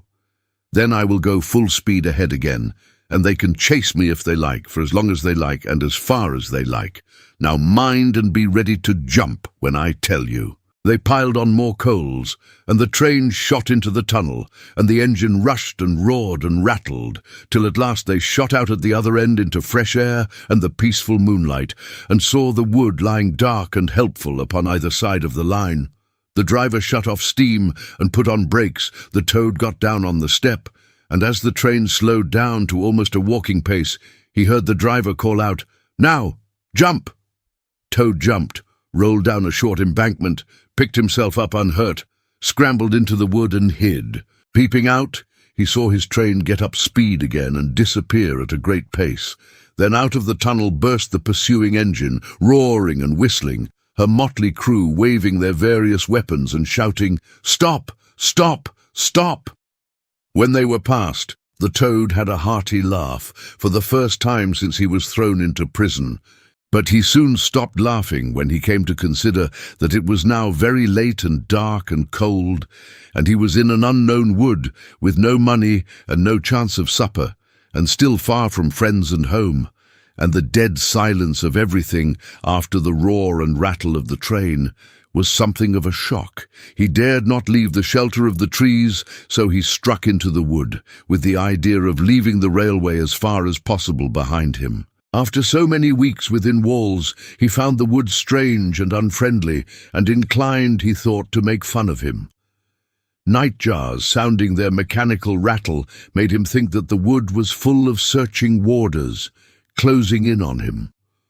An owl, swooping noiselessly towards him, brushed his shoulder with its wing, making him jump with the horrid certainty that it was a hand, then flitted off, moth-like, laughing its low ho, ho, ho, which Toad thought in very poor taste. Once he met a fox, who stopped, looked him up and down in a sarcastic sort of way, and said, "Hello, washerwoman! Half a pair of socks and a pillowcase short this week. Mind it doesn't occur again," and swaggered off, sniggering. Toad looked about for a stone to throw at him, but could not succeed in finding one, which vexed him more than anything. At last, cold, hungry and tired out, he sought the shelter of a hollow tree, where with branches and dead leaves he made himself as comfortable a bed as he could, and slept soundly till the morning. 9. Wayfarers All. The water rat was restless, and he did not exactly know why. To all appearance, the summer's pomp was still at fullest height, and although in the tilled acres green had given way to gold, though rowans were reddening, and the woods were dashed here and there with a tawny fierceness, yet light and warmth and colour were still present in undiminished measure, clean of any chilly premonitions of the passing year. But the constant chorus of the orchards and hedges had shrunk to a casual evensong from a few yet unwearied performers. The robin was beginning to assert himself once more, and there was a feeling in the air of change and departure. The cuckoo, of course, had long been silent, but many another feathered friend, for months a part of the familiar landscape and its small society, was missing too, and it seemed that the ranks thinned steadily day by day. Rat, ever observant of all winged movement, saw that it was taking daily a southing tendency, and even as he lay in bed at night he thought he could make out, passing in the darkness overhead, the beat and quiver of impatient pinions, obedient to the peremptory call. Nature's grand hotel has its season, like the others, as the guests one by one pack, pay, and depart, and the seats at the table d'hôte shrink pitifully at each succeeding meal, as suites of rooms are closed, carpets taken up, and waiters sent away. Those boarders who are staying on pension, until the next year's full reopening, cannot help being somewhat affected by all these flittings and farewells, this eager discussion of plans, routes, and fresh quarters, this daily shrinkage in the stream of comradeship. One gets unsettled, depressed, and inclined to be querulous. Why this craving for change? Why not stay on quietly here, like us, and be jolly? You don't know this hotel out of the season, and what fun we have among ourselves, we fellows who remain and see the whole interesting year out. All very true, no doubt, the others always reply. We quite envy you, and some other year perhaps, but just now we have engagements, and there's the bus at the door. Our time is up. So they depart, with a smile and a nod, and we miss them, and feel resentful. The rat was a self-sufficing sort of animal, rooted to the land, and whoever went, he stayed. Still, he could not help noticing what was in the air and feeling some of its influence in his bones. It was difficult to settle down to anything seriously with all this flitting going on. Leaving the waterside, where rushes stood thick and tall in a stream that was becoming sluggish and low, he wandered countrywards, crossed a field or two of pasturage already looking dusty and parched, and thrust into the great sea of wheat, yellow, wavy and murmurous, full of quiet motion and small whisperings. Here he often loved to wander, through the forest of stiff, strong stalks that carried their own golden sky away over his head, a sky that was always dancing, shimmering, softly talking, or swaying strongly to the passing wind and recovering itself with a toss and a merry laugh. Here, too, he had many small friends, a society complete in itself, leading full and busy lives, but always with a spare moment to gossip and exchange news with a visitor. Today, however, though they were civil enough, the field mice and harvest mice seemed preoccupied. Many were digging and tunneling busily, others, gathered together in small groups, examined plans and drawings of small flats, stated to be desirable and compact, and situated conveniently near the stores. Some were hauling out dusty trunks and dress baskets, others were already elbow-deep packing their belongings, while everywhere piles and bundles of wheat, oats, barley, beechmast and nuts lay about ready for transport. "Here's old Ratty!" they cried as soon as they saw him. "Come and bear a hand, Rat, and don't stand about idle." "What sort of games are you up to?" said the water rat severely. "You know it isn't time to be thinking of winter quarters yet by a long way." "Oh yes, we know that," explained a field mouse rather shamefacedly, "but it's always as well to be in good time, isn't it? We really must get all the furniture and baggage and stores moved out of this before those horrid machines begin clicking round the fields. And then, you know, the best flats get picked up so quickly nowadays, and if you're late you have to put up with anything. And they want such a lot of doing up too, before they're fit to move into. Of course we're early, we know that, but we're only just making a start." "Oh, bother starts," said the rat. "It's a splendid day. Come for a row, or a stroll along the hedges, or a picnic in the woods or something." "Well, I think not today, thank you," replied the field mouse hurriedly. "Perhaps some other day, when we've more time." The rat, with a snort of contempt, swung round to go, tripped over a hat-box and fell with undignified remarks. "If people would be more careful," said a field mouse rather stiffly, "and look where they're going, people wouldn't hurt themselves, and forget themselves. Mind that hold-all, Rat. You'd better sit down somewhere. In an hour or two, we may be more free to attend to you." "You won't be free, as you call it, much this side of Christmas, I can see that," retorted the rat grumpily as he picked his way out of the field. He returned somewhat despondently to his river again. His faithful, steady-going old river, which never packed up, flitted, or went into winter quarters. In the osiers which fringed the bank, he spied a swallow sitting. Presently it was joined by another, and then by a third, and the birds, fidgeting restlessly on their bough, talked together earnestly and low. "What already?" said the rat, strolling up to them. "What's the hurry? I call it simply ridiculous." "Oh, we're not off yet, if that's what you mean," replied the first swallow. "We're only making plans and arranging things. Talking it over, you know. What route we're taking this year and where we'll stop and so on. That's half the fun." "Fun?" said the rat. "Now that's just what I don't understand. If you've got to leave this pleasant place, and your friends who will miss you, and your snug homes that you've just settled into, why, when the hour strikes, I've no doubt you'll go bravely, and face all the trouble and discomfort and change and newness, and make believe that you're not very unhappy. But to want to talk about it, or even think about it, till you really need—" "No, you don't understand, naturally," said the second swallow. "First, we feel it stirring within us, a sweet unrest. Then back come the recollections, one by one, like homing pigeons. They flutter through our dreams at night. They fly with us in our wheelings and circlings by day. We hunger to inquire of each other, to compare notes, and assure ourselves that it was all really true, as one by one the scents and sounds and names of long-forgotten places come gradually back and beckon to us." "Couldn't you stop on for just this year?" suggested the water rat wistfully. "We'll all do our best to make you feel at home.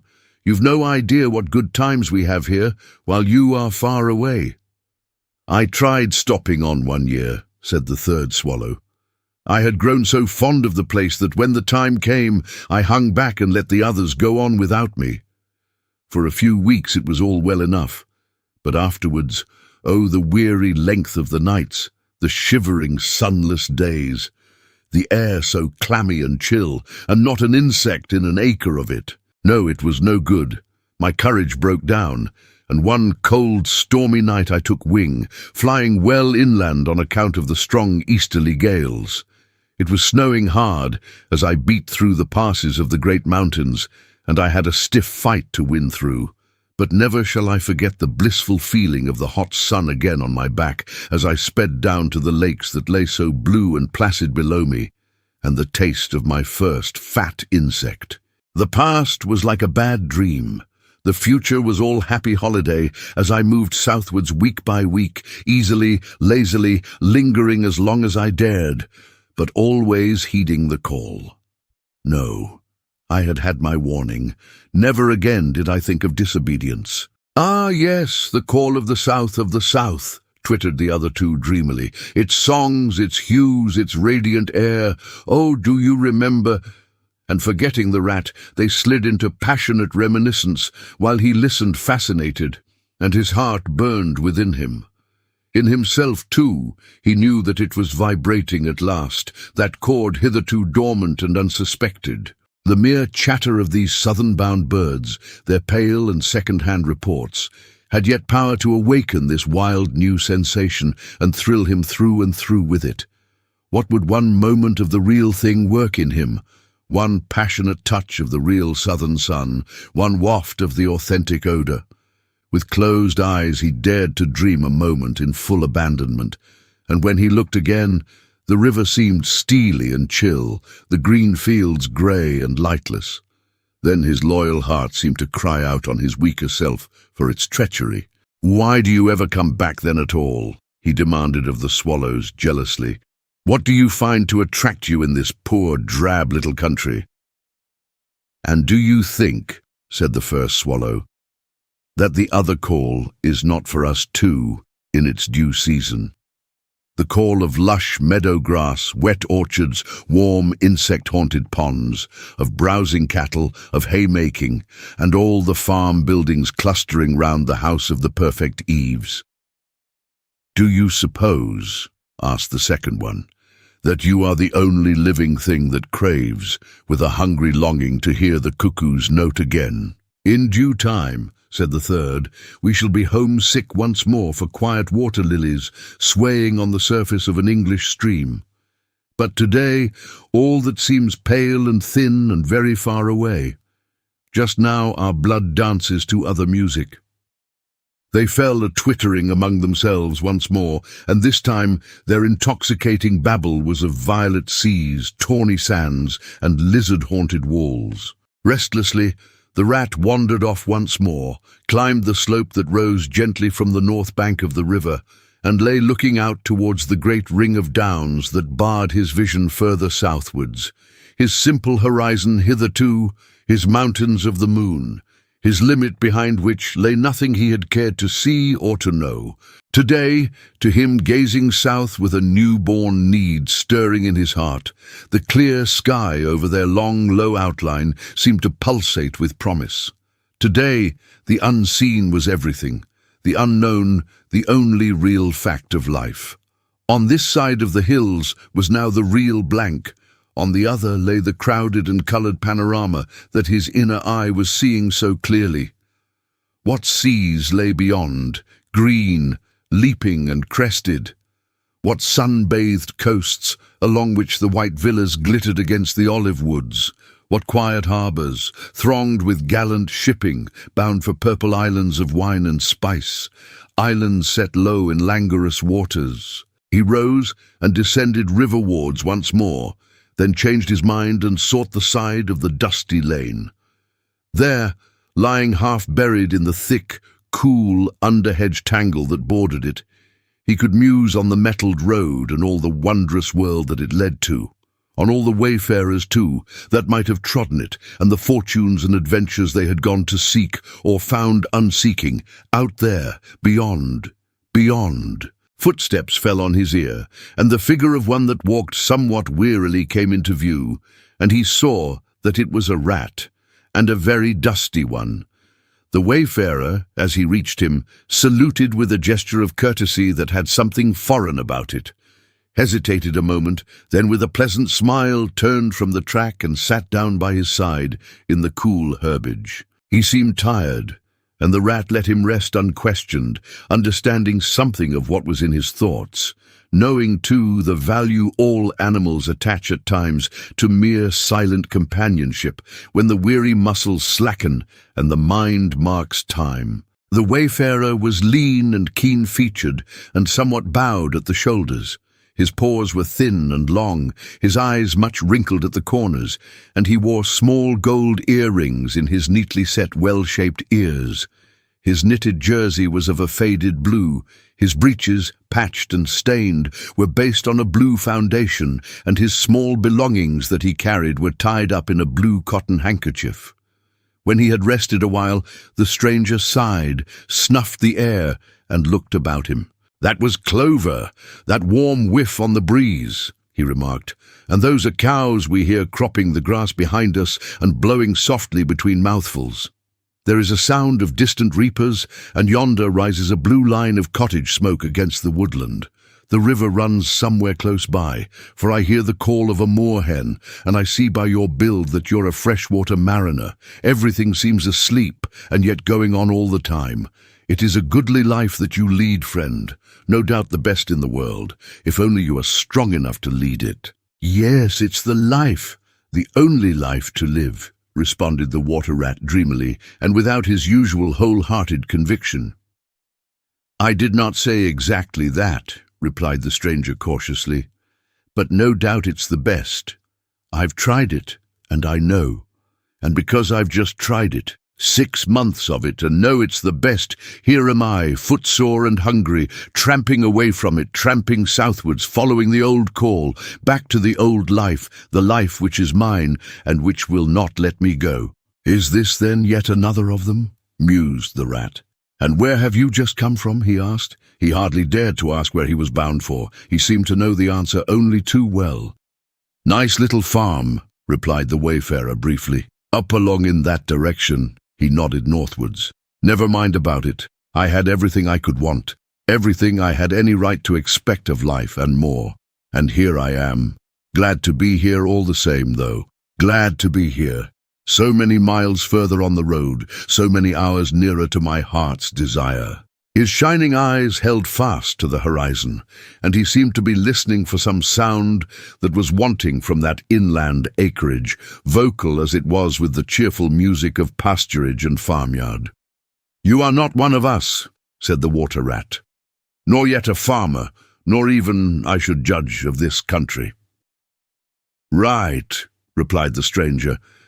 "I'm a seafaring rat, I am, and the port I originally hail from is Constantinople, though I'm a sort of a foreigner there too, in a manner of speaking. You will have heard of Constantinople, friend, a fair city and an ancient and glorious one. And you may have heard too of Sigurd, king of Norway, and how he sailed thither with 60 ships, and how he and his men rode up through streets all canopied in their honour with purple and gold, and how the emperor and empress came down and banqueted with him on board his ship. When Sigurd returned home, many of his Northmen remained behind and entered the emperor's bodyguard, and my ancestor, a Norwegian-born, stayed behind too, with the ships that Sigurd gave the emperor. Seafarers we have ever been, and no wonder. As for me, the city of my birth is no more my home than any pleasant port between there and the London River.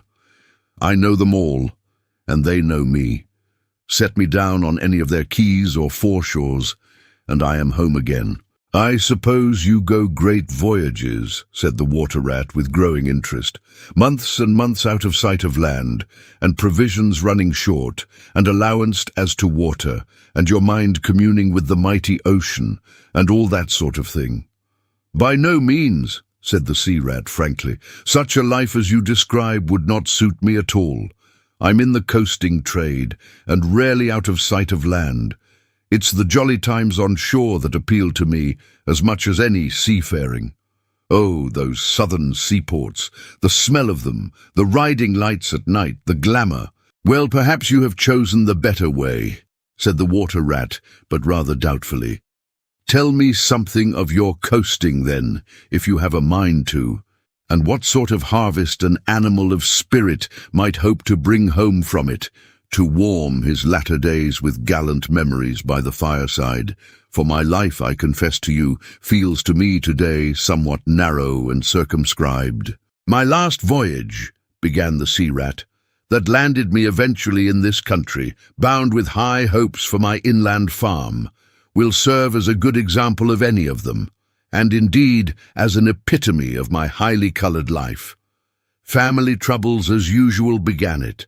The domestic storm cone was hoisted, and I shipped myself on board a small trading vessel bound from Constantinople by classic seas whose every wave throbs with a deathless memory to the Grecian islands and the Levant.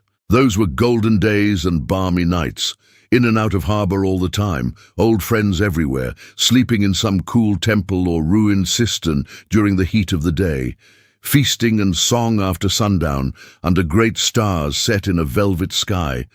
Thence we turned and coasted up the Adriatic, its shores swimming in an atmosphere of amber, rose and aquamarine. We lay in wide landlocked harbours. We roamed through ancient and noble cities, until at last one morning, as the sun rose royally behind us, we rode into Venice down a path of gold. Oh, Venice is a fine city wherein a rat can wander at his ease and take his pleasure, or when weary of wandering, can sit at the edge of the Grand Canal at night, feasting with his friends, when the air is full of music and the sky full of stars, and the lights flash and shimmer on the polished steel prows of the swaying gondolas, packed so that you could walk across the canal on them from side to side. And then the food. Do you like shellfish? Well, we won't linger over that now. He was silent for a time, and the water rat, silent too and enthralled, floated on dream canals and heard a phantom song pealing high between vaporous grey wave-lapped walls. Southwards we sailed again at last, continued the sea rat, coasting down the Italian shore, till finally we made Palermo, and there I quitted for a long, happy spell on shore. I never stick too long to one ship. One gets narrow-minded and prejudiced. Besides, Sicily is one of my happy hunting grounds. I know everybody there, and their ways just suit me. I spent many jolly weeks in the island, staying with friends up country. When I grew restless again, I took advantage of a ship that was trading to Sardinia and Corsica, and very glad I was to feel the fresh breeze and the sea spray in my face once more. "But isn't it very hot and stuffy down in the hold, I think you call it?" asked the water rat. The seafarer looked at him with the suspicion of a wink. "I'm an old hand," he remarked with much simplicity. "The captain's cabin's good enough for me." "It's a hard life by all accounts," murmured the rat, sunk in deep thought. "For the crew it is," replied the seafarer gravely, again with the ghost of a wink.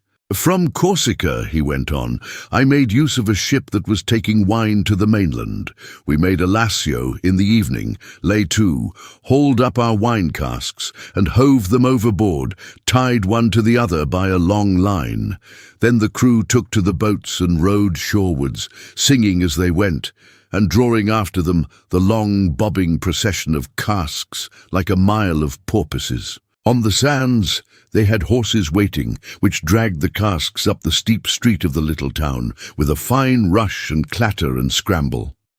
When the last cask was in, we went and refreshed and rested, and sat late into the night, drinking with our friends, and next morning I took to the great olive woods for a spell and a rest. For now I had done with islands for the time, and ports and shipping were plentiful, so I led a lazy life among the peasants, lying and watching them work, or stretched high on the hillside with the blue Mediterranean far below me.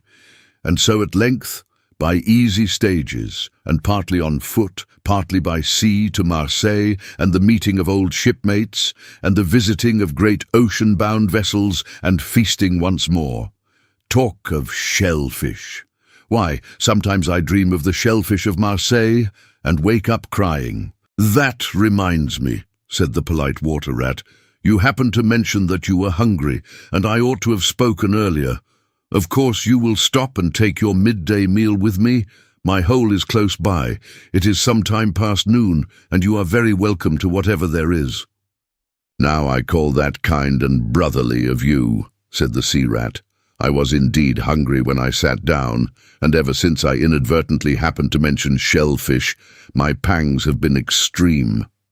But couldn't you fetch it along out here?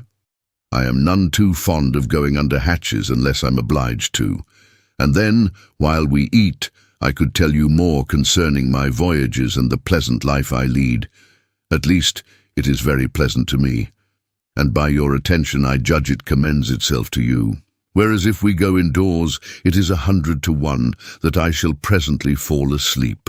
That is indeed an excellent suggestion, said the water rat, and hurried off home. There he got out the luncheon basket and packed a simple meal, in which, remembering the stranger's origin and preferences, he took care to include a yard of long French bread, a sausage out of which the garlic sang, some cheese which lay down and cried, and a long-necked, straw-covered flask, wherein lay bottled sunshine shed and garnered on far southern slopes.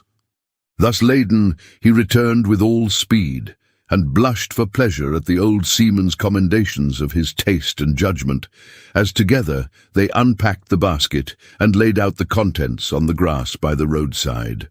The sea-rat, as soon as his hunger was somewhat assuaged, continued the history of his latest voyage, conducting his simple hearer from port to port of Spain, landing him at Lisbon, Oporto, and Bordeaux, introducing him to the pleasant harbours of Cornwall and Devon, and so up the channel to that final quayside, where, landing after winds long contrary, storm-driven and weather-beaten, he had caught the first magical hints and heraldings of another spring, and, fired by these, had sped on a long tramp inland, hungry for the experiment of life on some quiet farmstead, very far from the weary beating of any sea. Spellbound and quivering with excitement, the water rat followed the adventurer league by league, over stormy bays, through crowded roadsteads, across harbour bars on a racing tide, up winding rivers that hid their busy little towns round a sudden turn, and left him with a regretful sigh planted at his dull inland farm, about which he desired to hear nothing. By this time their meal was over, and the seafarer, refreshed and strengthened, his voice more vibrant, his eye lit with a brightness that seemed caught from some faraway sea-beacon, filled his glass with the red and glowing vintage of the south, and leaning towards the water rat, compelled his gaze and held him, body and soul, while he talked. Those eyes were of the changing, foam-streaked grey-green of leaping northern seas. In the glass shone a hot ruby that seemed the very heart of the south, beating for him who had courage to respond to its pulsation. The twin lights, the shifting grey and the steadfast red, mastered the water rat and held him bound, fascinated, powerless. The quiet world outside their rays receded far away and ceased to be. And the talk, the wonderful talk, flowed on. Or was it speech entirely, or did it pass at times into song, chanty of the sailors weighing the dripping anchor, sonorous hum of the shrouds in a tearing northeaster, ballad of the fisherman hauling his nets at sundown against an apricot sky, chords of guitar and mandolin from gondola or caique? Did it change into the cry of the wind, plaintive at first, angrily shrill as it freshened, rising to a tearing whistle, sinking to a musical trickle of air from the leach of the bellying sail? All these sounds the spellbound listener seemed to hear, and with them the hungry complaint of the gulls and the sea-mews, the soft thunder of the breaking wave, the cry of the protesting shingle. Back into speech again, it passed, and with beating heart he was following the adventures of a dozen seaports, the fights, the escapes, the rallies, the comradeships, the gallant undertakings. Or he searched islands for treasure, fished in still lagoons and dozed day long on warm white sand. Of deep-sea fishings he heard tell, and mighty silver gatherings of the mile-long net, of sudden perils, noise of breakers on a moonless night, or the tall bows of the great liner taking shape overhead through the fog. Of the merry homecoming, the headland rounded, the harbour lights opened out, the groups seen dimly on the quay, the cheery hail, the splash of the hawser, the trudge up the steep little street towards the comforting glow of red-curtained windows. Lastly, in his waking dream it seemed to him that the adventurer had risen to his feet, but was still speaking, still holding him fast with his sea-grey eyes. "And now," he was softly saying, "I take to the road again, holding on southwestwards for many a long and dusty day, till at last I reach the little grey sea town I know so well that clings along one steep side of the harbour. There, through dark doorways, you look down flights of stone steps, overhung by great pink tufts of valerian and ending in a patch of sparkling blue water. The little boats that lie tethered to the rings and stanchions of the old seawall are gaily painted as those I clambered in and out of in my own childhood.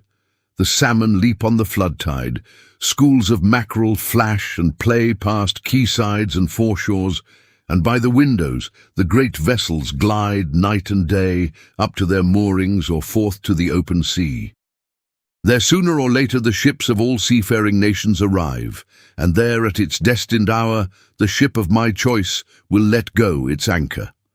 I shall take my time, I shall tarry and bide, till at last the right one lies waiting for me, warped out into midstream, loaded low, her bowsprit pointing down harbour. I shall slip on board by boat or along hawser, and then one morning I shall wake to the song and tramp of the sailors, the clink of the capstan, and the rattle of the anchor chain coming merrily in. We shall break out the jib and the foresail, the white houses on the harbour side will glide slowly past us as she gathers steering way, and the voyage will have begun. As she forges towards the headland, she will clothe herself with canvas, and then, once outside, the sounding slap of great green seas as she heels to the wind, pointing south. And you will come too, young brother, for the days pass and never return, and the south still waits for you. Take the adventure, heed the call, now ere the irrevocable moment passes. 'Tis but a banging of the door behind you, a blithesome step forward, and you are out of the old life and into the new. Then some day long hence, jog home here if you will, when the cup has been drained and the play has been played, and sit down by your quiet river with a store of goodly memories for company. You can easily overtake me on the road, for you are young, and I am aging and go softly. I will linger and look back, and at last I will surely see you coming, eager and light-hearted, with all the south in your face." The voice died away and ceased as an insect's tiny trumpet dwindles swiftly into silence, and the water rat, paralyzed and staring, saw at last but a distant speck on the white surface of the road. Mechanically he rose and proceeded to repack the luncheon basket, carefully and without haste. Mechanically he returned home, gathered together a few small necessaries and special treasures he was fond of, and put them in a satchel, acting with slow deliberation, moving about the room like a sleepwalker, listening ever with parted lips. He swung the satchel over his shoulder, carefully selected a stout stick for his wayfaring, and with no haste, but with no hesitation at all, he stepped across the threshold just as the mole appeared at the door. "Why, where are you off to, Ratty?" asked the mole in great surprise, grasping him by the arm. "Going south with the rest of them," murmured the rat in a dreamy monotone, never looking at him. "Seawards first and then on shipboard, and so to the shores that are calling me." He pressed resolutely forward, still without haste, but with dogged fixity of purpose, but the mole, now thoroughly alarmed, placed himself in front of him, and looking into his eyes, saw that they were glazed and set, and turned a streaked and shifting grey. Not his friend's eyes, but the eyes of some other animal. Grappling with him strongly, he dragged him inside, threw him down, and held him. The rat struggled desperately for a few moments, and then his strength seemed suddenly to leave him, and he lay still and exhausted, with closed eyes, trembling. Presently the mole assisted him to rise and placed him in a chair, where he sat collapsed and shrunken into himself, his body shaken by a violent shivering, passing in time into an hysterical fit of dry sobbing. Mole made the door fast, threw the satchel into a drawer and locked it, and sat down quietly on the table by his friend, waiting for the strange seizure to pass. Gradually the rat sank into a troubled doze, broken by starts and confused murmurings of things strange and wild and foreign to the unenlightened mole, and from that he passed into a deep slumber. Very anxious in mind, the mole left him for a time and busied himself with household matters, and it was getting dark when he returned to the parlour and found the rat where he had left him, wide awake indeed, but listless, silent and dejected. He took one hasty glance at his eyes, found them, to his great gratification, clear and dark and brown again as before, and then sat down and tried to cheer him up and help him to relate what had happened to him. Poor Ratty did his best by degrees to explain things, but how could he put into cold words what had mostly been suggestion? How recall, for another's benefit, the haunting sea voices that had sung to him? How reproduce at second hand the magic of the seafarer's 100 reminiscences? Even to himself, now the spell was broken and the glamour gone, he found it difficult to account for what had seemed some hours ago the inevitable and only thing. It is not surprising, then, that he failed to convey to the mole any clear idea of what he had been through that day. To the mole this much was plain. The fit or attack had passed away and had left him sane again, though shaken and cast down by the reaction. But he seemed to have lost all interest for the time in the things that went to make up his daily life, as well as in all pleasant forecastings of the altered days and doings that the changing season was surely bringing. Casually then, and with seeming indifference, the mole turned his talk to the harvest that was being gathered in, the towering wagons and their straining teams, the growing ricks, and the large moon rising over bare acres dotted with sheaves.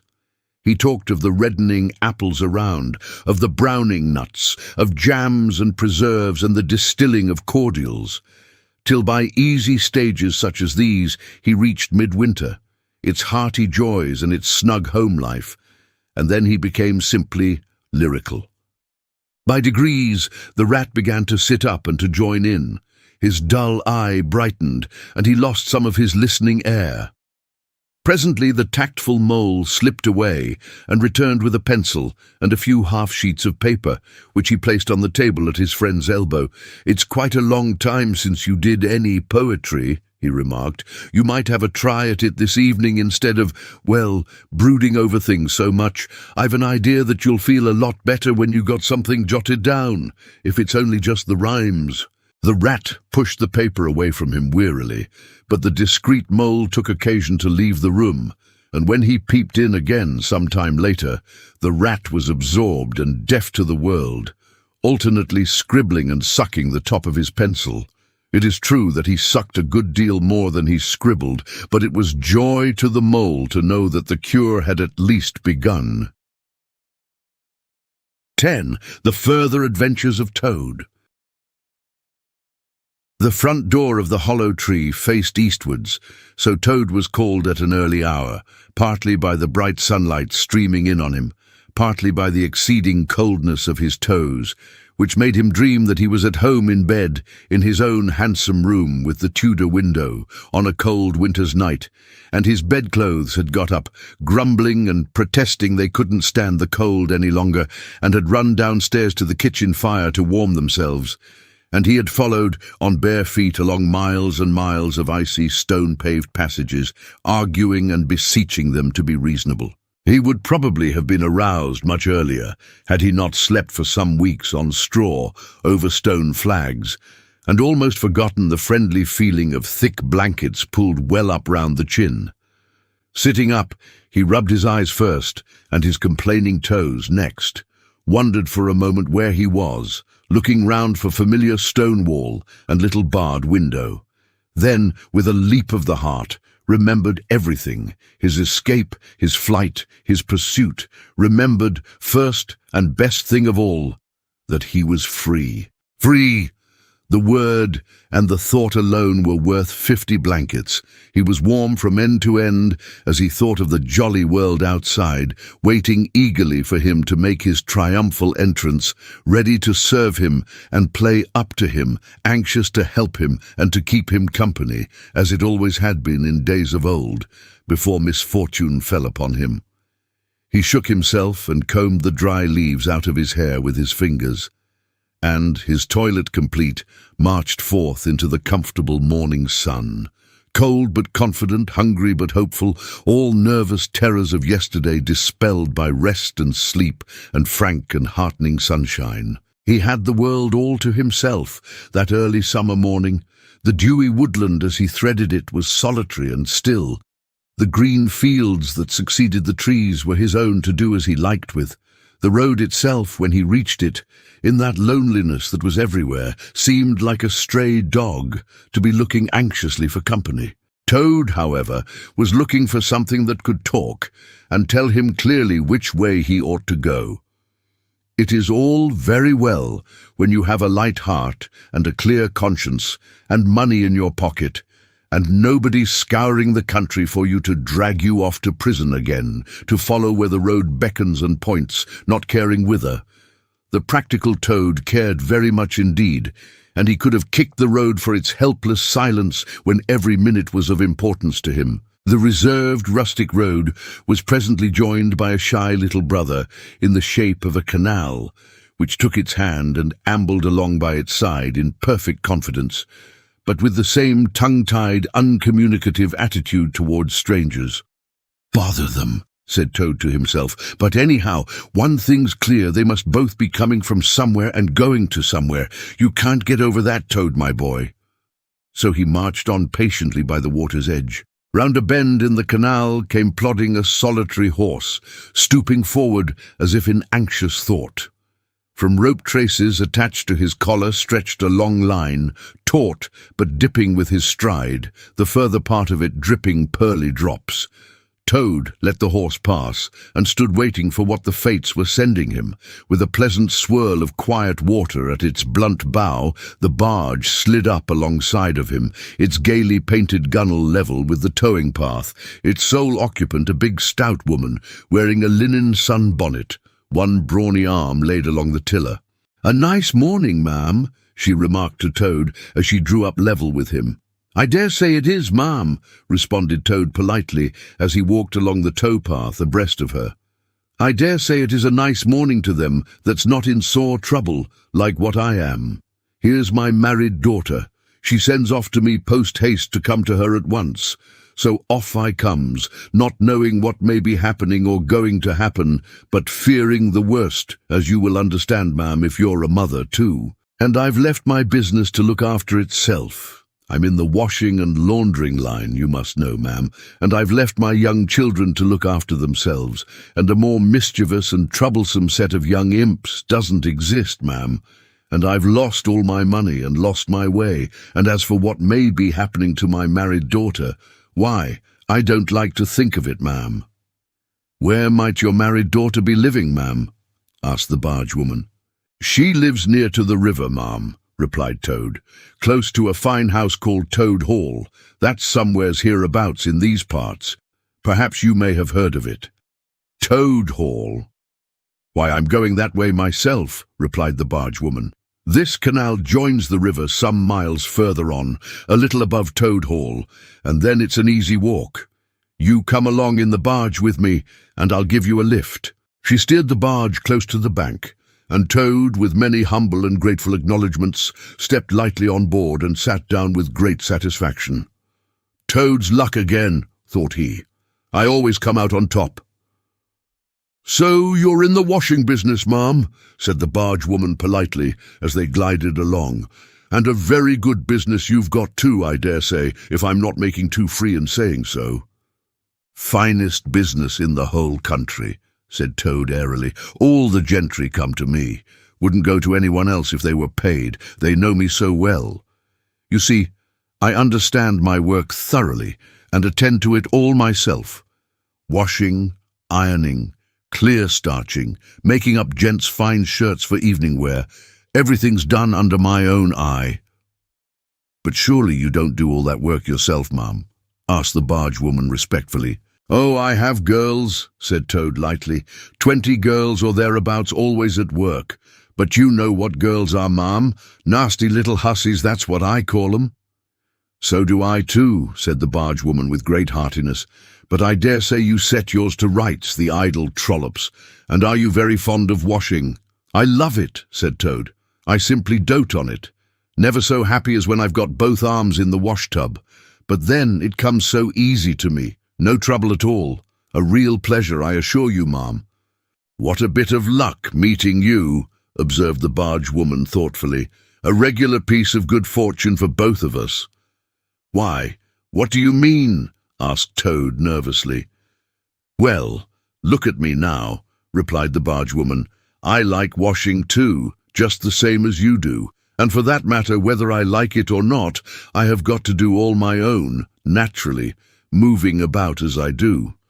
Now my husband, he's such a fellow for shirking his work and leaving the barge to me, that never a moment do I get for seeing to my own affairs. By rights, he ought to be here now, either steering or attending to the horse, though luckily the horse has sense enough to attend to himself, instead of which he's gone off with the dog to see if they can't pick up a rabbit for dinner somewhere. Says he'll catch me up at the next lock. Well, that's as may be. I don't trust him, once he gets off with that dog who's worse than he is. But meantime, how am I to get on with my washing?" "Oh, never mind about the washing," said Toad, not liking the subject. "Try and fix your mind on that rabbit, a nice fat young rabbit, I'll be bound. Got any onions?" "I can't fix my mind on anything but my washing," said the barge woman, "and I wonder you can be talking of rabbits with such a joyful prospect before you. There's a heap of things of mine that you'll find in a corner of the cabin.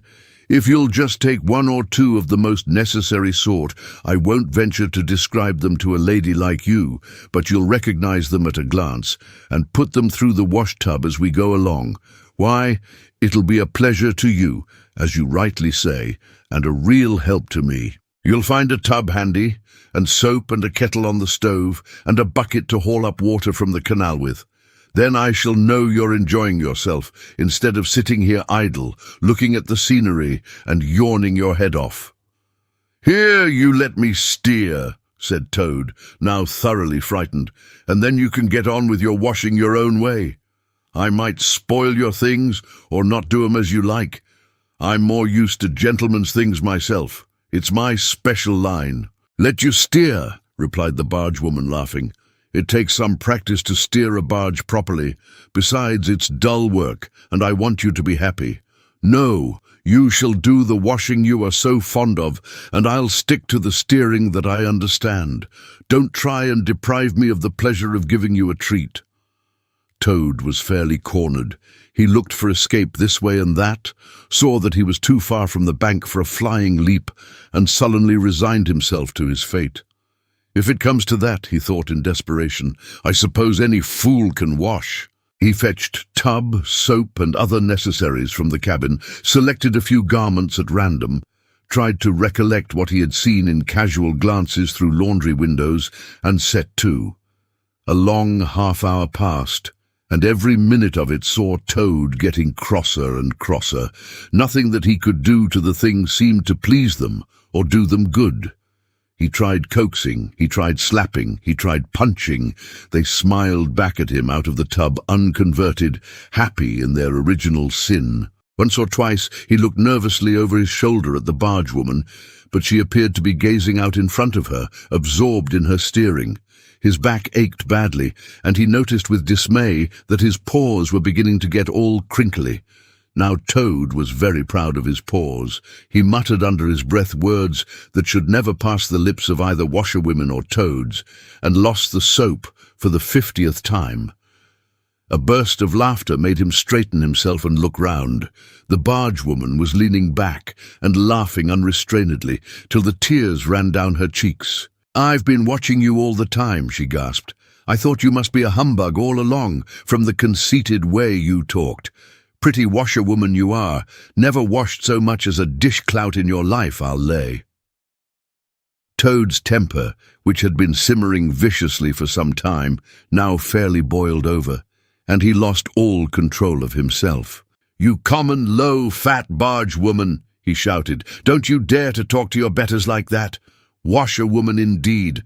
I would have you to know that I am a toad, a very well-known, respected, distinguished toad. I may be under a bit of a cloud at present, but I will not be laughed at by a barge woman." The woman moved nearer to him and peered under his bonnet keenly and closely. "Why, so you are," she cried. "Well, I never. A horrid, nasty, crawly toad, and in my nice clean barge too. Now that is a thing that I will not have." She relinquished the tiller for a moment.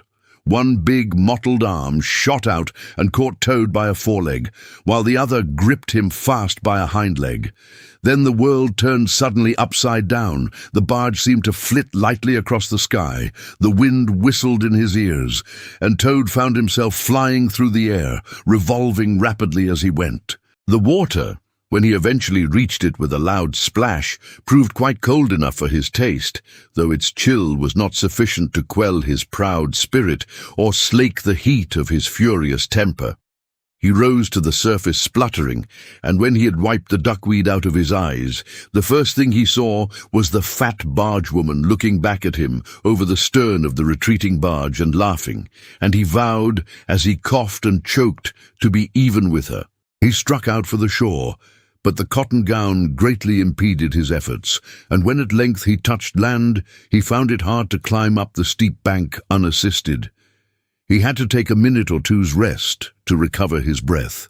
Then, gathering his wet skirts well over his arms, he started to run after the barge as fast as his legs would carry him, wild with indignation, thirsting for revenge. The barge woman was still laughing when he drew up level with her.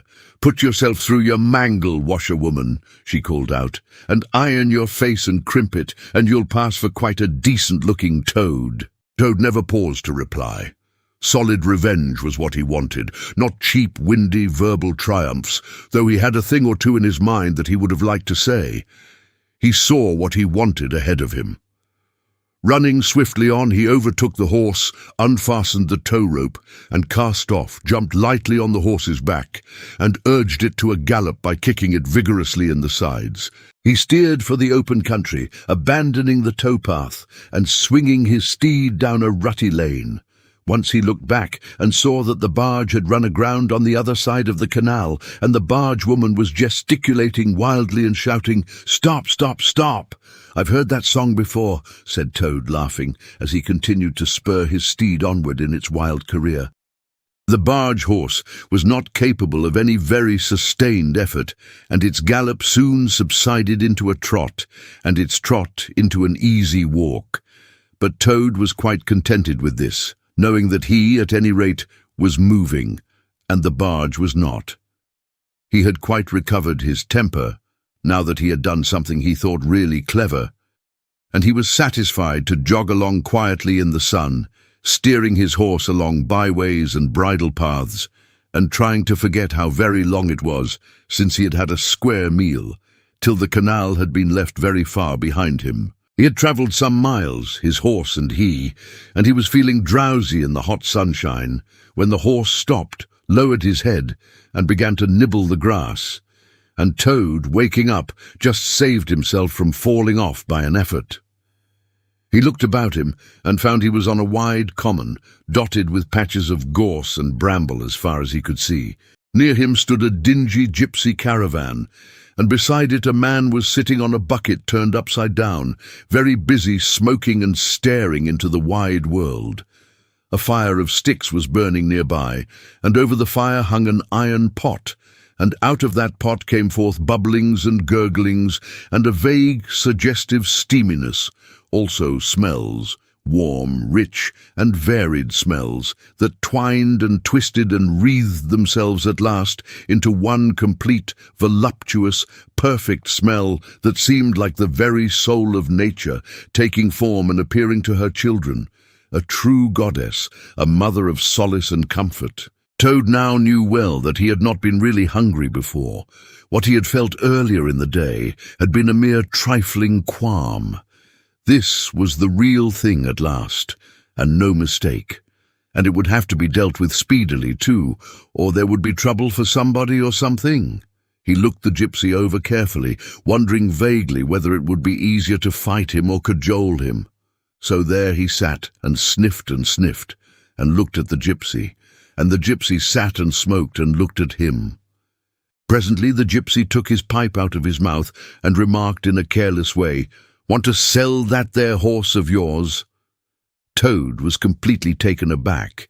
He did not know that gypsies were very fond of horse-dealing and never missed an opportunity, and he had not reflected that caravans were always on the move and took a deal of drawing. It had not occurred to him to turn the horse into cash, but the gypsy's suggestion seemed to smooth the way towards the two things he wanted so badly, ready money and a solid breakfast. "What?"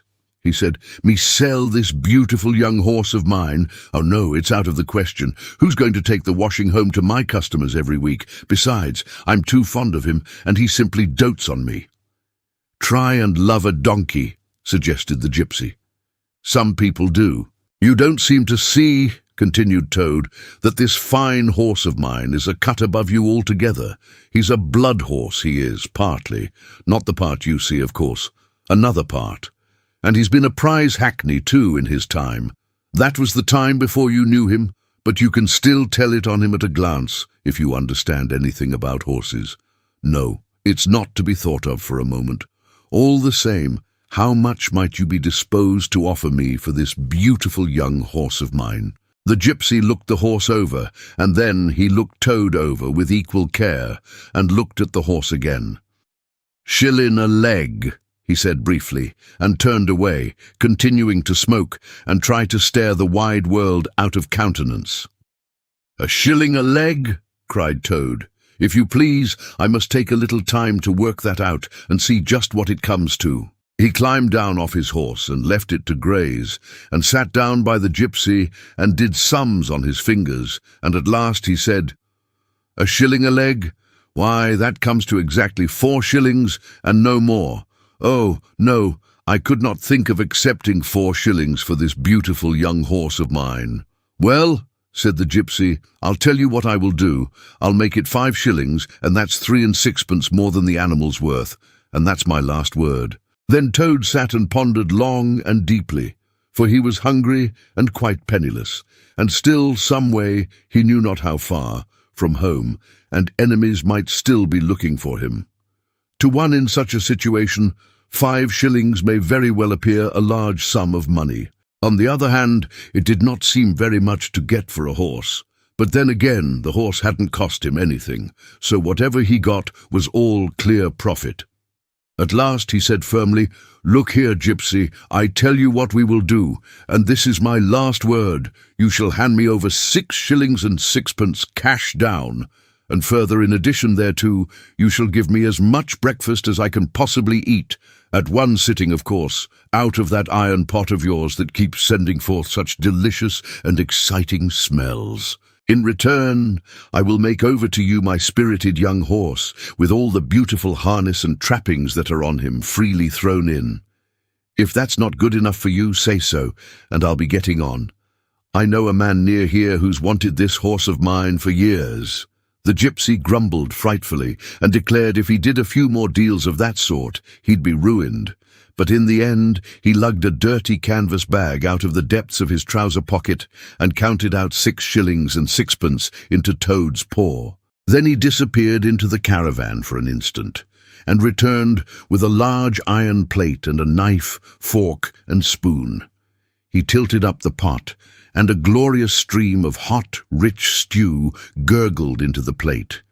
It was, indeed, the most beautiful stew in the world, being made of partridges and pheasants, and chickens and hares and rabbits and peahens and guinea fowls, and 1 or 2 other things. Toad took the plate on his lap, almost crying, and stuffed and stuffed and stuffed, and kept asking for more, and the gypsy never grudged it him. He thought that he had never eaten so good a breakfast in all his life. When Toad had taken as much stew on board as he thought he could possibly hold, he got up and said goodbye to the gypsy, and took an affectionate farewell of the horse. and the gypsy, who knew the riverside well, gave him directions which way to go, and he set forth on his travels again in the best possible spirits. He was indeed a very different toad from the animal of an hour ago. The sun was shining brightly. His wet clothes were quite dry again. He had money in his pocket once more. He was nearing home and friends and safety, and, most and best of all, he had had a substantial meal, hot and nourishing, and felt big and strong and careless and self-confident. As he tramped along gaily, he thought of his adventures and escapes, and how when things seemed at their worst, he had always managed to find a way out, and his pride and conceit began to swell within him. "Ho, ho," he said to himself as he marched along with his chin in the air. "What a clever toad I am! There is surely no animal equal to me for cleverness in the whole world. My enemies shut me up in prison, encircled by sentries, watched night and day by warders. I walk out through them all by sheer ability coupled with courage. They pursue me with engines and policemen and revolvers. I snap my fingers at them and vanish, laughing into space. I am, unfortunately, thrown into a canal by a woman fat of body and very evil-minded. What of it? I swim ashore, I seize her horse, I ride off in triumph, and I sell the horse for a whole pocketful of money and an excellent breakfast. Ho, ho! I am the toad, the handsome, the popular, the successful toad." He got so puffed up with conceit that he made up a song as he walked in praise of himself, and sang it at the top of his voice, though there was no one to hear it but him. It was, perhaps, the most conceited song that any animal ever composed. The world has held great heroes, as history books have showed, but never a name to go down to fame compared with that of Toad. The clever men at Oxford know all that there is to be knowed, but they none of them know one half as much as intelligent Mr. Toad. The animals sat in the ark and cried, their tears in torrents flowed. Who was it said, "There's land ahead," encouraging Mr. Toad? The army all saluted as they marched along the road. Was it the King or Kitchener? No, it was Mr. Toad. The Queen and her ladies-in-waiting sat at the window and sewed. She cried, "Look, who's that handsome man?" They answered, "Mr. Toad." There was a great deal more of the same sort, but too dreadfully conceited to be written down. These are some of the milder verses. He sang as he walked, and he walked as he sang, and got more inflated every minute. But his pride was shortly to have a severe fall. After some miles of country lanes, he reached the high road, and as he turned into it and glanced along its white length, he saw approaching him a speck that turned into a dot, and then into a blob, and then into something very familiar, and a double note of warning, only too well known, fell on his delighted ear. "This is something like," said the excited Toad. "This is real life again. This is once more the great world from which I have been missed so long. I will hail them, my brothers of the wheel, and pitch them a yarn of the sort that has been so successful hitherto, and they will give me a lift, of course, and then I will talk to them some more, and perhaps, with luck, it may even end in my driving up to Toad Hall in a motor car. That will be one in the eye for Badger." He stepped confidently out into the road to hail the motor car, which came along at an easy pace, slowing down as it neared the lane. When suddenly he became very pale, his heart turned to water, his knees shook and yielded under him, and he doubled up and collapsed with a sickening pain in his interior, and well he might, the unhappy animal, for the approaching car was the very one he had stolen out of the yard of the Red Lion Hotel on that fatal day when all his troubles began. And the people in it were the very same people he had sat and watched at luncheon in the coffee room. He sank down in a shabby, miserable heap in the road, murmuring to himself in his despair, "It's all up, it's all over now. Chains and policemen again, prison again, dry bread and water again. Oh, what a fool I have been! What did I want to go strutting about the country for, singing conceited songs and hailing people in broad day on the high road, instead of hiding till nightfall and slipping home quietly by back ways? O hapless Toad! O ill-fated animal! The terrible motorcar drew slowly nearer and nearer, till at last he heard it stop just short of him. Two gentlemen got out and walked round the trembling heap of crumpled misery lying in the road, and one of them said, "Oh dear, this is very sad. Here is a poor old thing, a washerwoman apparently, who has fainted in the road. Perhaps she is overcome by the heat, poor creature, or possibly she has not had any food today. Let us lift her into the car and take her to the nearest village, where doubtless she has friends." They tenderly lifted Toad into the motor car and propped him up with soft cushions, and proceeded on their way. When Toad heard them talk in so kind and sympathetic a way, and knew that he was not recognized, his courage began to revive, and he cautiously opened first one eye and then the other. "Look," said one of the gentlemen, "she's better already. The fresh air is doing her good. How do you feel now, ma'am?" "Thank you kindly, sir," said Toad in a feeble voice. "I'm feeling a great deal better."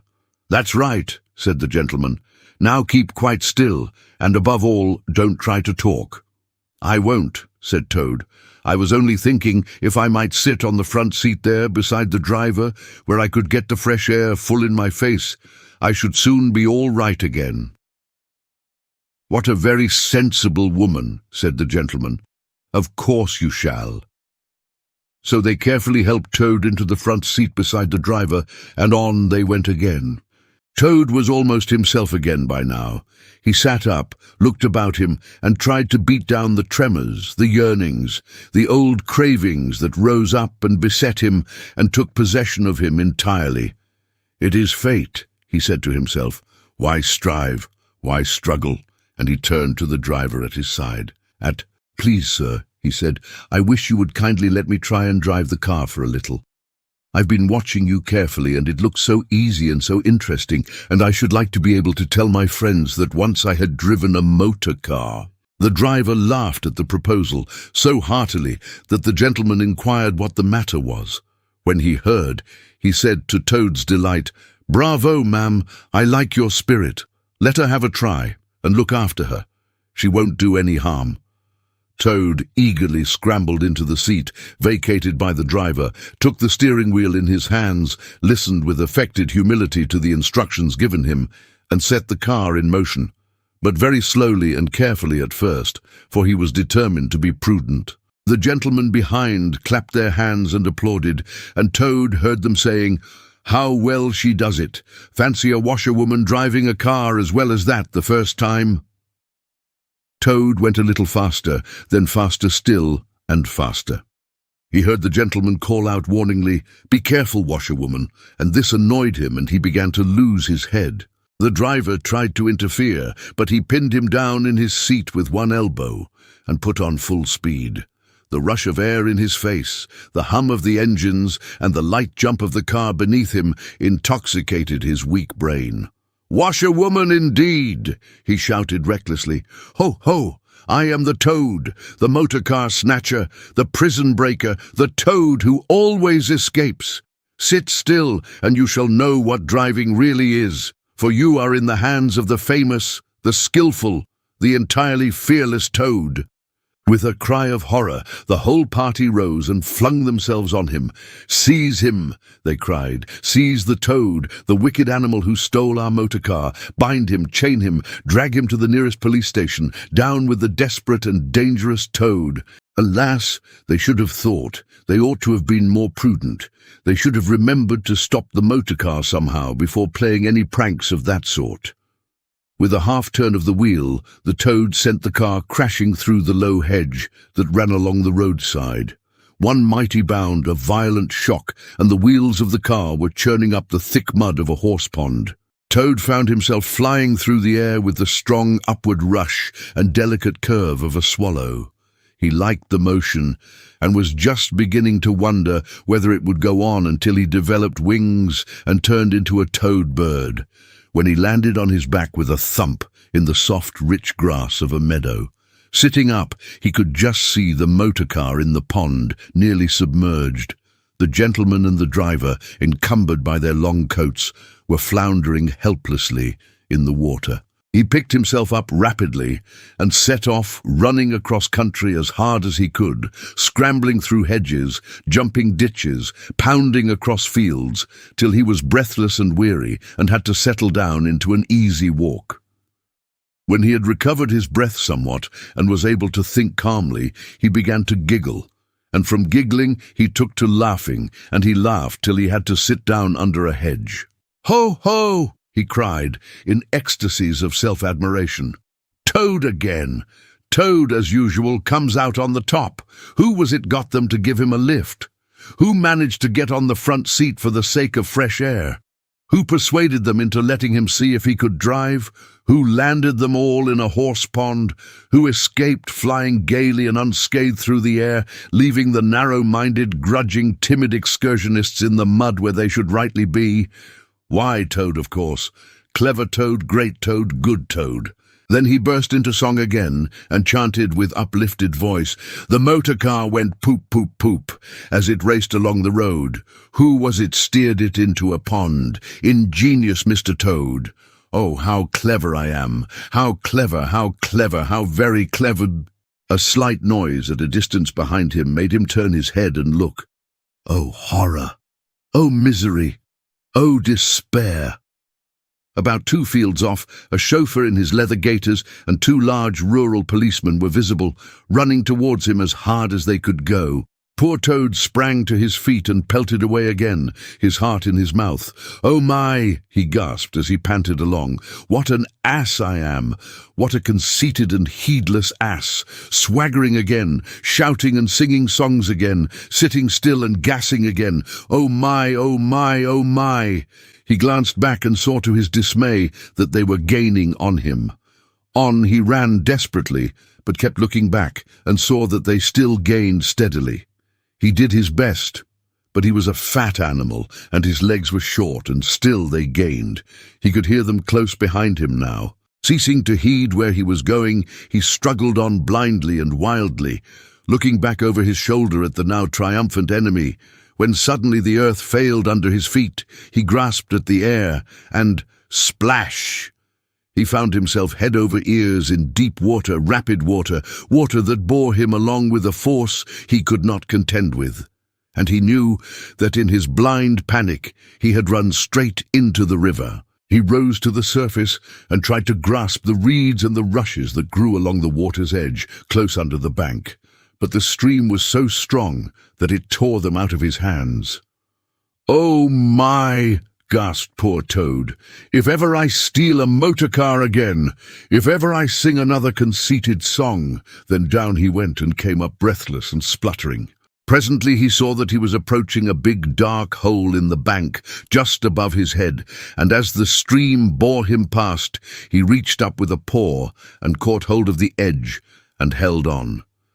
Then slowly and with difficulty he drew himself up out of the water, till at last he was able to rest his elbows on the edge of the hole. There he remained for some minutes, puffing and panting, for he was quite exhausted. As he sighed and blew and stared before him into the dark hole, some bright small thing shone and twinkled in its depths, moving towards him. As it approached, a face grew up gradually around it, and it was a familiar face. Brown and small, with whiskers, grave and round, with neat ears and silky hair. It was the water rat. 11. Like summer tempests came his tears. The rat put out a neat little brown paw, gripped Toad firmly by the scruff of the neck, and gave a great hoist and a pull, and the waterlogged Toad came up slowly but surely over the edge of the hole, till at last he stood safe and sound in the hall, streaked with mud and weed to be sure, and with the water streaming off him, but happy and high-spirited as of old, now that he found himself once more in the house of a friend, and dodgings and evasions were over, and he could lay aside a disguise that was unworthy of his position and wanted such a lot of living up to. "Oh, Ratty," he cried, "I've been through such times since I saw you last, you can't think. Such trials, such sufferings, and all so nobly borne. Then such escapes, such disguises, such subterfuges, and all so cleverly planned and carried out. Been in prison, got out of it, of course. Been thrown into a canal, swam ashore, stole a horse, sold him for a large sum of money. Humbugged everybody, made 'em all do exactly what I wanted. Oh, I am a smart toad and no mistake. What do you think my last exploit was? Just hold on till I tell you." "Toad," said the water rat gravely and firmly, "you go off upstairs at once and take off that old cotton rag that looks as if it might formerly have belonged to some washerwoman, and clean yourself thoroughly, and put on some of my clothes, and try and come down looking like a gentleman if you can. For a more shabby, bedraggled, disreputable-looking object than you are, I never set eyes on in my whole life. Now, stop swaggering and arguing, and be off. I'll have something to say to you later." Toad was at first inclined to stop and do some talking back at him. He had had enough of being ordered about when he was in prison, and here was the thing being begun all over again apparently, and by a rat too. However, he caught sight of himself in the looking-glass over the hat-stand, with the rusty black bonnet perched rakishly over one eye, and he changed his mind and went very quickly and humbly upstairs to the rat's dressing-room. There he had a thorough wash and brush-up, changed his clothes, and stood for a long time before the glass, contemplating himself with pride and pleasure, and thinking what utter idiots all the people must have been to have ever mistaken him for one moment for a washerwoman. By the time he came down again, luncheon was on the table, and very glad Toad was to see it, for he had been through some trying experiences and had taken much hard exercise since the excellent breakfast provided for him by the gypsy. While they ate, Toad told the rat all his adventures, dwelling chiefly on his own cleverness and presence of mind in emergencies and cunning in tight places, and rather making out that he had been having a gay and highly coloured experience. But the more he talked and boasted, the more grave and silent the rat became. When at last Toad had talked himself to a standstill, there was silence for a while, and then the rat said, "Now, Toady, I don't want to give you pain after all you've been through already, but seriously, don't you see what an awful ass you've been making of yourself? On your own admission, you have been handcuffed, imprisoned, starved, chased, terrified out of your life, insulted, jeered at, and ignominiously flung into the water by a woman, too. Where's the amusement in that? Where does the fun come in? And all because you must needs go and steal a motorcar.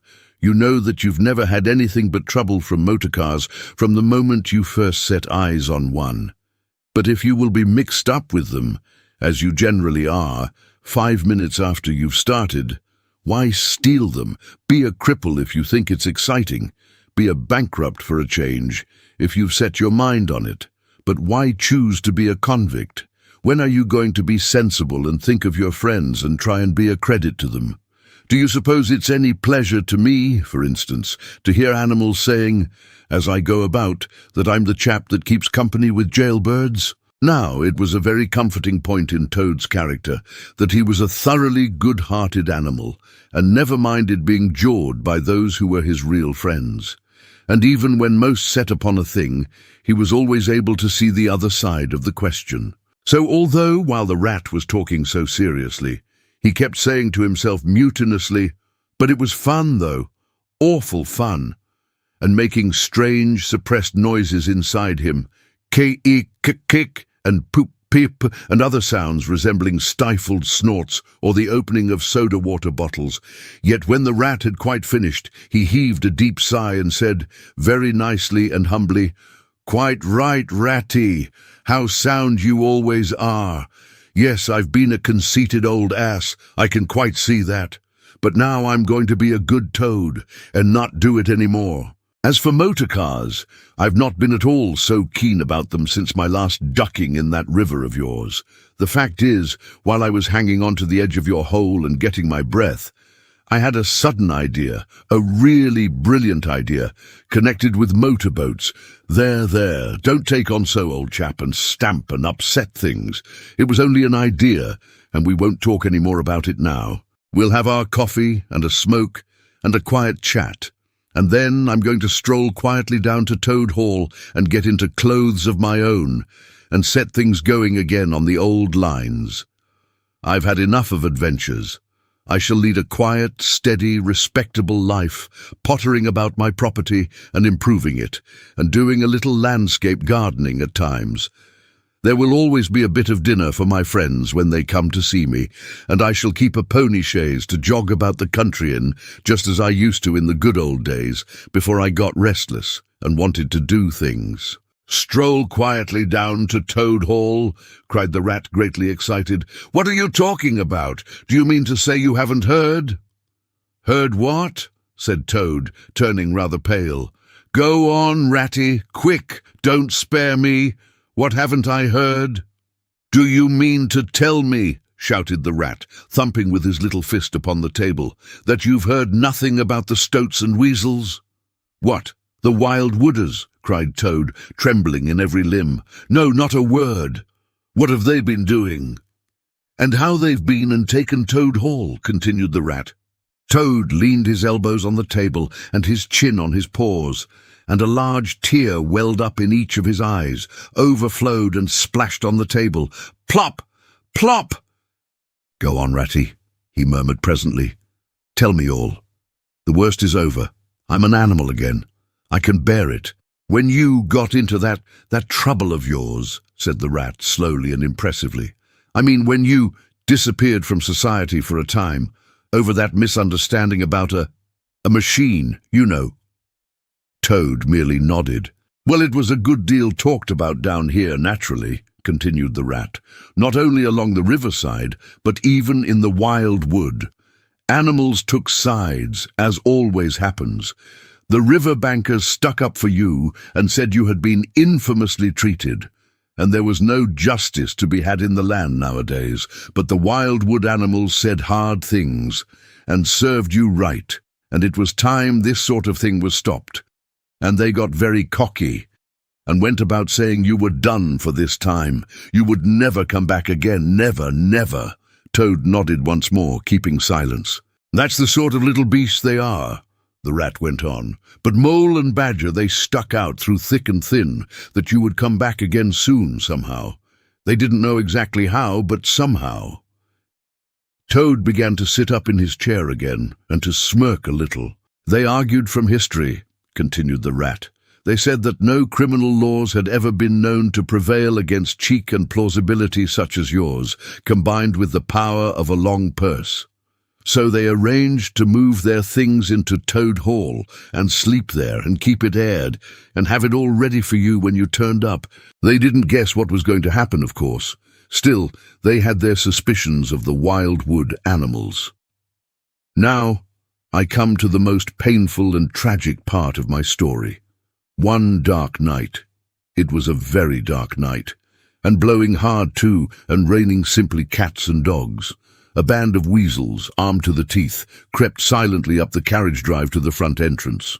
Simultaneously, a body of desperate ferrets, advancing through the kitchen garden, possessed themselves of the backyard and offices, while a company of skirmishing stoats who stuck at nothing occupied the conservatory and the billiard room and held the French windows opening onto the lawn. The Mole and the Badger were sitting by the fire in the smoking room, telling stories and suspecting nothing, for it wasn't a night for any animals to be out in when those bloodthirsty villains broke down the doors and rushed in upon them from every side. They made the best fight they could, but what was the good? They were unarmed and taken by surprise, and what can two animals do against hundreds? They took and beat them severely with sticks, those two poor faithful creatures, and turned them out into the cold and the wet, with many insulting and uncalled-for remarks. Here the unfeeling Toad broke into a snigger, and then pulled himself together and tried to look particularly solemn. "And the Wild Wooders have been living in Toad Hall ever since," continued the rat, and going on simply anyhow, lying in bed half the day and breakfast at all hours, and the place in such a mess, I'm told, it's not fit to be seen. Eating your grub and drinking your drink and making bad jokes about you and singing vulgar songs about prisons and magistrates and policemen, horrid personal songs with no humour in them, and they're telling the tradespeople and everybody that they've come to stay for good. Oh, have they? Said Toad, getting up and seizing a stick. I'll jolly soon see about that. It's no good, Toad, called the rat after him. You better come back and sit down. You'll only get into trouble. But the Toad was off, and there was no holding him. He marched rapidly down the road, his stick over his shoulder, fuming and muttering to himself in his anger till he got near his front gate, when suddenly there popped up from behind the palings a long yellow ferret with a gun. "Who comes there?" said the ferret sharply. "Stuff and nonsense," said Toad very angrily. "What do you mean by talking like that to me? Come out of that at once, or I'll—" The ferret said never a word, but he brought his gun up to his shoulder. Toad prudently dropped flat in the road, and bang! A bullet whistled over his head. The startled Toad scrambled to his feet and scampered off down the road as hard as he could. And as he ran, he heard the ferret laughing, and other horrid thin little laughs taking it up and carrying on the sound. He went back, very crestfallen, and told the water rat. "What did I tell you?" said the rat. "It's no good. They've got sentries posted and they are all armed. You must just wait." Still, Toad was not inclined to give in all at once. So he got out the boat and set off rowing up the river to where the garden front of Toad Hall came down to the waterside. Arriving within sight of his old home, he rested on his oars and surveyed the land cautiously. All seemed very peaceful and deserted and quiet. He could see the whole front of Toad Hall, glowing in the evening sunshine, the pigeons settling by twos and threes along the straight line of the roof, the garden, a blaze of flowers, the creek that led up to the boathouse, the little wooden bridge that crossed it, all tranquil, uninhabited, apparently waiting for his return. He would try the boathouse first, he thought. Very warily he paddled up to the mouth of the creek and was just passing under the bridge when— crash! A great stone dropped from above, smashed through the bottom of the boat. It filled and sank, and Toad found himself struggling in deep water. Looking up, he saw two stoats leaning over the parapet of the bridge and watching him with great glee. "It will be your head next time, Toady," they called out to him. The indignant Toad swam to shore, while the stoats laughed and laughed, supporting each other, and laughed again, till they nearly had two fits. That is, one fit each, of course. The Toad retraced his weary way on foot and related his disappointing experiences to the water rat once more. "Well, what did I tell you?" said the rat very crossly. "And now look here. See what you've been and done. Lost me my boat that I was so fond of, that's what you've done. And simply ruined that nice suit of clothes that I lent you. Really, Toad, of all the trying animals, I wonder you managed to keep any friends at all." The Toad saw at once how wrongly and foolishly he had acted. He admitted his errors and wrong-headedness, and made a full apology to Rat for losing his boat and spoiling his clothes. And he wound up by saying, with that frank self-surrender which always disarmed his friends' criticism and won them back to his side, "Ratty, I see that I have been a headstrong and a wilful Toad. Henceforth, believe me, I will be humble and submissive, and will take no action without your kind advice and full approval."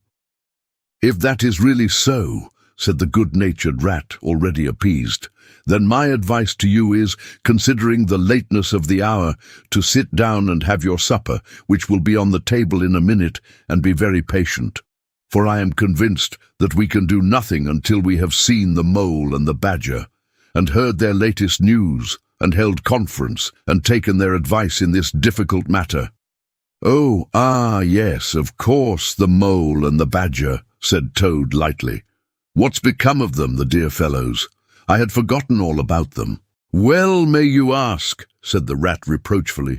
"While you were riding about the country in expensive motorcars, and galloping proudly on blood horses, and breakfasting on the fat of the land, Those two poor devoted animals have been camping out in the open, in every sort of weather, living very rough by day and lying very hard by night, watching over your house, patrolling your boundaries, keeping a constant eye on the stoats and the weasels, scheming and planning and contriving how to get your property back for you.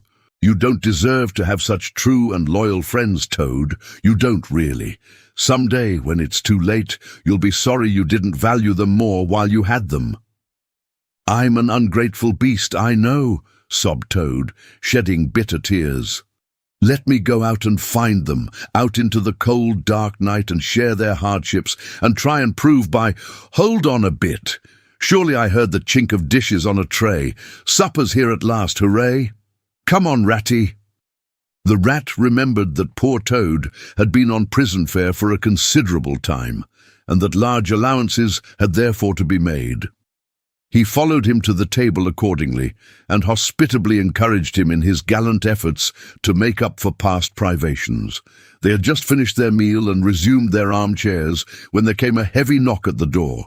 Toad was nervous, but the rat, nodding mysteriously at him, went straight up to the door and opened it, and in walked Mr. Badger. He had all the appearance of one who for some nights had been kept away from home, and all its little comforts and conveniences. His shoes were covered with mud, and he was looking very rough and tousled. But then he had never been a very smart man, the Badger, at the best of times.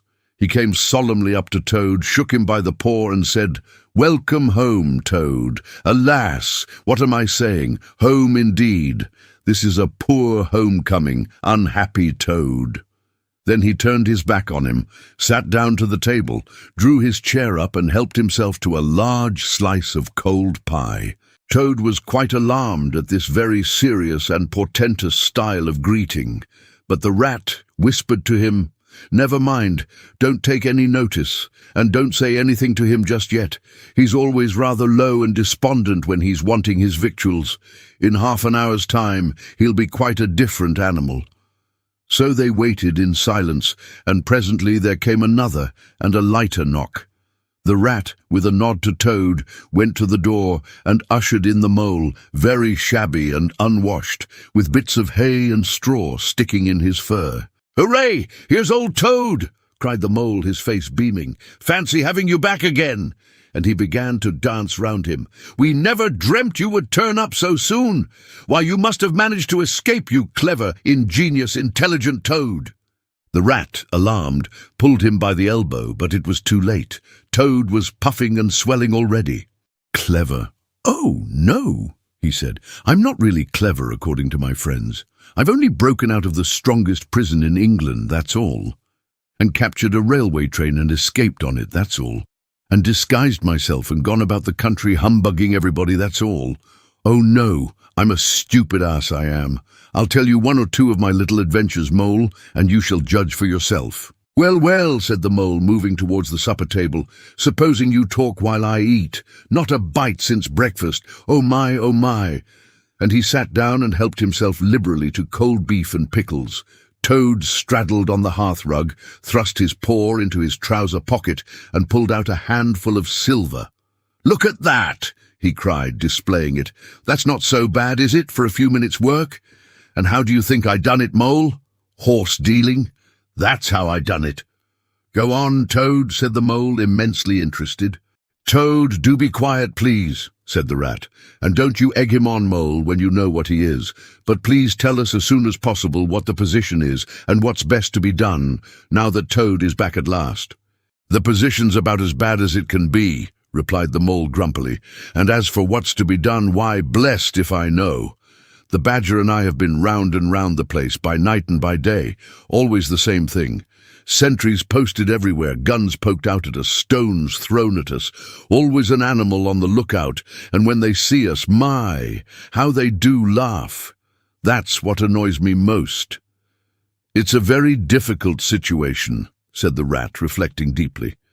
"But I think I see now in the depths of my mind what Toad really ought to do. I will tell you. He ought to— "No, he oughtn't," shouted the mole with his mouth full. "Nothing of the sort, you don't understand. What he ought to do is he ought to—" "Well, I shan't do it anyway," cried Toad, getting excited. "I'm not going to be ordered about by you fellows.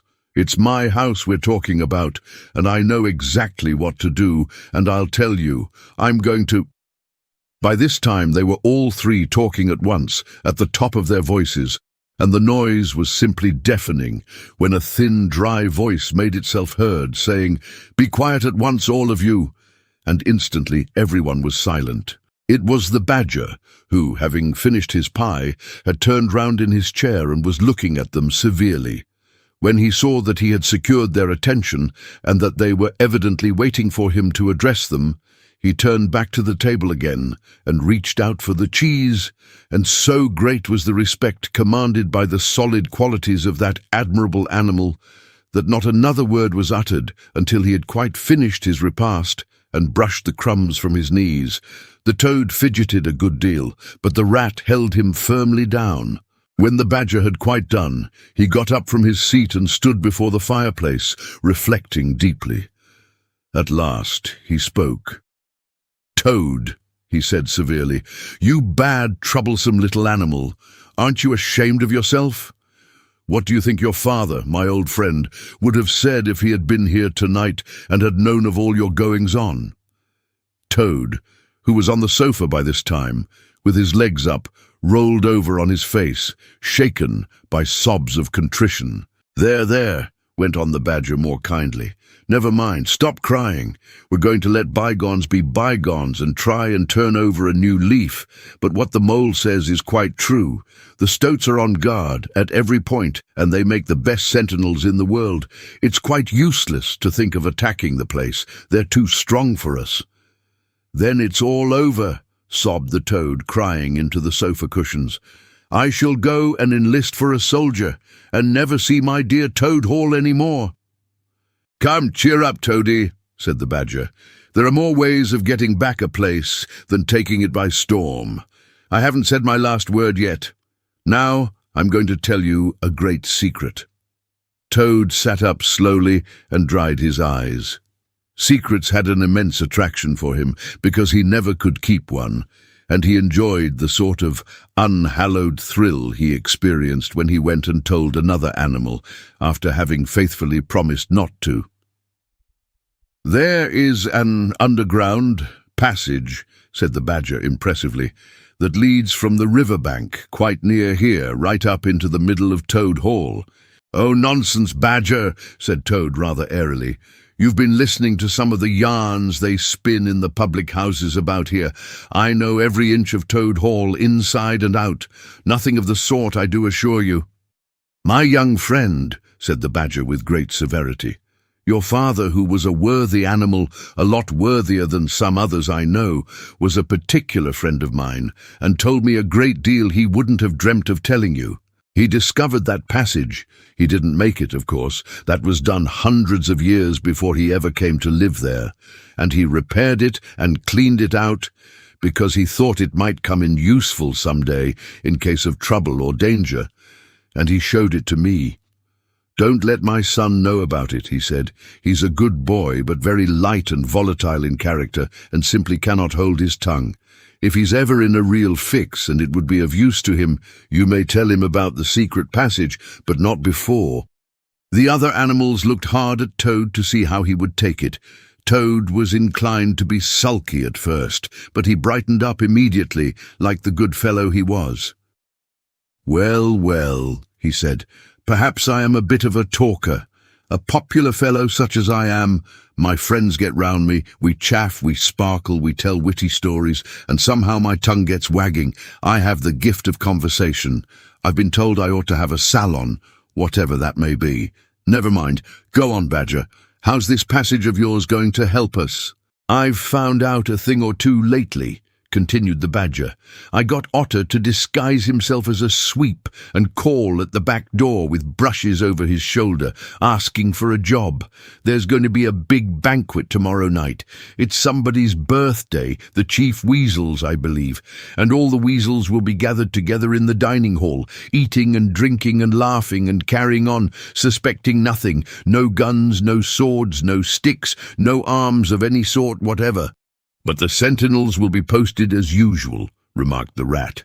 "Exactly," said the Badger. "That is my point. The weasels will trust entirely to their excellent sentinels, and that is where the passage comes in. That very useful tunnel leads right up under the butler's pantry, next to the dining hall." "Aha! That squeaky board in the butler's pantry," said Toad. "Now I understand it." "We shall creep out quietly into the butler's pantry," cried the Mole. "With our pistols and swords and sticks," shouted the Rat. "And rush in upon them," said the Badger. "And whack 'em and whack 'em and whack 'em," cried the Toad in ecstasy, running round and round the room and jumping over the chairs. "Very well then," said the Badger, resuming his usual dry manner. "Our plan is settled, and there's nothing more for you to argue and squabble about. So, as it's getting very late, all of you go right off to bed at once. We will make all the necessary arrangements in the course of the morning tomorrow." Toad, of course, went off to bed dutifully with the rest. He knew better than to refuse, though he was feeling much too excited to sleep. But he had had a long day, with many events crowded into it, and sheets and blankets were very friendly and comforting things, after plain straw, and not too much of it, spread on the stone floor of a draughty cell. And his head had not been many seconds on his pillow before he was snoring happily. Naturally, he dreamt a good deal, about roads that ran away from him just when he wanted them, and canals that chased him and caught him, and a barge that sailed into the banqueting hall with his week's washing, just as he was giving a dinner party. And he was alone in the secret passage, pushing onwards, but it twisted and turned round and shook itself and sat up on its end. Yet somehow, at the last, he found himself back in Toad Hall, safe and triumphant, with all his friends gathered round about him, earnestly assuring him that he really was a clever toad. He slept till a late hour next morning, and by the time he got down, he found that the other animals had finished their breakfast some time before. The Mole had slipped off somewhere by himself, without telling anyone where he was going to. The Badger sat in the armchair reading the paper, and not concerning himself in the slightest about what was going to happen that very evening. The Rat, on the other hand, was running round the room busily, with his arms full of weapons of every kind, distributing them in 4 little heaps on the floor, and saying excitedly under his breath as he ran, "Here's a sword for the Rat, here's a sword for the Mole, here's a sword for the Toad, here's a sword for the Badger. Here's a pistol for the Rat, here's a pistol for the Mole, here's a pistol for the Toad, here's a pistol for the Badger." And so on, in a regular rhythmical way, while the 4 little heaps gradually grew and grew. "That's all very well, Rat," said the Badger presently, looking at the busy little animal over the edge of his newspaper. "I'm not blaming you. But just let us once get past the stoats with those detestable guns of theirs, and I assure you we shan't want any swords or pistols. We 4, with our sticks, once we're inside the dining hall, why, we shall clear the floor of all the lot of them in 5 minutes. I'd have done the whole thing by myself, only I didn't want to deprive you fellows of the fun." "It's as well to be on the safe side," said the Rat reflectively, polishing a pistol barrel on his sleeve and looking along it. The Toad, having finished his breakfast, picked up a stout stick and swung it vigorously, belabouring imaginary animals. "I'll learn 'em to steal my house," he cried. "I'll learn 'em, I'll learn 'em." "Don't say learn 'em, Toad," said the Rat, greatly shocked. "It's not good English." "What are you always nagging at Toad for?" inquired the Badger rather peevishly. "What's the matter with his English? It's the same what I use myself. And if it's good enough for me, it ought to be good enough for you." "I'm very sorry," said the Rat humbly, "only I think it ought to be teach 'em, not learn 'em." "But we don't want to teach 'em," replied the Badger. "We want to learn 'em, learn 'em, learn 'em. And what's more, we're going to do it too. "Oh, very well, have it your own way," said the rat. He was getting rather muddled about it himself, and presently he retired into a corner where he could be heard muttering, "Learn 'em, teach 'em, learn 'em," till the badger told him rather sharply to leave off. Presently the mole came tumbling into the room, evidently very pleased with himself. "I've been having such fun," he began at once. "I've been getting a rise out of the stoats." "I hope you've been very careful, Mole," said the rat anxiously. "I should hope so too," said the mole confidently. "I got the idea when I went into the kitchen to see about Toad's breakfast being kept hot for him. I found that old washerwoman dress that he came home in yesterday hanging on a towel horse before the fire. So I put it on, and the bonnet as well, and the shawl, and off I went to Toad Hall as bold as you please. The sentries were on the lookout, of course, with their guns and their 'Who comes there?' and all the rest of their nonsense. 'Good morning, gentlemen,' says I, very respectful. 'Want any washing done today?' They looked at me very proud and stiff and haughty and said, 'Go away, washerwoman, we don't do any washing on duty.' 'Or any other time,' says I. 'Ho, ho, ho! Wasn't I funny, Toad?' 'Poor frivolous animal,' said Toad very loftily. The fact is, he felt exceedingly jealous of Mole for what he had just done. It was exactly what he would have liked to have done himself, if only he had thought of it first, and hadn't gone and overslept himself. "Some of the stoats turned quite pink," continued the mole, "and the sergeant in charge, he said to me very short, he said, 'Now run away, my good woman, run away. Don't keep my men idling and talking on their posts.'" "Run away," says I. "It won't be me that'll be running away in a very short time from now." "Oh, Molly, how could you?" said the rat, dismayed. The badger laid down his paper. "I could see them pricking up their ears and looking at each other," went on the mole. "And the sergeant said to them, 'Never mind her, she doesn't know what she's talking about.'" "Oh, don't I?" said I. "Well, let me tell you this. My daughter, she washes for Mr. Badger, and that'll show you whether I know what I'm talking about, and you'll know pretty soon too. 100 bloodthirsty badgers armed with rifles are going to attack Toad Hall this very night, by way of the paddock.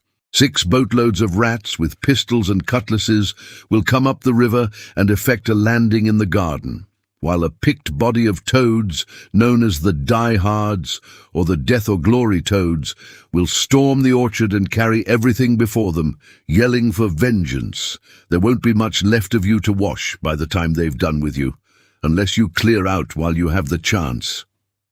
Then I ran away, and when I was out of sight I hid, and presently I came creeping back along the ditch and took a peep at them through the hedge. They were all as nervous and flustered as could be, running all ways at once, and falling over each other, and everyone giving orders to everybody else and not listening. And the sergeant kept sending off parties of stoats to distant parts of the grounds, and then sending other fellows to fetch 'em back again. And I heard them saying to each other, "That's just like the weasels. They're to stop comfortably in the banqueting hall and have feasting and toasts and songs and all sorts of fun, while we must stay on guard in the cold and the dark, and in the end be cut to pieces by bloodthirsty badgers." "Oh, you silly ass, Mole," cried Toad. "You've been and spoilt everything." "Mole," said the badger in his dry, quiet way, "I perceive you have more sense in your little finger than some other animals have in the whole of their fat bodies. You have managed excellently, and I begin to have great hopes of you. Good mole! Clever mole!" The toad was simply wild with jealousy, more especially as he couldn't make out for the life of him what the mole had done that was so particularly clever. But fortunately for him, before he could show temper or expose himself to the badger's sarcasm, the bell rang for luncheon. It was a simple but sustaining meal, bacon and broad beans, and a macaroni pudding, and when they had quite done, the badger settled himself into an armchair and said, "Well, we've got our work cut out for us tonight, and it will probably be pretty late before we're quite through with it, so I'm just going to take 40 winks while I can." And he drew a handkerchief over his face and was soon snoring. The anxious and laborious rat at once resumed his preparations and started running between his four little heaps, muttering, "Here's a belt for the rat, here's a belt for the mole, here's a belt for the toad, here's a belt for the badger," and so on, with every fresh accoutrement he produced, to which there seemed really no end. So the mole drew his arm through Toad's, led him out into the open air, shoved him into a wicker chair, and made him tell him all his adventures from beginning to end, which Toad was only too willing to do. The mole was a good listener, and Toad, with no one to check his statements or to criticize in an unfriendly spirit, rather let himself go. Indeed, much that he related belonged more properly to the category of what might have happened, had I only thought of it in time instead of 10 minutes afterwards. Those are always the best and the raciest adventures, and why should they not be truly ours, as much as the somewhat inadequate things that really come off? 12. The Return of Ulysses. When it began to grow dark, the rat, with an air of excitement and mystery, summoned them back into the parlour, stood each of them up alongside of his little heap, and proceeded to dress them up for the coming expedition. He was very earnest and thoroughgoing about it, and the affair took quite a long time. First, there was a belt to go round each animal, and then a sword to be stuck into each belt, and then a cutlass on the other side to balance it. Then a pair of pistols, a policeman's truncheon, several sets of handcuffs, some bandages and sticking plaster, and a flask and a sandwich case. The badger laughed good-humouredly and said, "All right, Ratty, it amuses you and it doesn't hurt me. I'm going to do all I've got to do with this here stick." But the rat only said, "Please, Badger, you know I shouldn't like you to blame me afterwards and say I had forgotten anything." When all was quite ready, the badger took a dark lantern in one paw, grasped his great stick with the other, and said, "Now then, follow me. Mole first, 'cause I'm very pleased with him. Rat next, Toad last. And look here, Toady, don't you chatter so much as usual, or you'll be sent back as sure as fate." The toad was so anxious not to be left out that he took up the inferior position assigned to him without a murmur, and the animals set off. The badger led them along by the river for a little way, and then suddenly swung himself over the edge into a hole in the riverbank, a little above the water.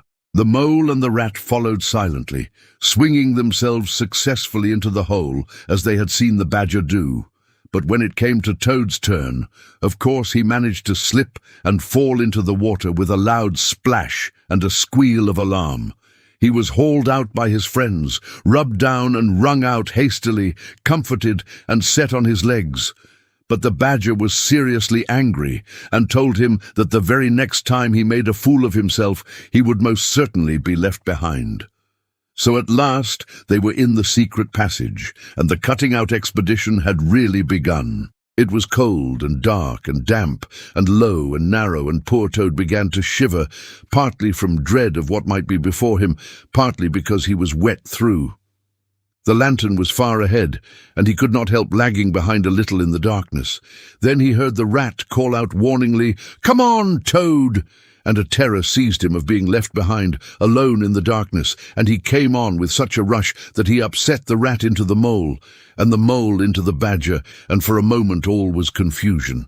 The badger thought they were being attacked from behind, and as there was no room to use a stick or a cutlass, drew a pistol, and was on the point of putting a bullet into Toad. When he found out what had really happened, he was very angry indeed, and said, "Now, this time that tiresome Toad shall be left behind." But Toad whimpered, and the other two promised that they would be answerable for his good conduct, and at last the badger was pacified, and the procession moved on. Only this time the rat brought up the rear, with a firm grip on the shoulder of Toad. So they groped and shuffled along, with their ears pricked up and their paws on their pistols, till at last the badger said, "We ought by now to be pretty nearly under the hall." Then suddenly they heard, far away as it might be, and yet apparently nearly over their heads, a confused murmur of sound, as if people were shouting and cheering and stamping on the floor and hammering on tables. The toad's nervous terrors all returned, but the badger only remarked placidly, "They are going it, the weasels!" The passage now began to slope upwards. They groped onward a little further, and then the noise broke out again, quite distinct this time, and very close above them. "Ooh-ray, ooh-ray, ooh-ray, ooh-ray," they heard, and the stamping of little feet on the floor, and the clinking of glasses as little fists pounded on the table. "What a time they're having," said the Badger. "Come on." They hurried along the passage till it came to a full stop, and they found themselves standing under the trap door that led up into the butler's pantry. Such a tremendous noise was going on in the banqueting hall that there was little danger of their being overheard. The Badger said, "Now, boys, all together," and the four of them put their shoulders to the trap door and heaved it back. Hoisting each other up, they found themselves standing in the pantry, with only a door between them and the banqueting hall, where their unconscious enemies were carousing. The noise, as they emerged from the passage, was simply deafening. At last, as the cheering and hammering slowly subsided, a voice could be made out saying, "Well, I do not propose to detain you much longer." Great applause. "But before I resume my seat," renewed cheering, "I should like to say one word about our kind host, Mr. Toad. We all know Toad." Great laughter. "Good Toad, modest Toad, honest Toad," shrieks of merriment. "Only just let me get at him," muttered Toad, grinding his teeth. "Hold hard a minute," said the Badger, restraining him with difficulty. "Get ready, all of you." "Let me sing you a little song," went on the voice, "which I have composed on the subject of Toad." Prolonged applause. Then the Chief Weasel, for it was he, began in a high, squeaky voice. "Toad, he went a-pleasuring gaily down the street." The Badger drew himself up, took a firm grip of his stick with both paws, glanced round at his comrades, and cried, "The hour is come! Follow me!"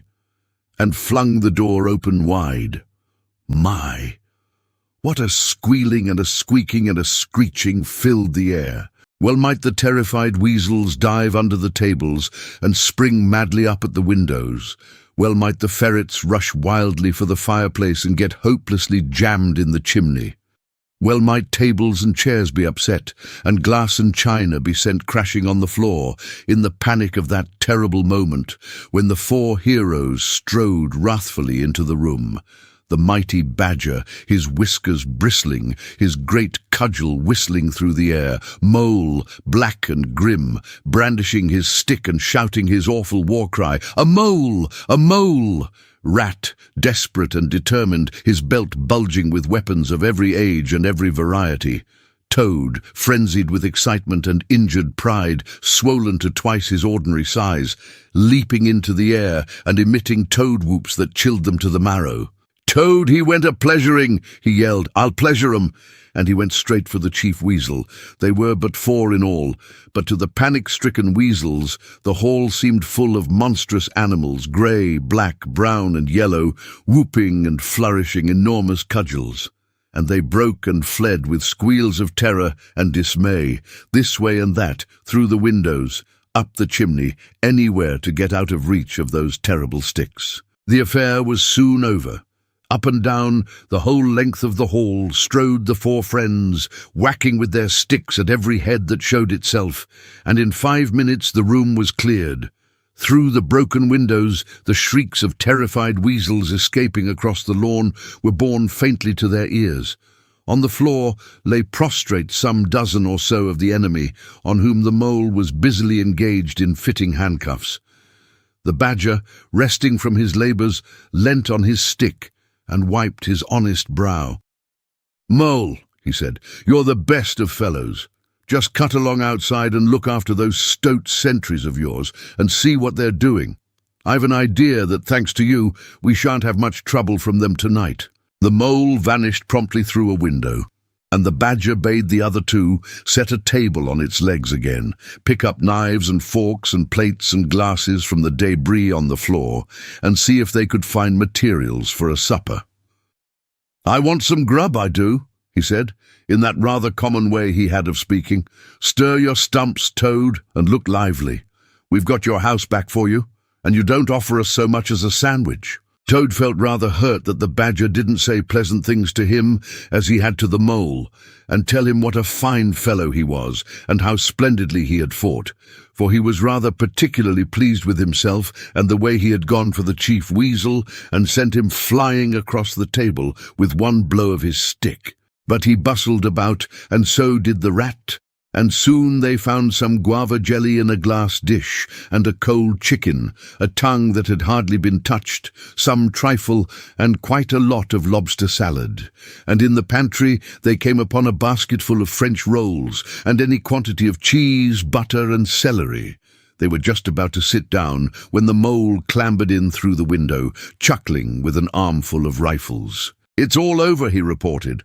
"From what I can make out, as soon as the stoats, who were very nervous and jumpy already, heard the shrieks and the yells and the uproar inside the hall, some of them threw down their rifles and fled. The others stood fast for a bit, but when the weasels came rushing out upon them, they thought they were betrayed. And the stoats grappled with the weasels, and the weasels fought to get away, and they wrestled and wriggled and punched each other and rolled over and over, till most of them rolled into the river. They've all disappeared by now, one way or another, and I've got their rifles. So that's all right." "Excellent and deserving animal," said the badger, his mouth full of chicken and trifle. "Now, there's just one more thing I want you to do, Mole, before you sit down to your supper along of us, and I wouldn't trouble you, only I know I can trust you to see a thing done, and I wish I could say the same of everyone I know. I'd send Rat if he wasn't a poet. I want you to take those fellows on the floor there upstairs with you, and have some bedrooms cleaned out and tidied up and made really comfortable. See that they sweep under the beds, and put clean sheets and pillowcases on, and turn down one corner of the bedclothes just as you know it ought to be done, and have a can of hot water and clean towels and fresh cakes of soap put in each room. And then you can give them a licking apiece if it's any satisfaction to you, and put them out by the back door, and we shan't see any more of them, I fancy. And then come along and have some of this cold tongue. It's first rate. I'm very pleased with you, Mole." The good-natured mole picked up a stick, formed his prisoners up in a line on the floor, gave them the order, "Quick march," and led his squad off to the upper floor. After a time he appeared again, smiling, and said that every room was ready and as clean as a new pin. "And I didn't have to lick them either," he added. "I thought, on the whole, they had had licking enough for one night, and the weasels, when I put the point to them, quite agreed with me, and said they wouldn't think of troubling me. They were very penitent, and said they were extremely sorry for what they had done, but it was all the fault of the chief weasel and the stoats, and if ever they could do anything for us at any time to make up, we had only got to mention it. So I gave them a roll apiece, and let them out at the back, and off they ran, as hard as they could. Then the mole pulled his chair up to the table, and pitched into the cold tongue, and Toad, like the gentleman he was, put all his jealousy from him, and said heartily, "Thank you kindly, dear Mole, for all your pains and trouble tonight, and especially for your cleverness this morning." The badger was pleased at that, and said, "There spoke my brave Toad." So they finished their supper in great joy and contentment, and presently retired to rest between clean sheets, safe in Toad's ancestral home, won back by matchless valour, consummate strategy, and a proper handling of sticks. The following morning, Toad, who had overslept himself as usual, came down to breakfast disgracefully late, and found on the table a certain quantity of eggshells, some fragments of cold and leathery toast, a coffee-pot, 3/4 empty, and really very little else, which did not tend to improve his temper, considering that, after all, it was his own house. Through the French windows of the breakfast-room, he could see the mole and the water-rat sitting in wicker chairs out on the lawn, evidently telling each other stories, roaring with laughter and kicking their short legs up in the air. The badger, who was in an armchair and deep in the morning paper, merely looked up and nodded when Toad entered the room. But Toad knew his man, so he sat down and made the best breakfast he could, merely observing to himself that he would get square with the others sooner or later. When he had nearly finished, the Badger looked up and remarked rather shortly, "I'm sorry, Toad, but I'm afraid there's a heavy morning's work in front of you. You see, we really ought to have a banquet at once to celebrate this affair. It's expected of you. In fact, it's the rule." "Oh, all right," said the Toad readily. "Anything to oblige, though why on earth you should want to have a banquet in the morning, I cannot understand. But you know I do not live to please myself, but merely to find out what my friends want, and then try and arrange it for 'em, you dear old Badger." "Don't pretend to be stupider than you really are," replied the Badger crossly, "and don't chuckle and splutter in your coffee while you're talking. It's not manners.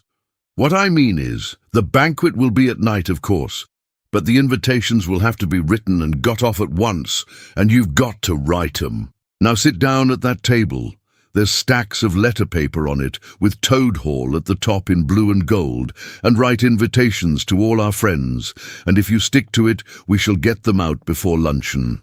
And I'll bear a hand too, and take my share of the burden. I'll order the banquet." "What?" cried Toad, dismayed. "Me stop indoors and write a lot of rotten letters on a jolly morning like this, when I want to go around my property and set everything and everybody to rights, and swagger about and enjoy myself? Certainly not. I'll see you stop a minute, though. Why, of course, dear Badger. What is my pleasure or convenience compared with that of others? You wish it done, and it shall be done. Go, Badger, order the banquet, order what you like, then join our young friends outside in their innocent mirth, oblivious of me and my cares and toils. I sacrifice this fair morning on the altar of duty and friendship." The Badger looked at him very suspiciously, but Toad's frank, open countenance made it difficult to suggest any unworthy motive in this change of attitude. He quitted the room, accordingly, in the direction of the kitchen, and as soon as the door had closed behind him, Toad hurried to the writing table. A fine idea had occurred to him while he was talking. He would write the invitations, and he would take care to mention the leading part he had taken in the fight, and how he had laid the Chief Weasel flat. And he would hint at his adventures, and what a career of triumph he had to tell about. And on the fly-leaf he would set out a sort of a programme of entertainment for the evening, something like this as he sketched it out in his head. Speech by Toad. There will be other speeches by Toad during the evening. Address by Toad. Synopsis. Our prison system, the waterways of Old England, horse dealing and how to deal, property, its rights and its duties, back to the land, a typical English squire. Song by Toad, composed by himself. Other compositions by Toad will be sung in the course of the evening by the composer. The idea pleased him mightily, and he worked very hard and got all the letters finished by noon, at which hour it was reported to him that there was a small and rather bedraggled weasel at the door, inquiring timidly whether he could be of any service to the gentleman. Toad swaggered out and found it was one of the prisoners of the previous evening, very respectful and anxious to please. He patted him on the head, shoved the bundle of invitations into his paw, and told him to cut along quick and deliver them as fast as he could, and if he liked to come back again in the evening, perhaps there might be a shilling for him, or again, perhaps there mightn't. And the poor weasel seemed really quite grateful, and hurried off eagerly to do his mission. When the other animals came back to luncheon, very boisterous and breezy after a morning on the river, the mole, whose conscience had been pricking him, looked doubtfully at Toad, expecting to find him sulky or depressed. Instead, he was so uppish and inflated that the mole began to suspect something, while the rat and the badger exchanged significant glances. As soon as the meal was over, Toad thrust his paws deep into his trouser pockets, remarked casually, "Well, look after yourselves, you fellows. Ask for anything you want," and was swaggering off in the direction of the garden, where he wanted to think out an idea or two for his coming speeches, when the rat caught him by the arm. Toad rather suspected what he was after, and did his best to get away, but when the badger took him firmly by the other arm, he began to see that the game was up. The two animals conducted him between them into the small smoking room that opened out of the entrance hall, shut the door, and put him into a chair. Then they both stood in front of him, while Toad sat silent and regarded them with much suspicion and ill humour. "Now look here, Toad," said the rat. "It's about this banquet, and very sorry I am to have to speak to you like this. But we want you to understand clearly, once and for all, that there are going to be no speeches and no songs. Try and grasp the fact that on this occasion we're not arguing with you, we're just telling you." Toad saw that he was trapped. They understood him, they saw through him, they had got ahead of him. His pleasant dream was shattered. "Mayn't I sing them just one little song?" he pleaded piteously. "No, not one little song," replied the rat firmly, though his heart bled as he noticed the trembling lip of the poor, disappointed Toad. "It's no good, Toady. You know well that your songs are all conceit and boasting and vanity, and your speeches are all self-praise and gross exaggeration and gas," put in the Badger in his common way.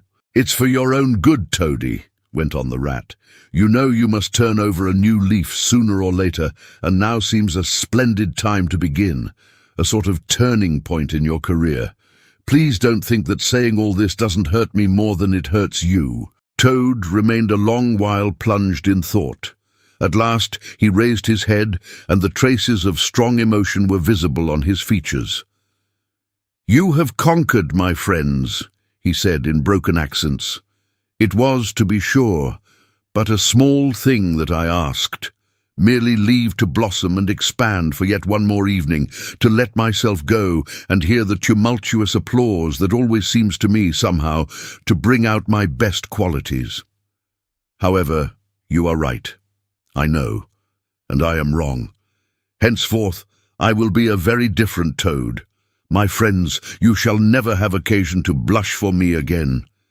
But oh dear, this is a hard world." And pressing his handkerchief to his face, he left the room with faltering footsteps. "Badger," said the rat, "I feel like a brute. I wonder what you feel like." "Oh, I know," said the Badger gloomily. "But the thing had to be done. This good fellow has got to live here, and hold his own and be respected. Would you have him a common laughing-stock, mocked and jeered at by stoats and weasels?" "Of course not," said the rat. "And talking of weasels, it's lucky we came upon that little weasel, just as he was setting out with Toad's invitations. I suspected something from what you told me, and had a look at one or two. They were simply disgraceful. I confiscated the lot, and the good mole is now sitting in the blue boudoir, filling up plain, simple invitation cards." At last, the hour for the banquet began to draw near, and Toad, who on leaving the others had retired to his bedroom, was still sitting there, melancholy and thoughtful. His brow resting on his paw, he pondered long and deeply. Gradually his countenance cleared, and he began to smile long, slow smiles. Then he took to giggling in a shy, self-conscious manner. At last he got up, locked the door, drew the curtains across the windows, collected all the chairs in the room and arranged them in a semicircle, and took up his position in front of them, swelling visibly. Then he bowed, coughed twice, and letting himself go, with uplifted voice he sang to the enraptured audience that his imagination so clearly saw, Toad's last little song. The Toad came home. There was panic in the parlours and howling in the halls. There was crying in the cowsheds and shrieking in the stalls when the Toad came home. When the Toad came home, there was smashing in of window and crashing in of door. There was chivying of weasels that fainted on the floor. When the Toad came home, bang, go the drums. The trumpeters are tooting and the soldiers are saluting, and the cannon they are shooting and the motorcars are hooting as the hero comes, shout hooray, and let each one of the crowd try and shout it very loud in honor of an animal of whom you're justly proud, for it's Toad's great day. He sang this very loud with great unction and expression, and when he had done he sang it all over again. Then he heaved a deep sigh, a long, long, long sigh, Then he dipped his hairbrush in the water jug, parted his hair in the middle, and plastered it down very straight and sleek on each side of his face, and, unlocking the door, went quietly down the stairs to greet his guests, who he knew must be assembling in the drawing-room. All the animals cheered when he entered, and crowded round to congratulate him and say nice things about his courage and his cleverness and his fighting qualities. But Toad only smiled faintly and murmured, "Not at all," or sometimes, for a change, "On the contrary." Otter, who was standing on the hearthrug, describing to an admiring circle of friends exactly how he would have managed things had he been there, came forward with a shout, threw his arm round Toad's neck, and tried to take him round the room in triumphal progress. But Toad, in a mild way, was rather snubby to him, remarking gently as he disengaged himself, "Badger's was the mastermind. The mole and the water rat bore the brunt of the fighting. I merely served in the ranks and did little or nothing." The animals were evidently puzzled and taken aback by this unexpected attitude of his, and Toad felt, as he moved from one guest to the other, making his modest responses, that he was an object of absorbing interest to everyone. The badger had ordered everything of the best, and the banquet was a great success.